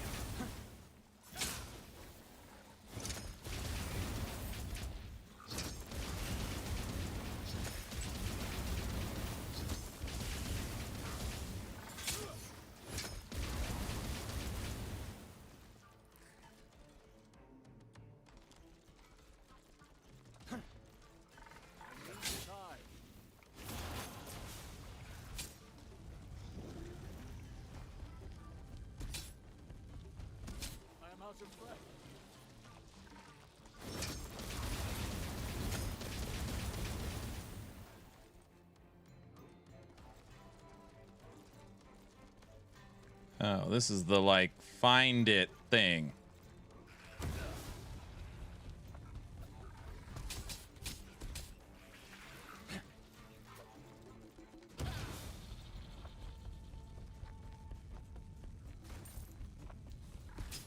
I have no energy left.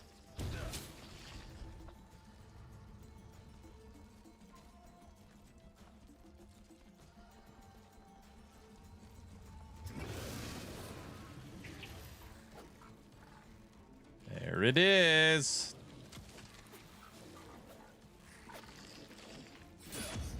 I bought this dumb game, made it to level 20 last night. That's good. Autobot, remember, this is not a live service game. So take your time. Learn all the systems. Don't rush.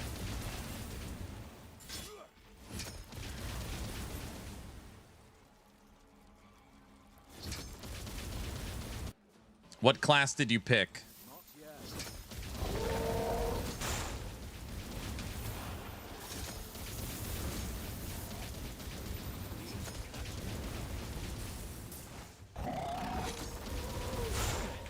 Ow.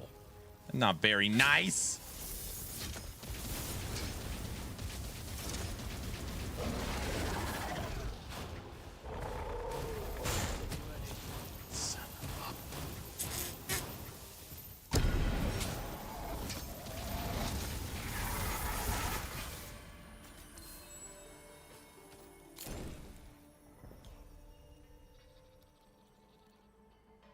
Solar flare. The fire damage.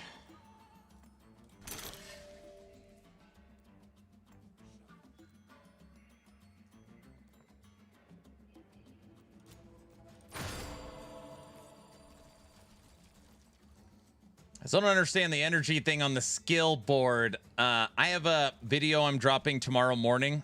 Basically today. It actually took me a lot longer than I thought. I recorded a whole video giving tips of how I made my skill board. So tomorrow on YouTube, I have a breakdown of how it works and what it means and examples. So maybe that could help.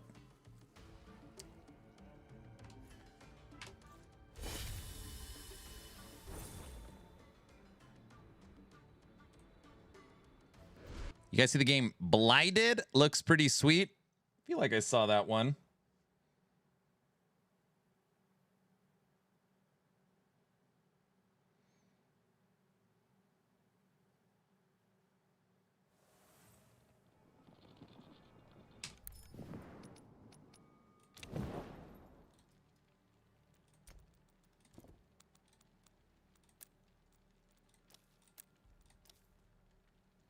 Okay, so this is guaranteed to give me solar flare, and it's either going to give me +4 to energy or +5 to fire.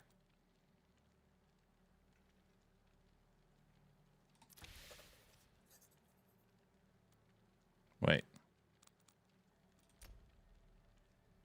+5 to fire. Set the building on fire. How interesting.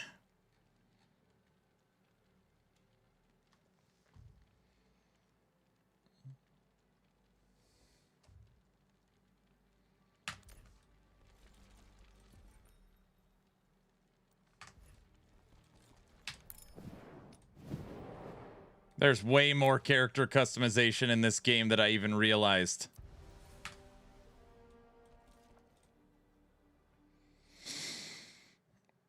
Sorry, not trying to repeat myself, but for anyone that didn't know, you can kill the big dragon bosses over and over for 150 XP for the city. I built this city.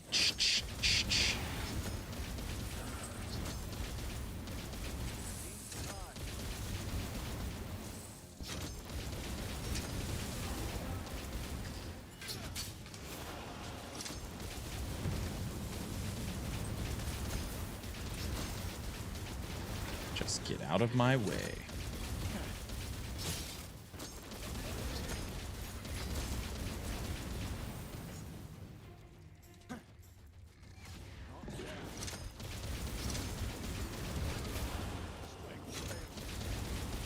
Get out of here, you big tree.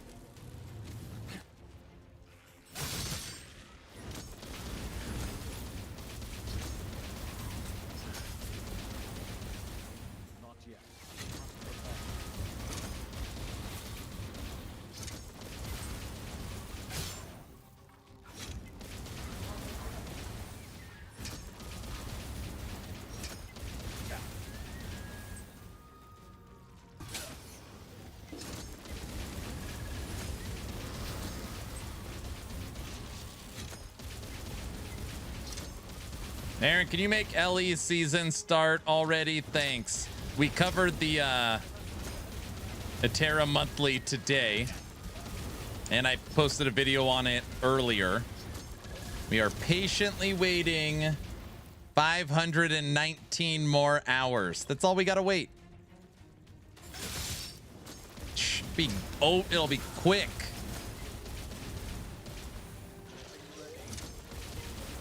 Like that. Starting to like D2R. LE saved me. There's nothing wrong with liking D2R, is there? Help us, last Epoch. You're our only hope.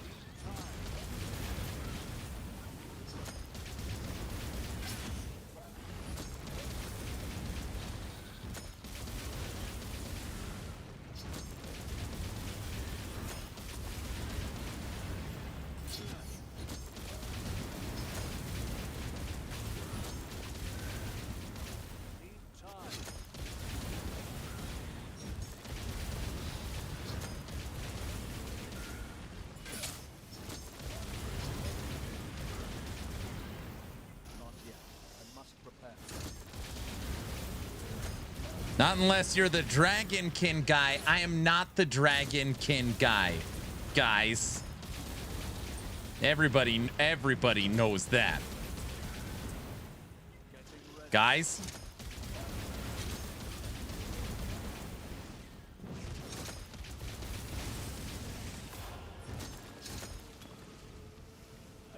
Then who is the Dragonkin guy? The Dragonkin devs or the... Yeah, he's the wicked guy. So I'm not the last Epoch guy. I'm the Dragonkin guy and the no rest for the wicked guy. Is that...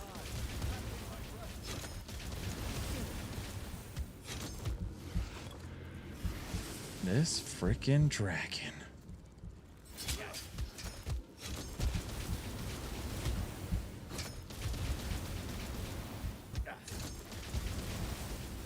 Die! Got him.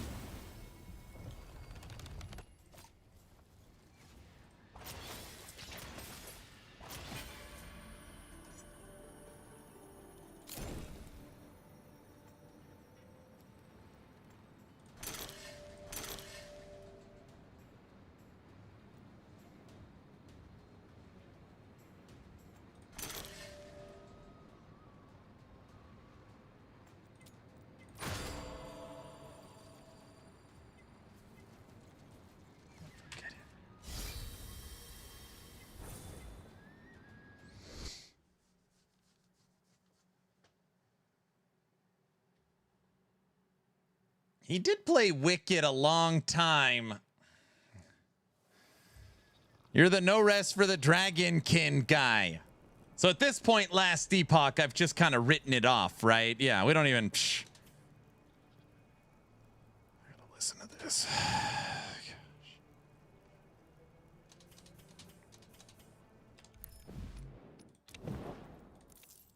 Last two?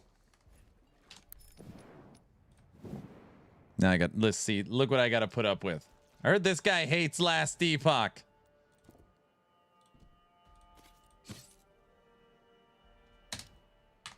What is last Epoch? Last Epoch is more like it. Oh my gosh.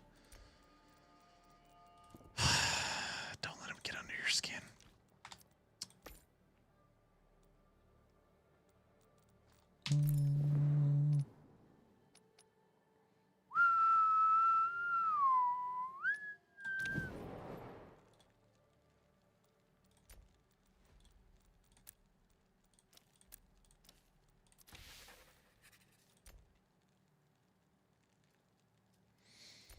Double fire. Set the building on fire. What the hell are you doing?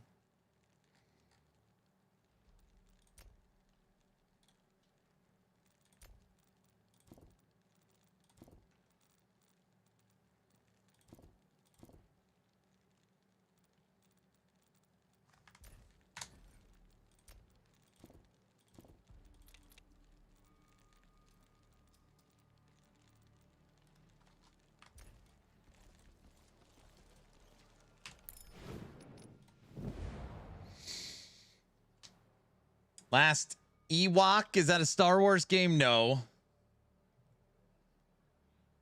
That last Epoch game was just a fever dream. That's all it was. Would be cool if LE did a city thing. Yeah, that'd be pretty neat. That would be pretty neat. 1, 2, 3, 4, 5. Wait, why is...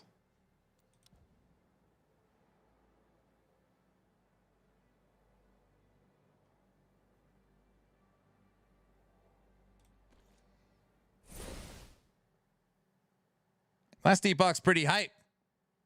Aaron, tell him about the new season 4 boss. Very funny. Very funny. That's not funny. That's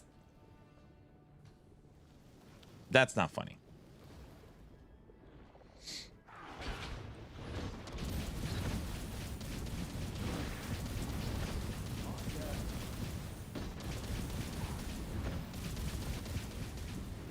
What's the theme of the up-and-coming season? It's broken glass, dude. Everybody knows the theme. It's focused around not broken dreams. It's broken glass, guys. If you are just joining the stream, if you're wondering the inside joke they are saying, is that for Subathon 5, which kicks off March 26th, my wife was asking me about the theme of the new season of Last Epoch. And I was like, it really like, she's like, you know, season 3, you had dinosaurs. Season 2, you had the Weaver with the tombs and cemeteries and spiders. And she's like, so what's this theme for this season?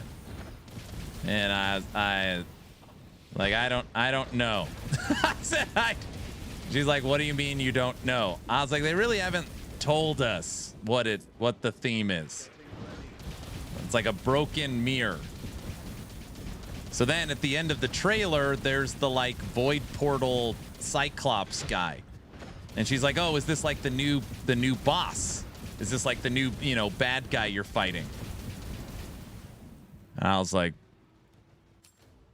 I don't know. She's like, what are you talking about? I was like, they haven't said if there's a new boss or who that is. She's like, what are you, what? I was just like, I don't know what to tell you. I don't know what to tell. So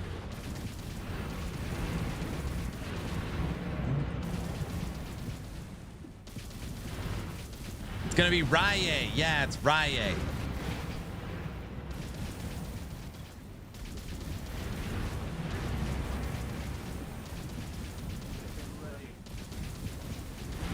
So she's like, really, the theme is like a broken mirror. I was like, yeah, it's Omen windows. When you click on an Omen windows, it shatters. It's like a mirror shattering theme is this season. They're building anticipation. I should just say the F. How the heck should I know? I'm the Dragonkin guy. No.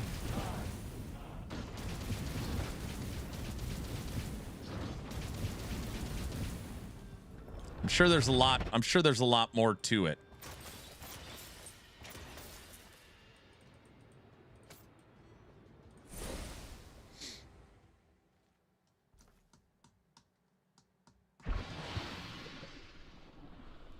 Now my wife's in chat. It's very annoying for wifey's planning purposes. Yes. Aaron never lets me yell at people. Yes. Not that you would yell at people, you know. Where the hell am I?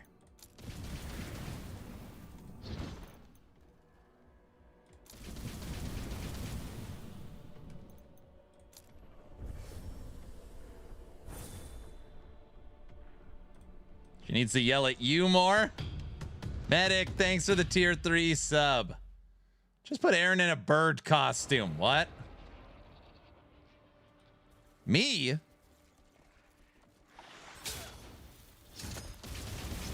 We're not talking about any costumes for the subathon yet until we know the theme of the season. I just think 11th Hour Games has some of the most exciting content planned for us for season 4, and they're just gonna surprise us as we get closer. That's probably what it is. That's my guess.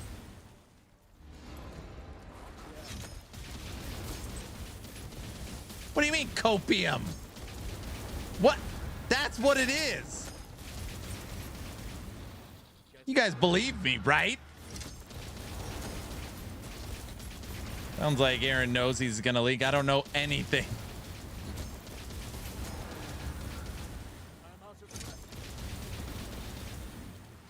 Let's just default to the puppet theme. That's pretty funny. Ugh. Watch EHG say nothing until the day before the game drops. Well, we're gonna have the patch notes at some point.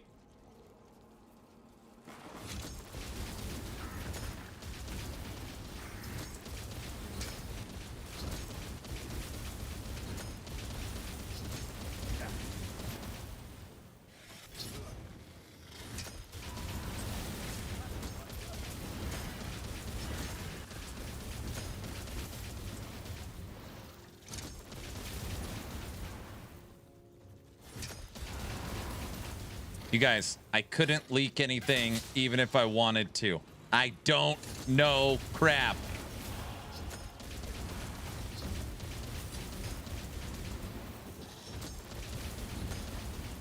You know what EHG should do? They should tell me everything so that I could leak it. We could build some buzz that way. I'm actually not even kidding. You're like, Aaron, we're going to tell you all this stuff and we want you to leak it. We need to build some buzz. Wouldn't be a terrible strategy. It's true, I know.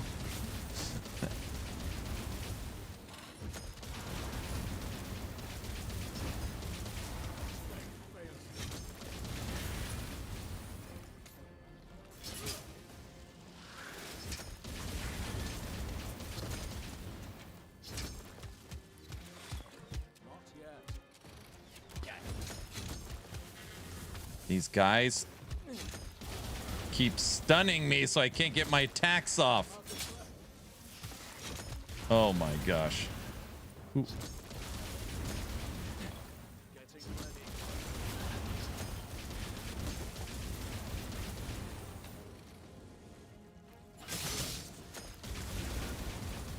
You know what's odd? Derek hasn't shown up here since the last dev stream.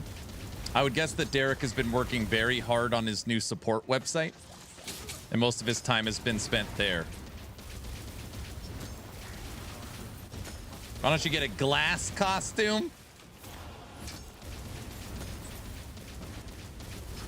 A mirror? I should be a mirror.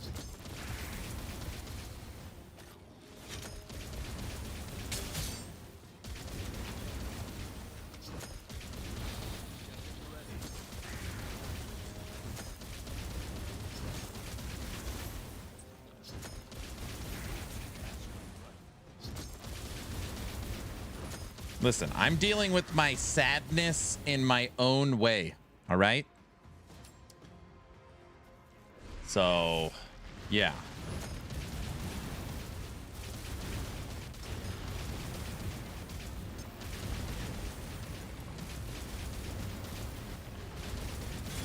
You should dress as a Diablo 4 warlock to really confuse people. To be as clear as humanly possible, my sadness is not for the game Last Epoch. My sadness is it looks like they're not going to do a podcast tour. That is my sadness.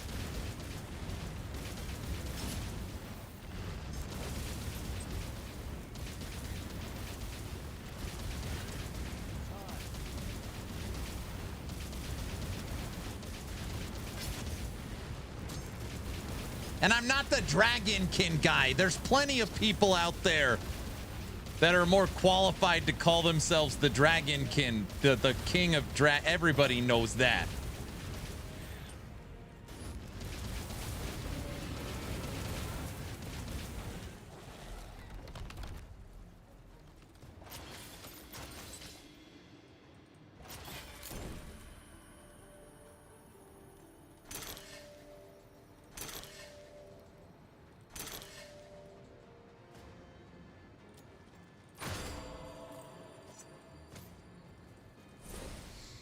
Okay, Dragon King guy. He's the Dragon King guy. Dragon Kid? What? What? Who? Nobody else is playing but us. There's other people. Name another Dragon King streamer. There's other people. Are you all right? No. Okay, you're the Dragon King guy.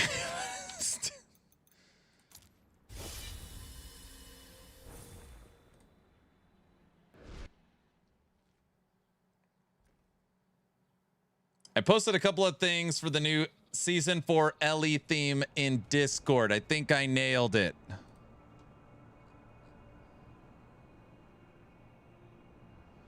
Oh, brother.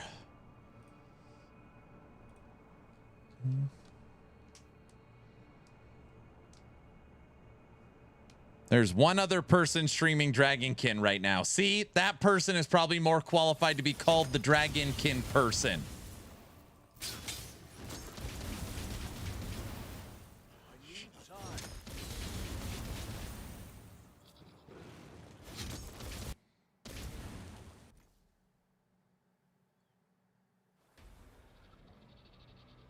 I've just found this game and I've dedicated my soul to the progression. Uh-oh. I highly doubt that.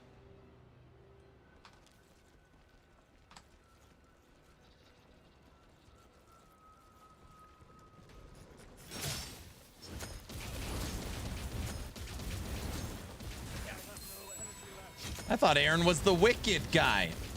I'm not. What? No, there's a million people that play Wicked. I'm definitely not the Wicked guy. No, no, no, no. That's Frosty. Frosty could be the Wicked guy. Ow.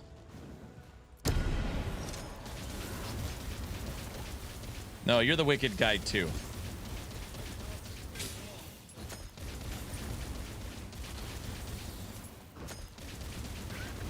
Frosty is the hardcore Wicked guy. Oh, I see. Hey, West, what am I running right now? Is this just a regular map on the board? It's like my third dungeon purification.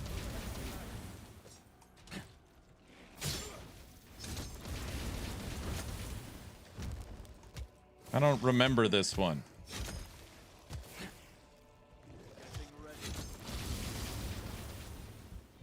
Yeah, that one. That's just one of the last maps. I see.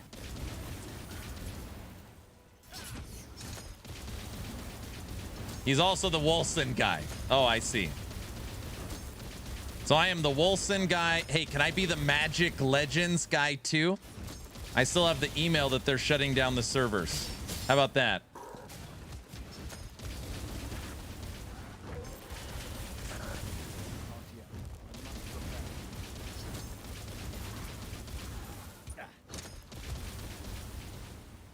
And the Chaos Bane guy.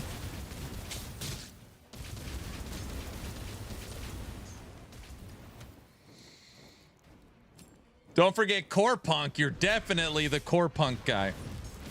Oh, yeah, I don't know how I missed that. Speaking of shutting down, did you hear about High Guard? Yeah. March 12th or something, High Guard goes bye-bye. Somebody today asked if Dragonkin is the next Concord High Guard. And I was like, well, it's been in early access for almost a year. So I don't think so. I feel like Dragonkin has the opposite problem as High Guard and Concord. This is a very good game that is struggling to get marketing and traction and get people to try it. And those other games had incredible marketing, but they're just games, I guess, weren't very good.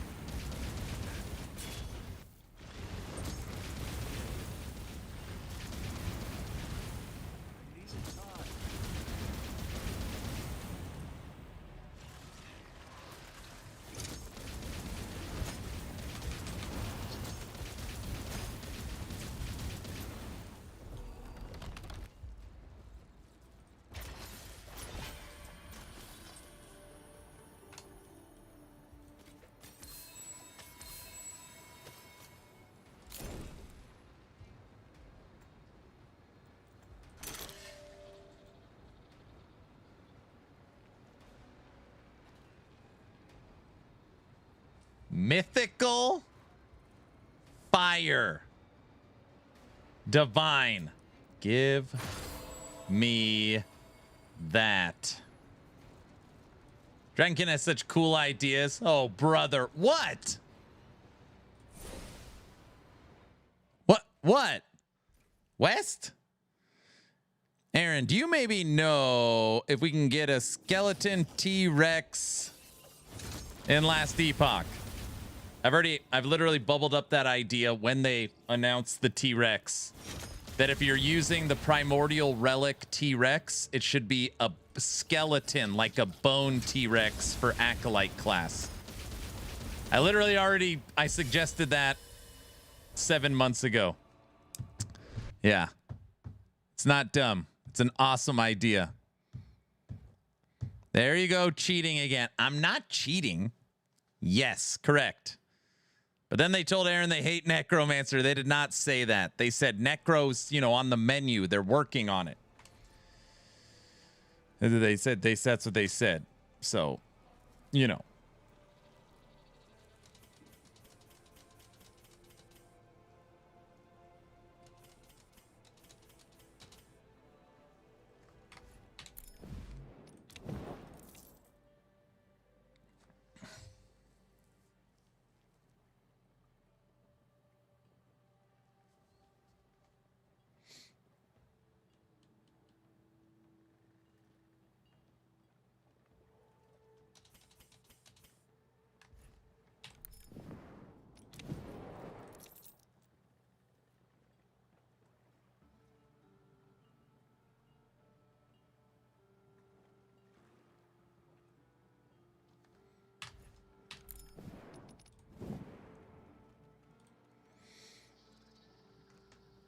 working on it so hard they forgot to put the skeleton update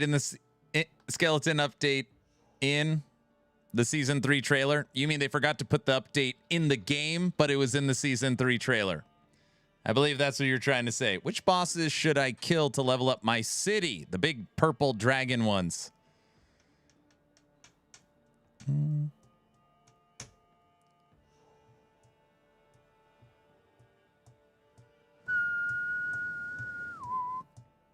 Yeah, they forgot to release it. They had a lot of other stuff they were focused on, dude. Everybody knows that. All right.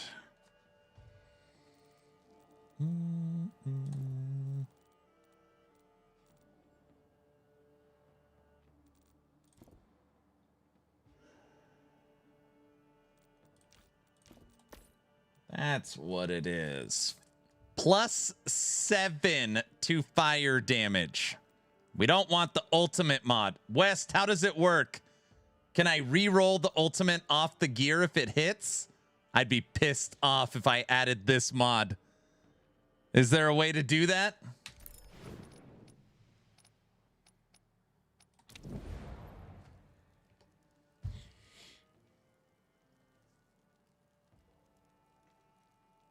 Yeah, you can overwrite them. Okay. We want +7 to fire damage. Inscribe. +5 to ultimate.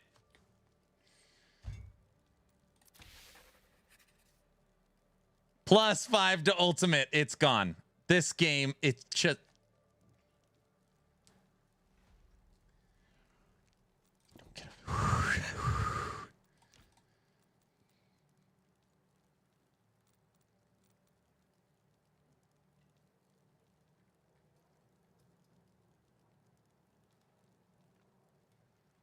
It's no big deal.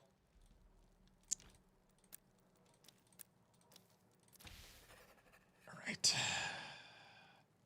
Bro, you didn't load the streamer client. No, I didn't want the streamer client. That's yeah, that's not.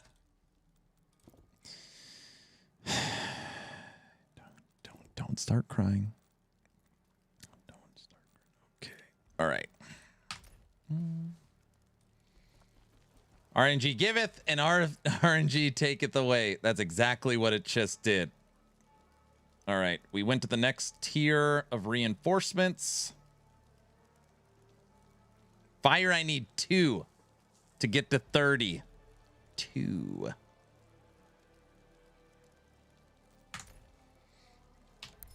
What's up, Brow? Hello. All right. 1, 2, 3, 4, 5. And the entire board is done. Board 4 done. Board 3 done. 2, 1. We're not going to get to it today. I don't think so. They take too long. Did you see the blockbuster trade? No.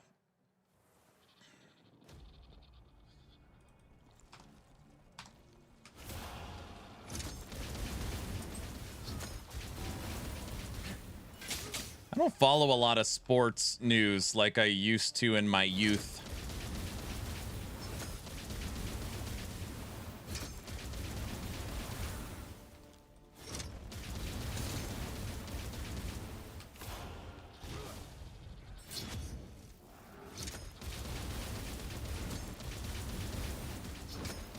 Aaron, you could have re-rolled the actual modifier on the enchanter.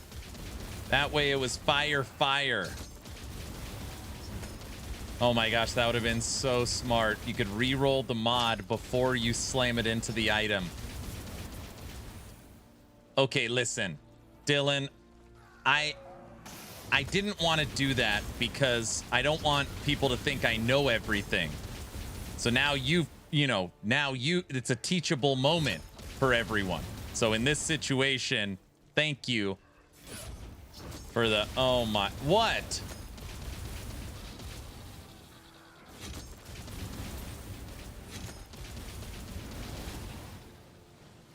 Orange? What?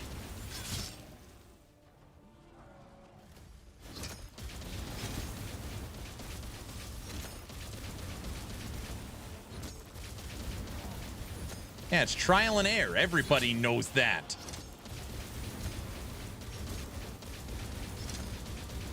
Chewy.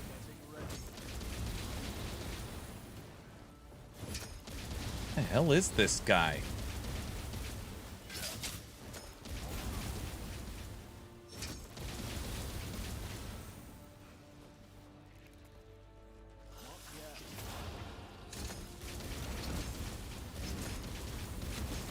Get out of here. It's just air and air and air. Yes, exactly. That's the best way to do it. Everybody knows that. Guys, I'm being serious this time. I didn't want everybody to think I just knew everything. You got to make some mistakes. That way it, you know, humanizes me more for the stream so you guys don't put me on this, you know. So that way, you know. Orange, you know what I'm talking about.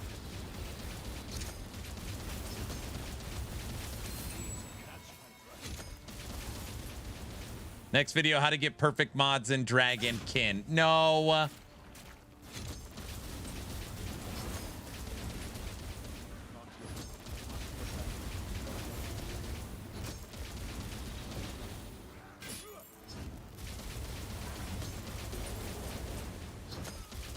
Yeah, we don't, he doesn't want us to think we could be Dragon Kings. I'm also trying to prove a point that I'm definitely not the Dragonkin guy. I don't even know basic knowledge. All right, I know basic knowledge, but I don't have all the advanced stuff. You know? Aaron's just keeping it all to himself. What I gotta listen to.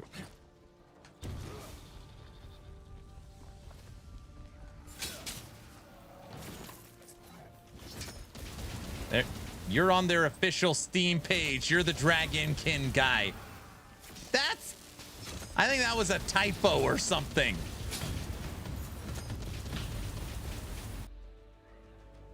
Dark, thanks for the Prime sub.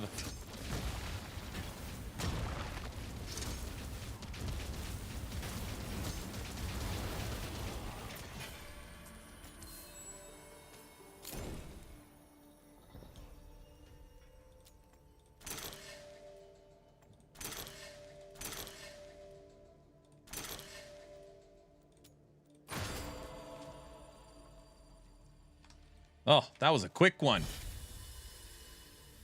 Aaron, don't forget up, down, left, right, A, B, select, start. That's what I should have done. Question to the Dragonkin guy. With Ultimate 2 on your skill, it adds directly 2 projectiles and 2 power to the projectile. It adds 2 projectiles. I don't know about the power. I don't read anything. Everybody knows that. I would probably guess that 90, if not 95% of endgame players use Ultimate 2. It's really good. It's really good.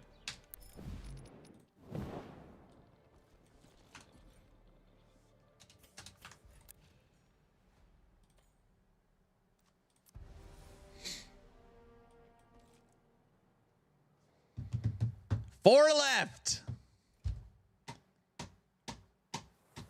You missed the classic codes. Everybody, I'm gonna say it a few more times today. Tomorrow will be a later stream because it'll be Town Portal podcast with me and Frosty. We're gonna be interviewing the Dark West devs. Okay? So tomorrow podcast, it'll be later.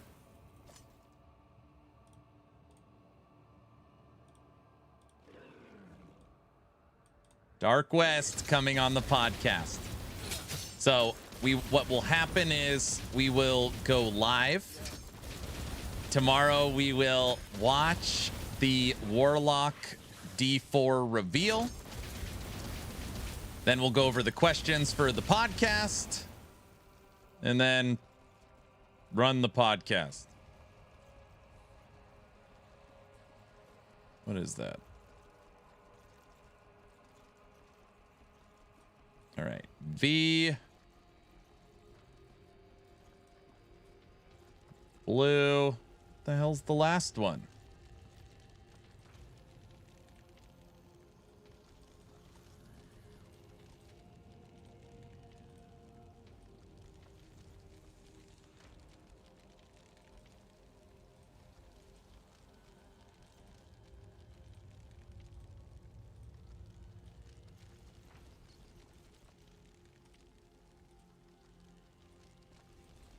Is it a paid podcast? No.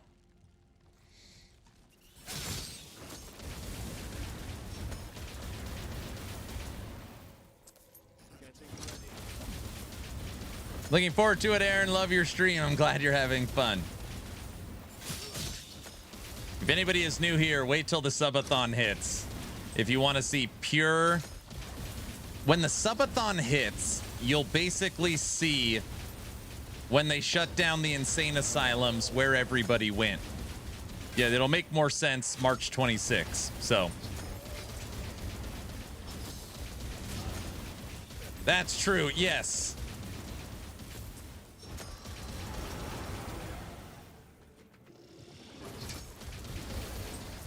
The trick is we never leave. Did Aaron just say Subathon? Yes, Subathon starts in 519 hours.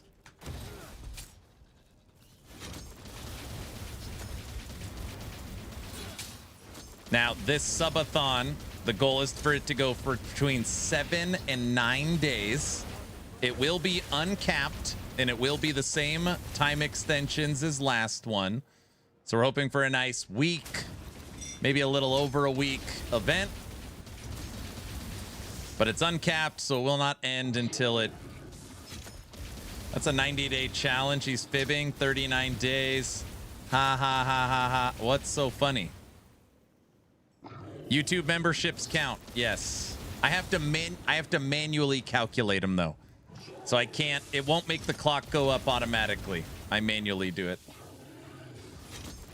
We're going till season 5? I don't know. What is that? 7 months? It's not going to be that long, guys.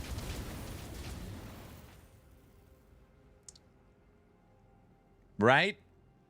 Yes, it will. I don't think so. So we've had 4 subathons. The first one went 31 days. The second one went 65 days. The third one went 45 and 30. 31, 65, 45, and 30. But that was like a... Those were flukes. This one's different. No one's going to be playing the new season.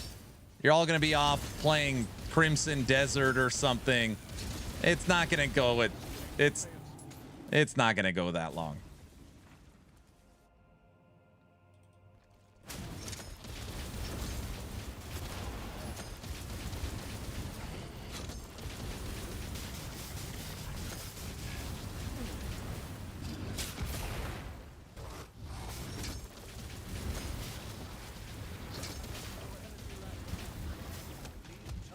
Get out of there.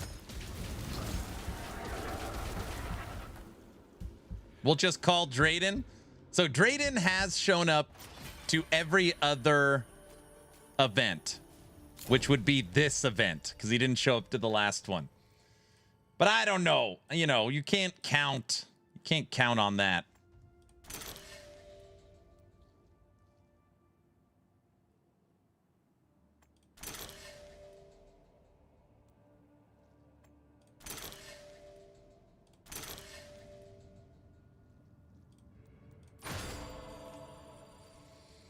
Farva was the MVP of the last subathon. Yes, he was. Wait, why is my wife laughing? Wait, what did she say? Honey, 7 to 9 days. That's what we think it's going to be, is what kind of the general consensus is on the subathon.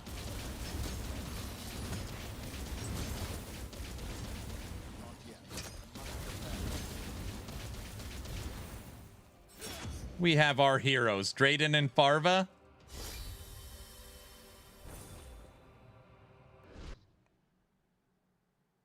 I'm hearing it's 79 days. No, they're just joking around.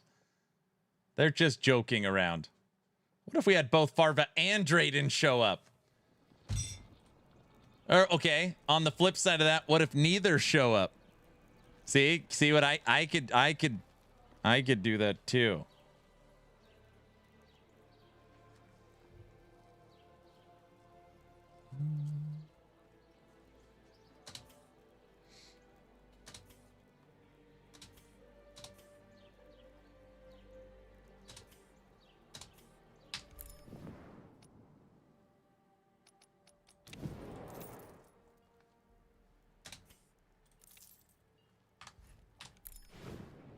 6, 7. Get out of here.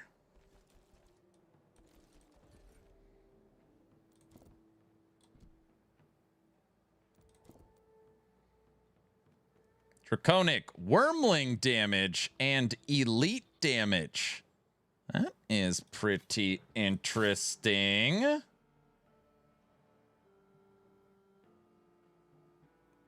Okay.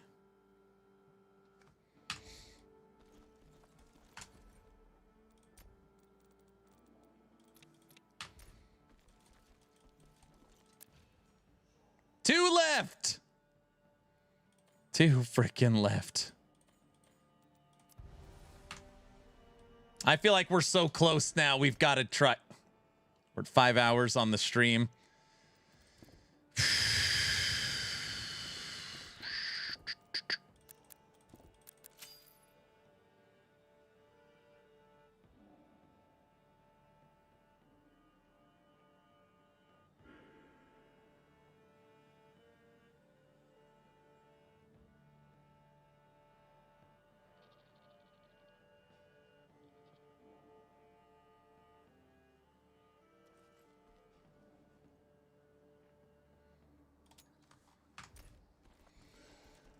Oh, it's a test of will. Great. What does Draconic do? Draconic is like if you are think of No Rest for the Wicked. You have plagued items. So it's like you get a positive modifier and a negative modifier. Draconic in this game, you get 2 positive and a negative. So obviously it equals out to 1 positive. So if you could deal with the negative mod, you get 2 added mods.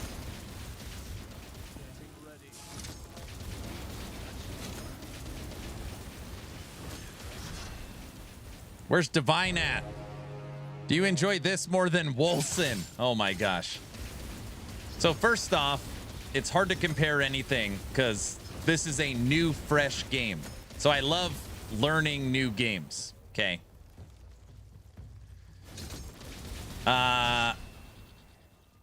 If the option was a fresh playthrough of Wolson Lords of Mayhem or a fresh playthrough on Dragonkin The Banished, I would pick Dragonkin. If you ask me why I'd pick Dragonkin, it is because of their skill system.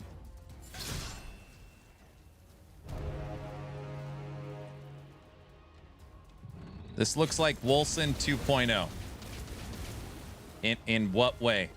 This is Unreal Engine 5. Wolson's built on CryEngine.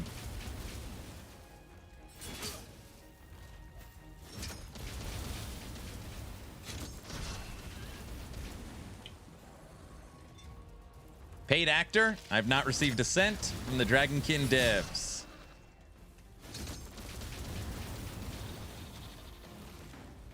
Yeah, it's because it's on December.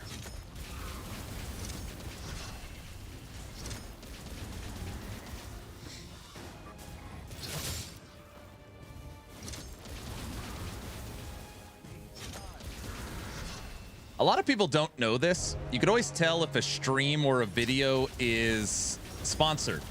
You have to put !ad in the video or like in the description or in the title. So people will be like, dude, look, this person is playing this game. And then they'll miss that at the bottom of the description, there's a small hashtag that says !ad. It's because it's sponsored. So you always actually know if someone's getting paid for something if you take the time to look, because most people don't look.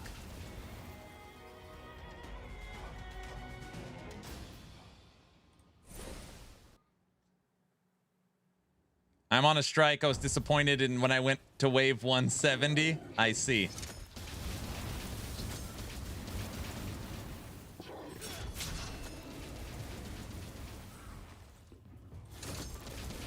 Don't you guys have eyes? Oh, Frontier's mad.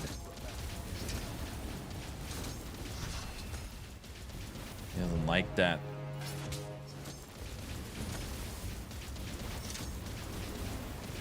I mean, again, everybody has their own opinion, which is fine. If you ask me what this game looks like the closest to, I would say Titan Quest 2. So if you're just talking visually, I'd say Titan Quest 2. Both Unreal Engine 5. You can see the asset packs they're using. That's what I would say. Come here, worm.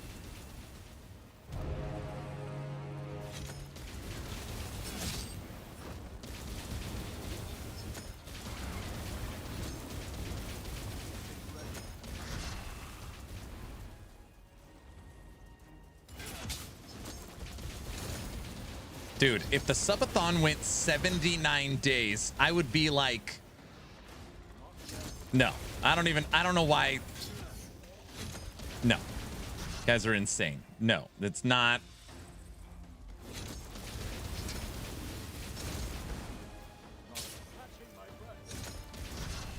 It's gonna happen. It's not gonna happen. Now he's getting excited. That's not what I said.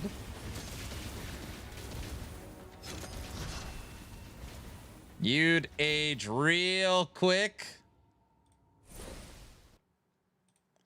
Oh, you're doing a subathon? Not right now. I'm not doing a subathon.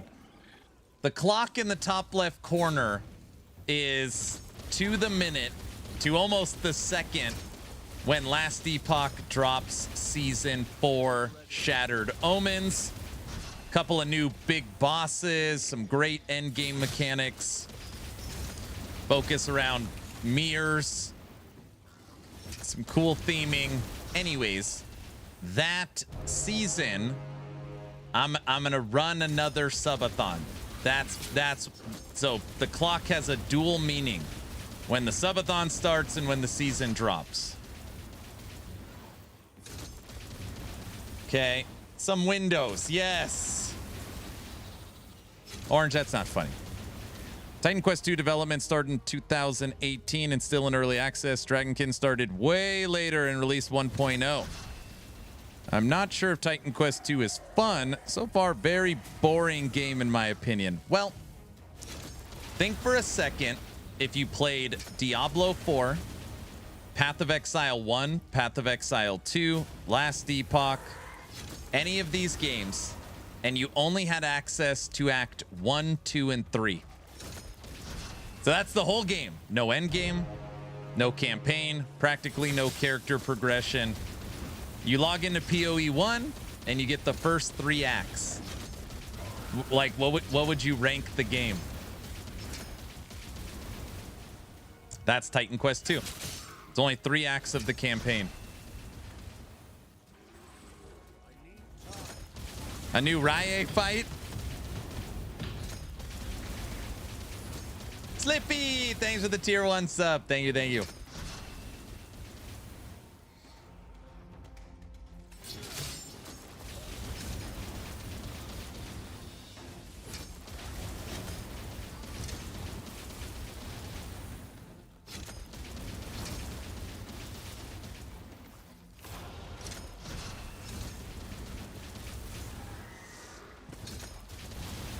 You think 20% barrier is better than 20% resistance?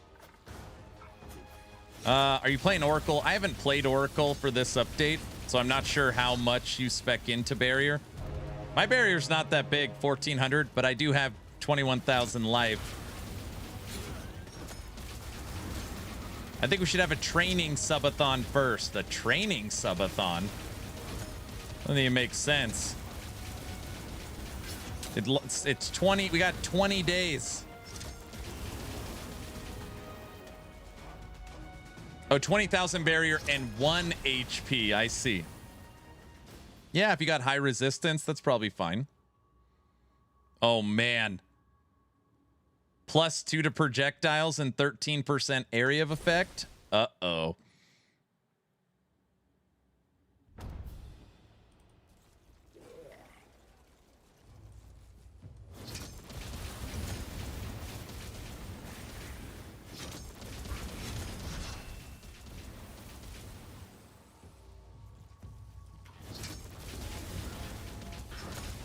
I've got 21,000 barrier with a boost to 100,000 every 5 seconds.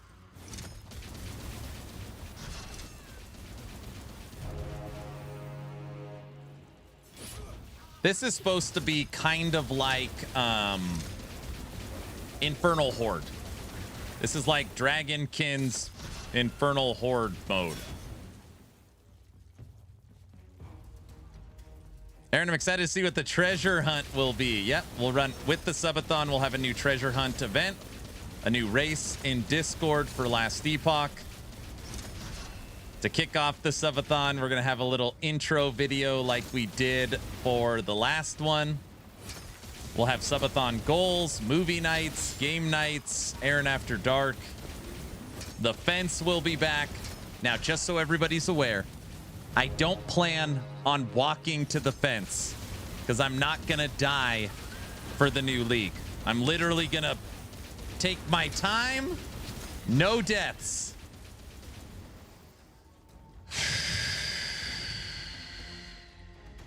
Oh, sure. I'm serious this time.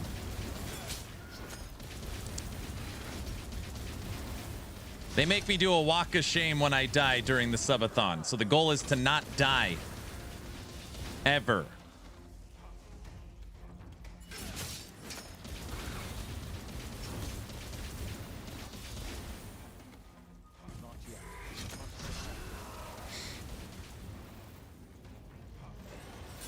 Oh, we'll be playing Necro. Necro's not very tanky. Ugh, it's fine. That's a funny fence.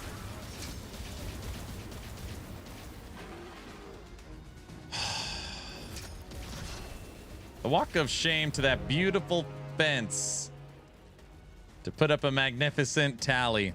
If you guys are new here, when I die, I've got a window literally right here, and there's a webcam pointed at my fence, and they make me get up, walk out of my room, through the house, into the backyard, and literally put an I suck death tally on. Don't put that emote on.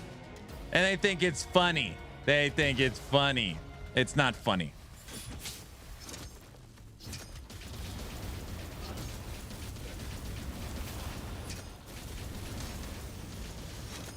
It's not funny.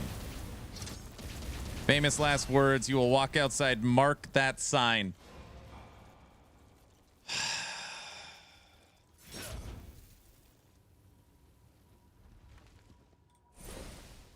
Oh, it's funny. It's not very funny. Nevertheless, it doesn't matter. I don't plan on dying. So if I don't die, I never got to walk to the fence, and it's not a part of the event. So that's the actual plan.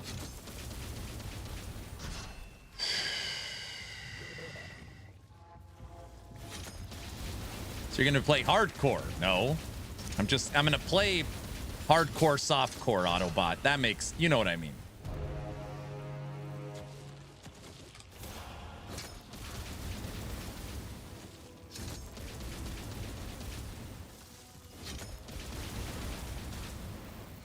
I just think you guys would rather watch me play the new season of LE than walk to a fence.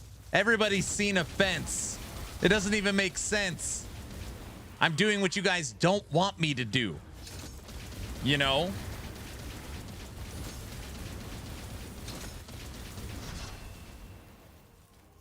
How was your cardio? What?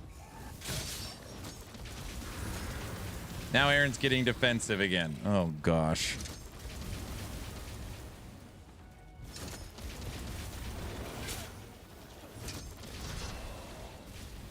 We actually prefer the fence.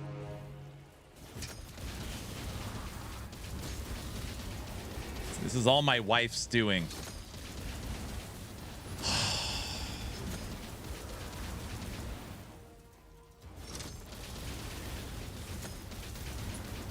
The fence would have never existed if it wasn't for her.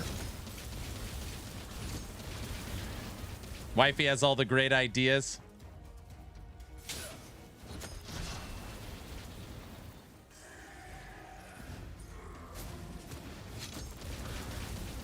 With a tender touch and a smiling face, she's the one behind the man we see. Wifey action RPG. Polka's also the wife's. The fence was the wife's.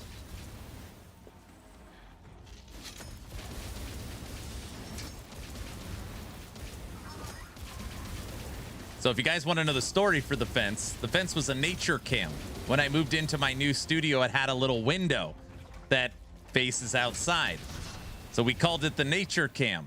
So I'd flip on the nature cam and there was never any nature. One time we saw a squirrel. So that's true. We did see a squirrel. Anyways, my wife thought it was hilarious. One morning, snuck outside and write, "You suck" on the fence. So I literally flip on the nature cam and it writes like, it says like Aaron sucks on it or something. I was like, oh, look, a squirrel. I was like, what? And that's basically how I have to mark that I suck on the fence when I die was born.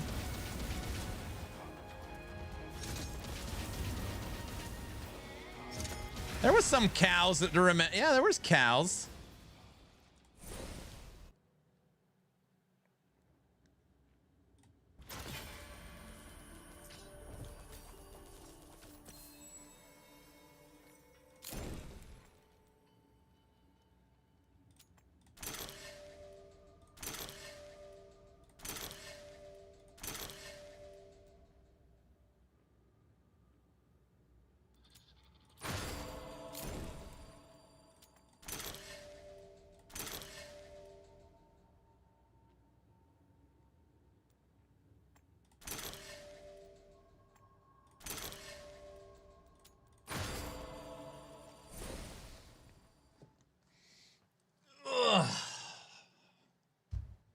The fence.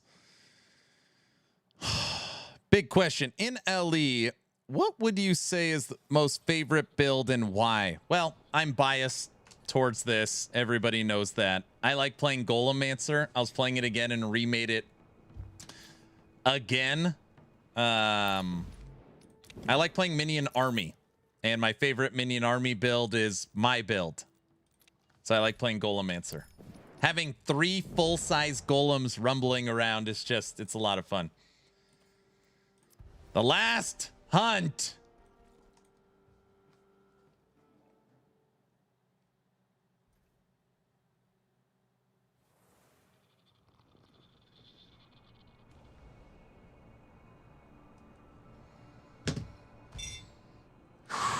Cocaine Bear's fun too. Hey, West, or anybody, what is the realistic time frame of the final board big dragon hunt? Doesn't it take like an hour? We might have to do that tomorrow. It's not that. It took me 40 minutes. Yeah.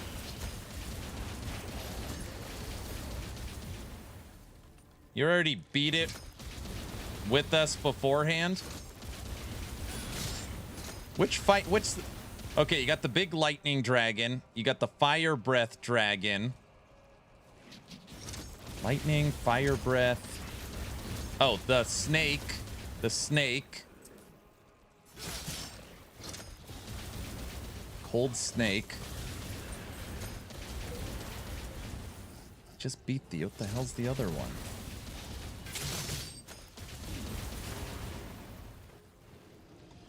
Lightning, fire, toxic. I don't remember what the toxic one looks like.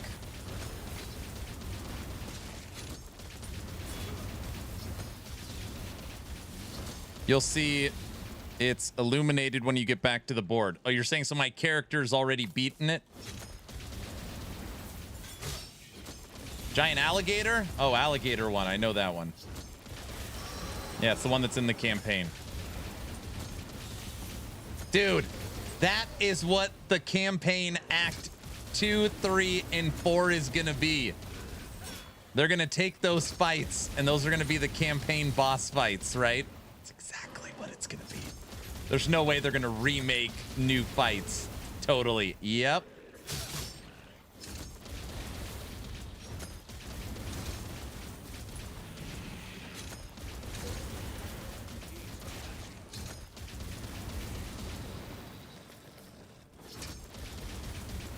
Unless you did that with the tracker, I don't remember. I don't know.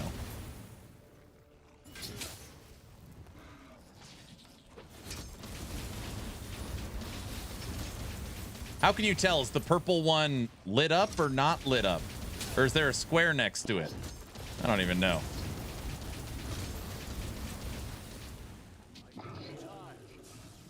It's knocked over on the map.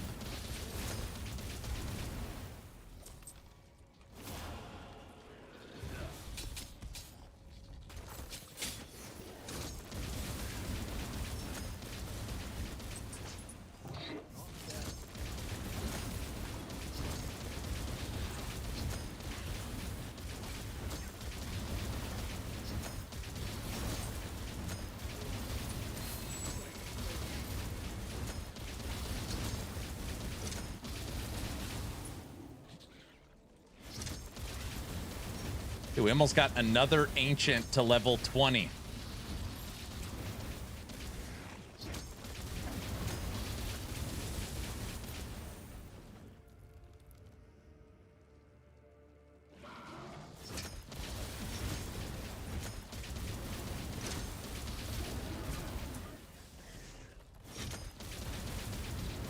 I am curious. Actually, no, they're launching on console, so probably the shipped 1.0 version needs to be already baked.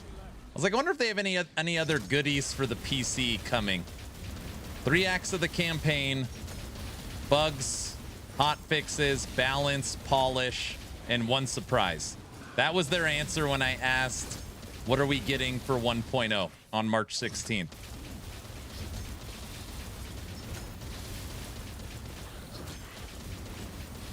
Basically just whatever that surprise is.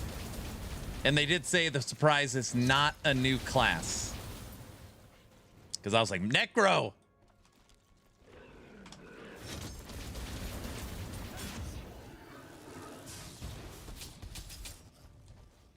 What is a realistic surprise? New skills? New skills, new endgame.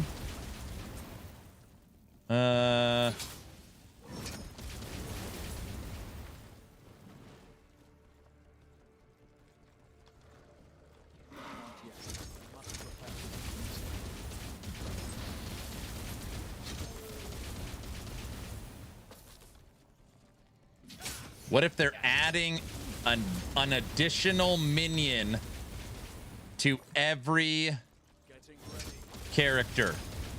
We're going from 17 skills to 18 skills. Every class is getting a secondary minion. Okay, that's... And don't say that's wishful thinking. Don't...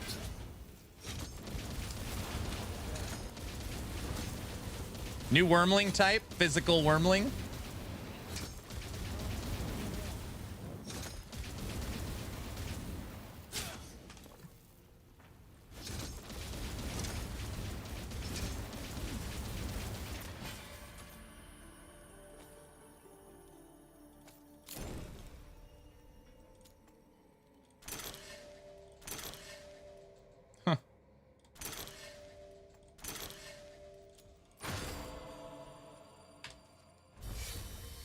New skill, new endgame mechanic, campaign completion transmog. Maybe it's something small like that. Oh, yeah, I could see that.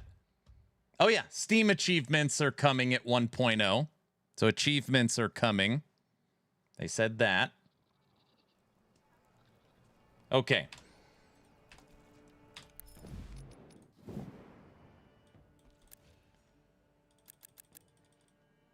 Board 1. The piece is knocked over. Done. Board 2. Piece is knocked over. Done. Board 3. Piece is knocked over. Done. Board 4. Piece is knocked over. Done. Board 5. It's still up.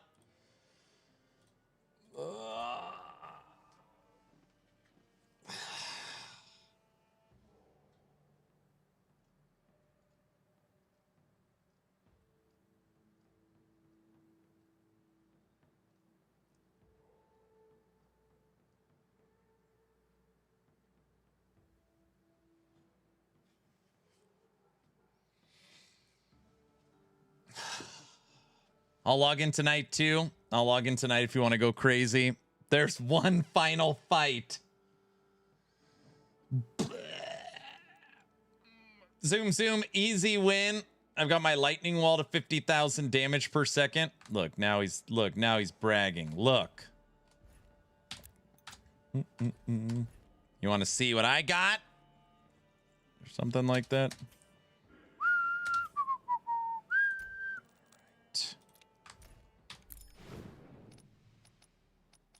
It's the final countdown.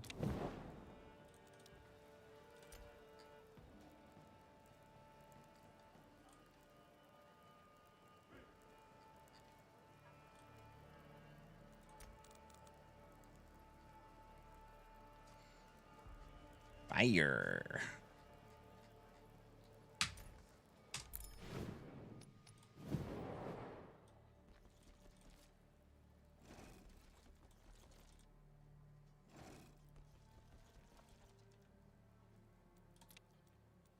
Okay, ready? My damage.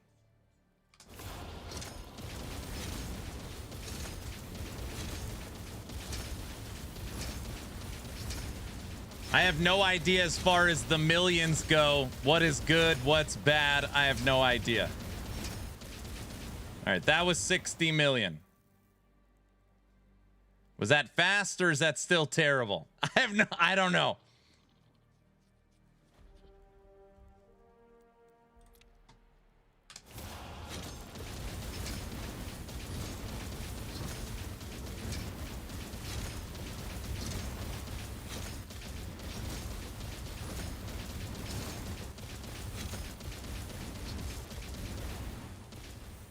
What are all you guys? Why are you all running here? Now all these... What's Divine doing?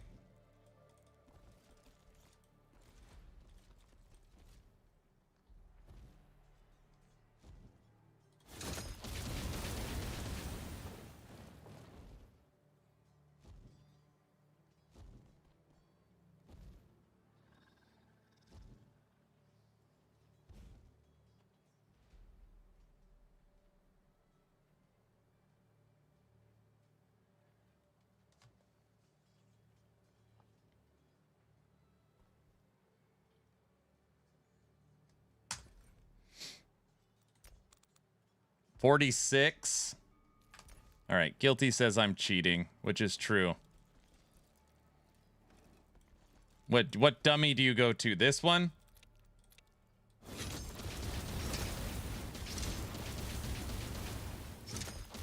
There's not enough leech to get the energy back. I do one boss. Is that this one? Heavyweight?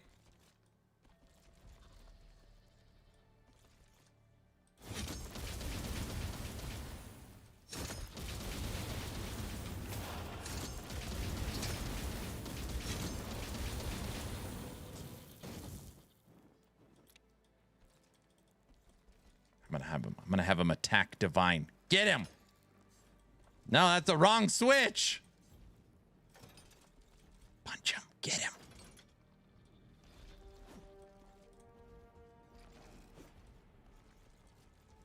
Kill Topper. This skill looks pretty cool though, right?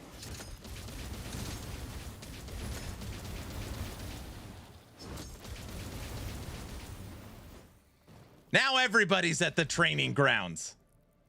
The skill looks awesome.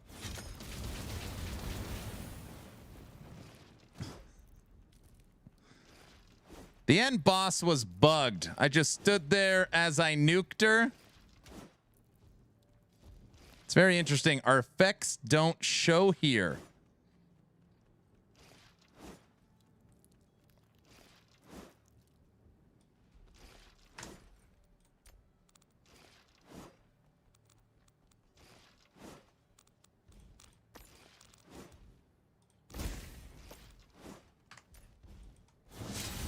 This was the other skill I wanted to use.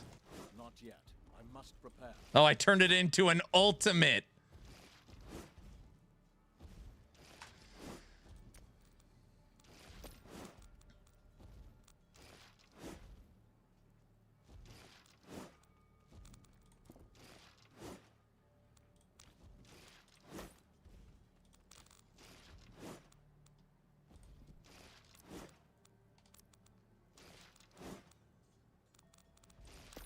about to brick the whole thing.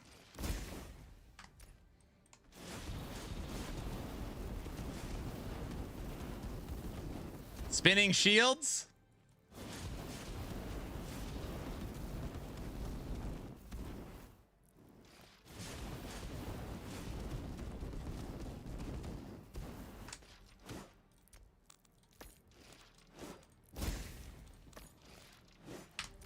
That's weird. Now it's saying 62,000. Oh, now it's at 50. I was getting some bonus.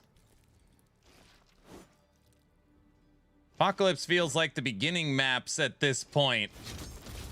So I think that's where somebody was like, Dragonkin's Endgame is way better than last Epoch's. And I was like, listen, I like Dragonkin more than anybody. But Dragonkin right now is fresh. It's new. It's exciting. Once you've beaten the entire war table and you're running Juiced Apocalypse, you know, there is for sure like replayability, a point you're going to hit on your character. For sure. For sure.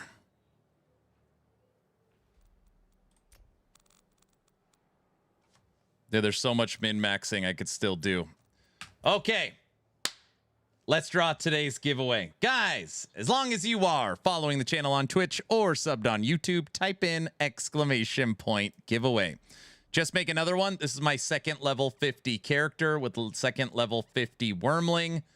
I've already played 6 different builds.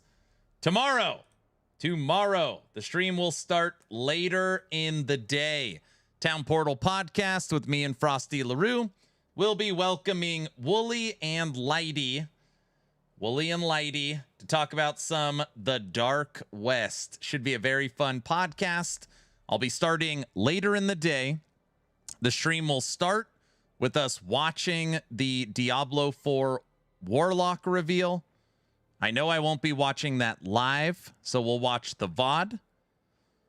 Then we'll do pre-show for the podcast where we go over the questions and make sure we're ready for the podcast. And then we'll have the podcast and then the post-show. So that is the plan for tomorrow.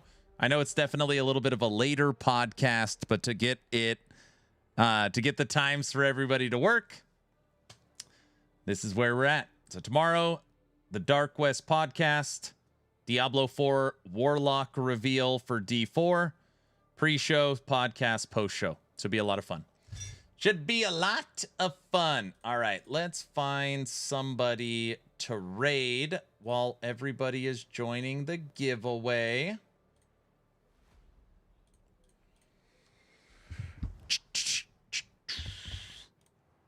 Everybody's playing this game called Path of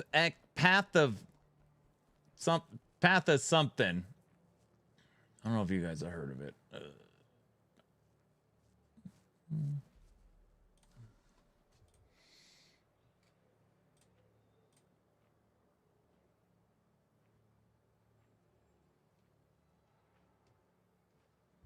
Add it to the calendar and set a reminder. Awesome. Path of Epoch. Yes. Nope. Never heard of it.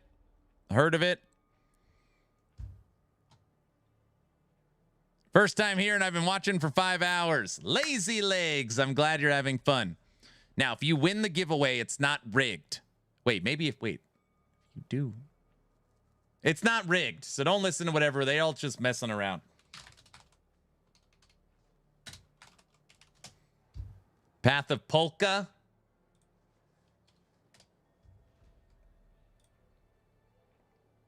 Oh my gosh. I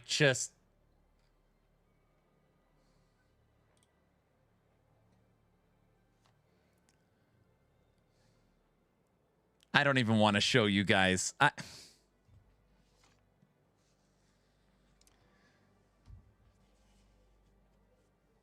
was like, let's see who's streaming last Epoch.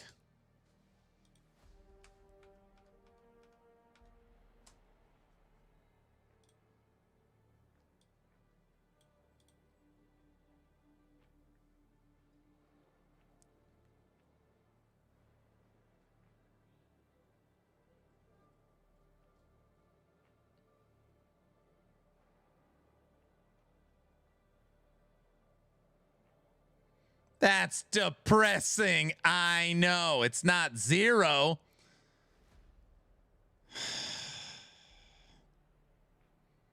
One viewer? Cut.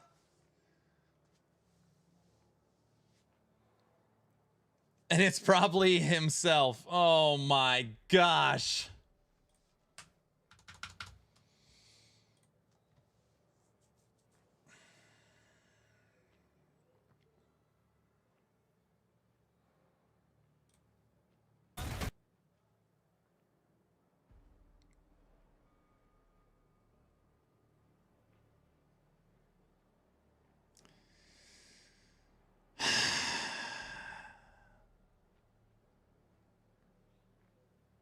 Hold on. There is a criteria, believe it or not, for me to raid a one viewer person, which, by the way, I stand by. If their camera is on, I will raid them.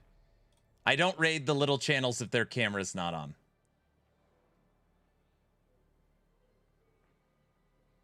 Playing Earthquake, Werebear, camera not on.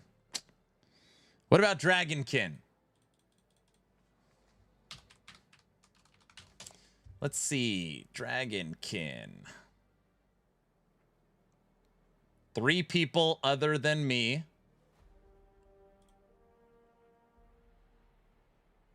Camera not on. Camera not on. What about PoE? PoE has like 140 channels live.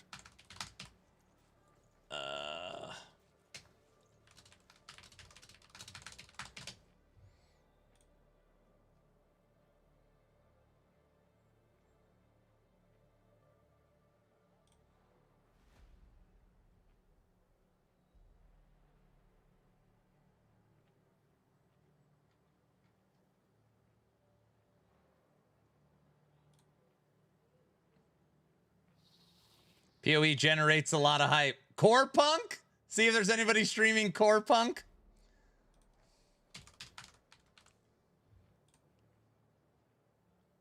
Two people. I can't do that. All right. Okay, let's just draw this. Let's draw the giveaway. Mega Bonk. Oh, gosh. All right. Whoa, it's got like a different look. Hold on. I got it. There we go. All right. Let's draw today's giveaway. As long as you are following the channel on Twitch or subbed on YouTube, type in !giveaway. Starting the countdown right meow. 10, 9, 8, 7, 6, 5, 4, 3, 2, 1. And entries for this giveaway are officially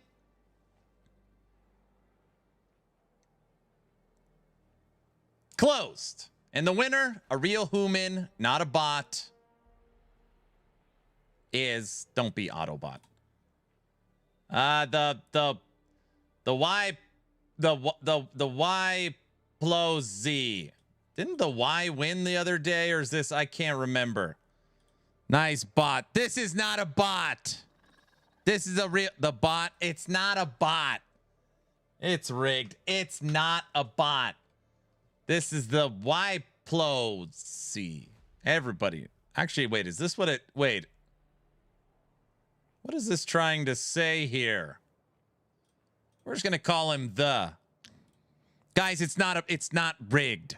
That's that's Polish for the robot. Is that what it is? The Y bot? It's not a Y bot, guys. It's a real human.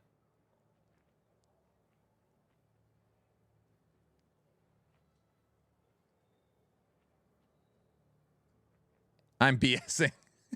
I don't understand. I did almost no damage, and then I re-equipped my skill, and now I'm doing normal damage again. You fixed it. It's AI. It's not AI. This is a real person. Everybody knows that. That's one of Aaron's own bots he has forgotten about. No, it's Bot Central. No. The person seems real, though they are not here. See, Autobot gets it right. Thank you, Autobot, for your wealth of knowledge. They are in the Dragonkin City.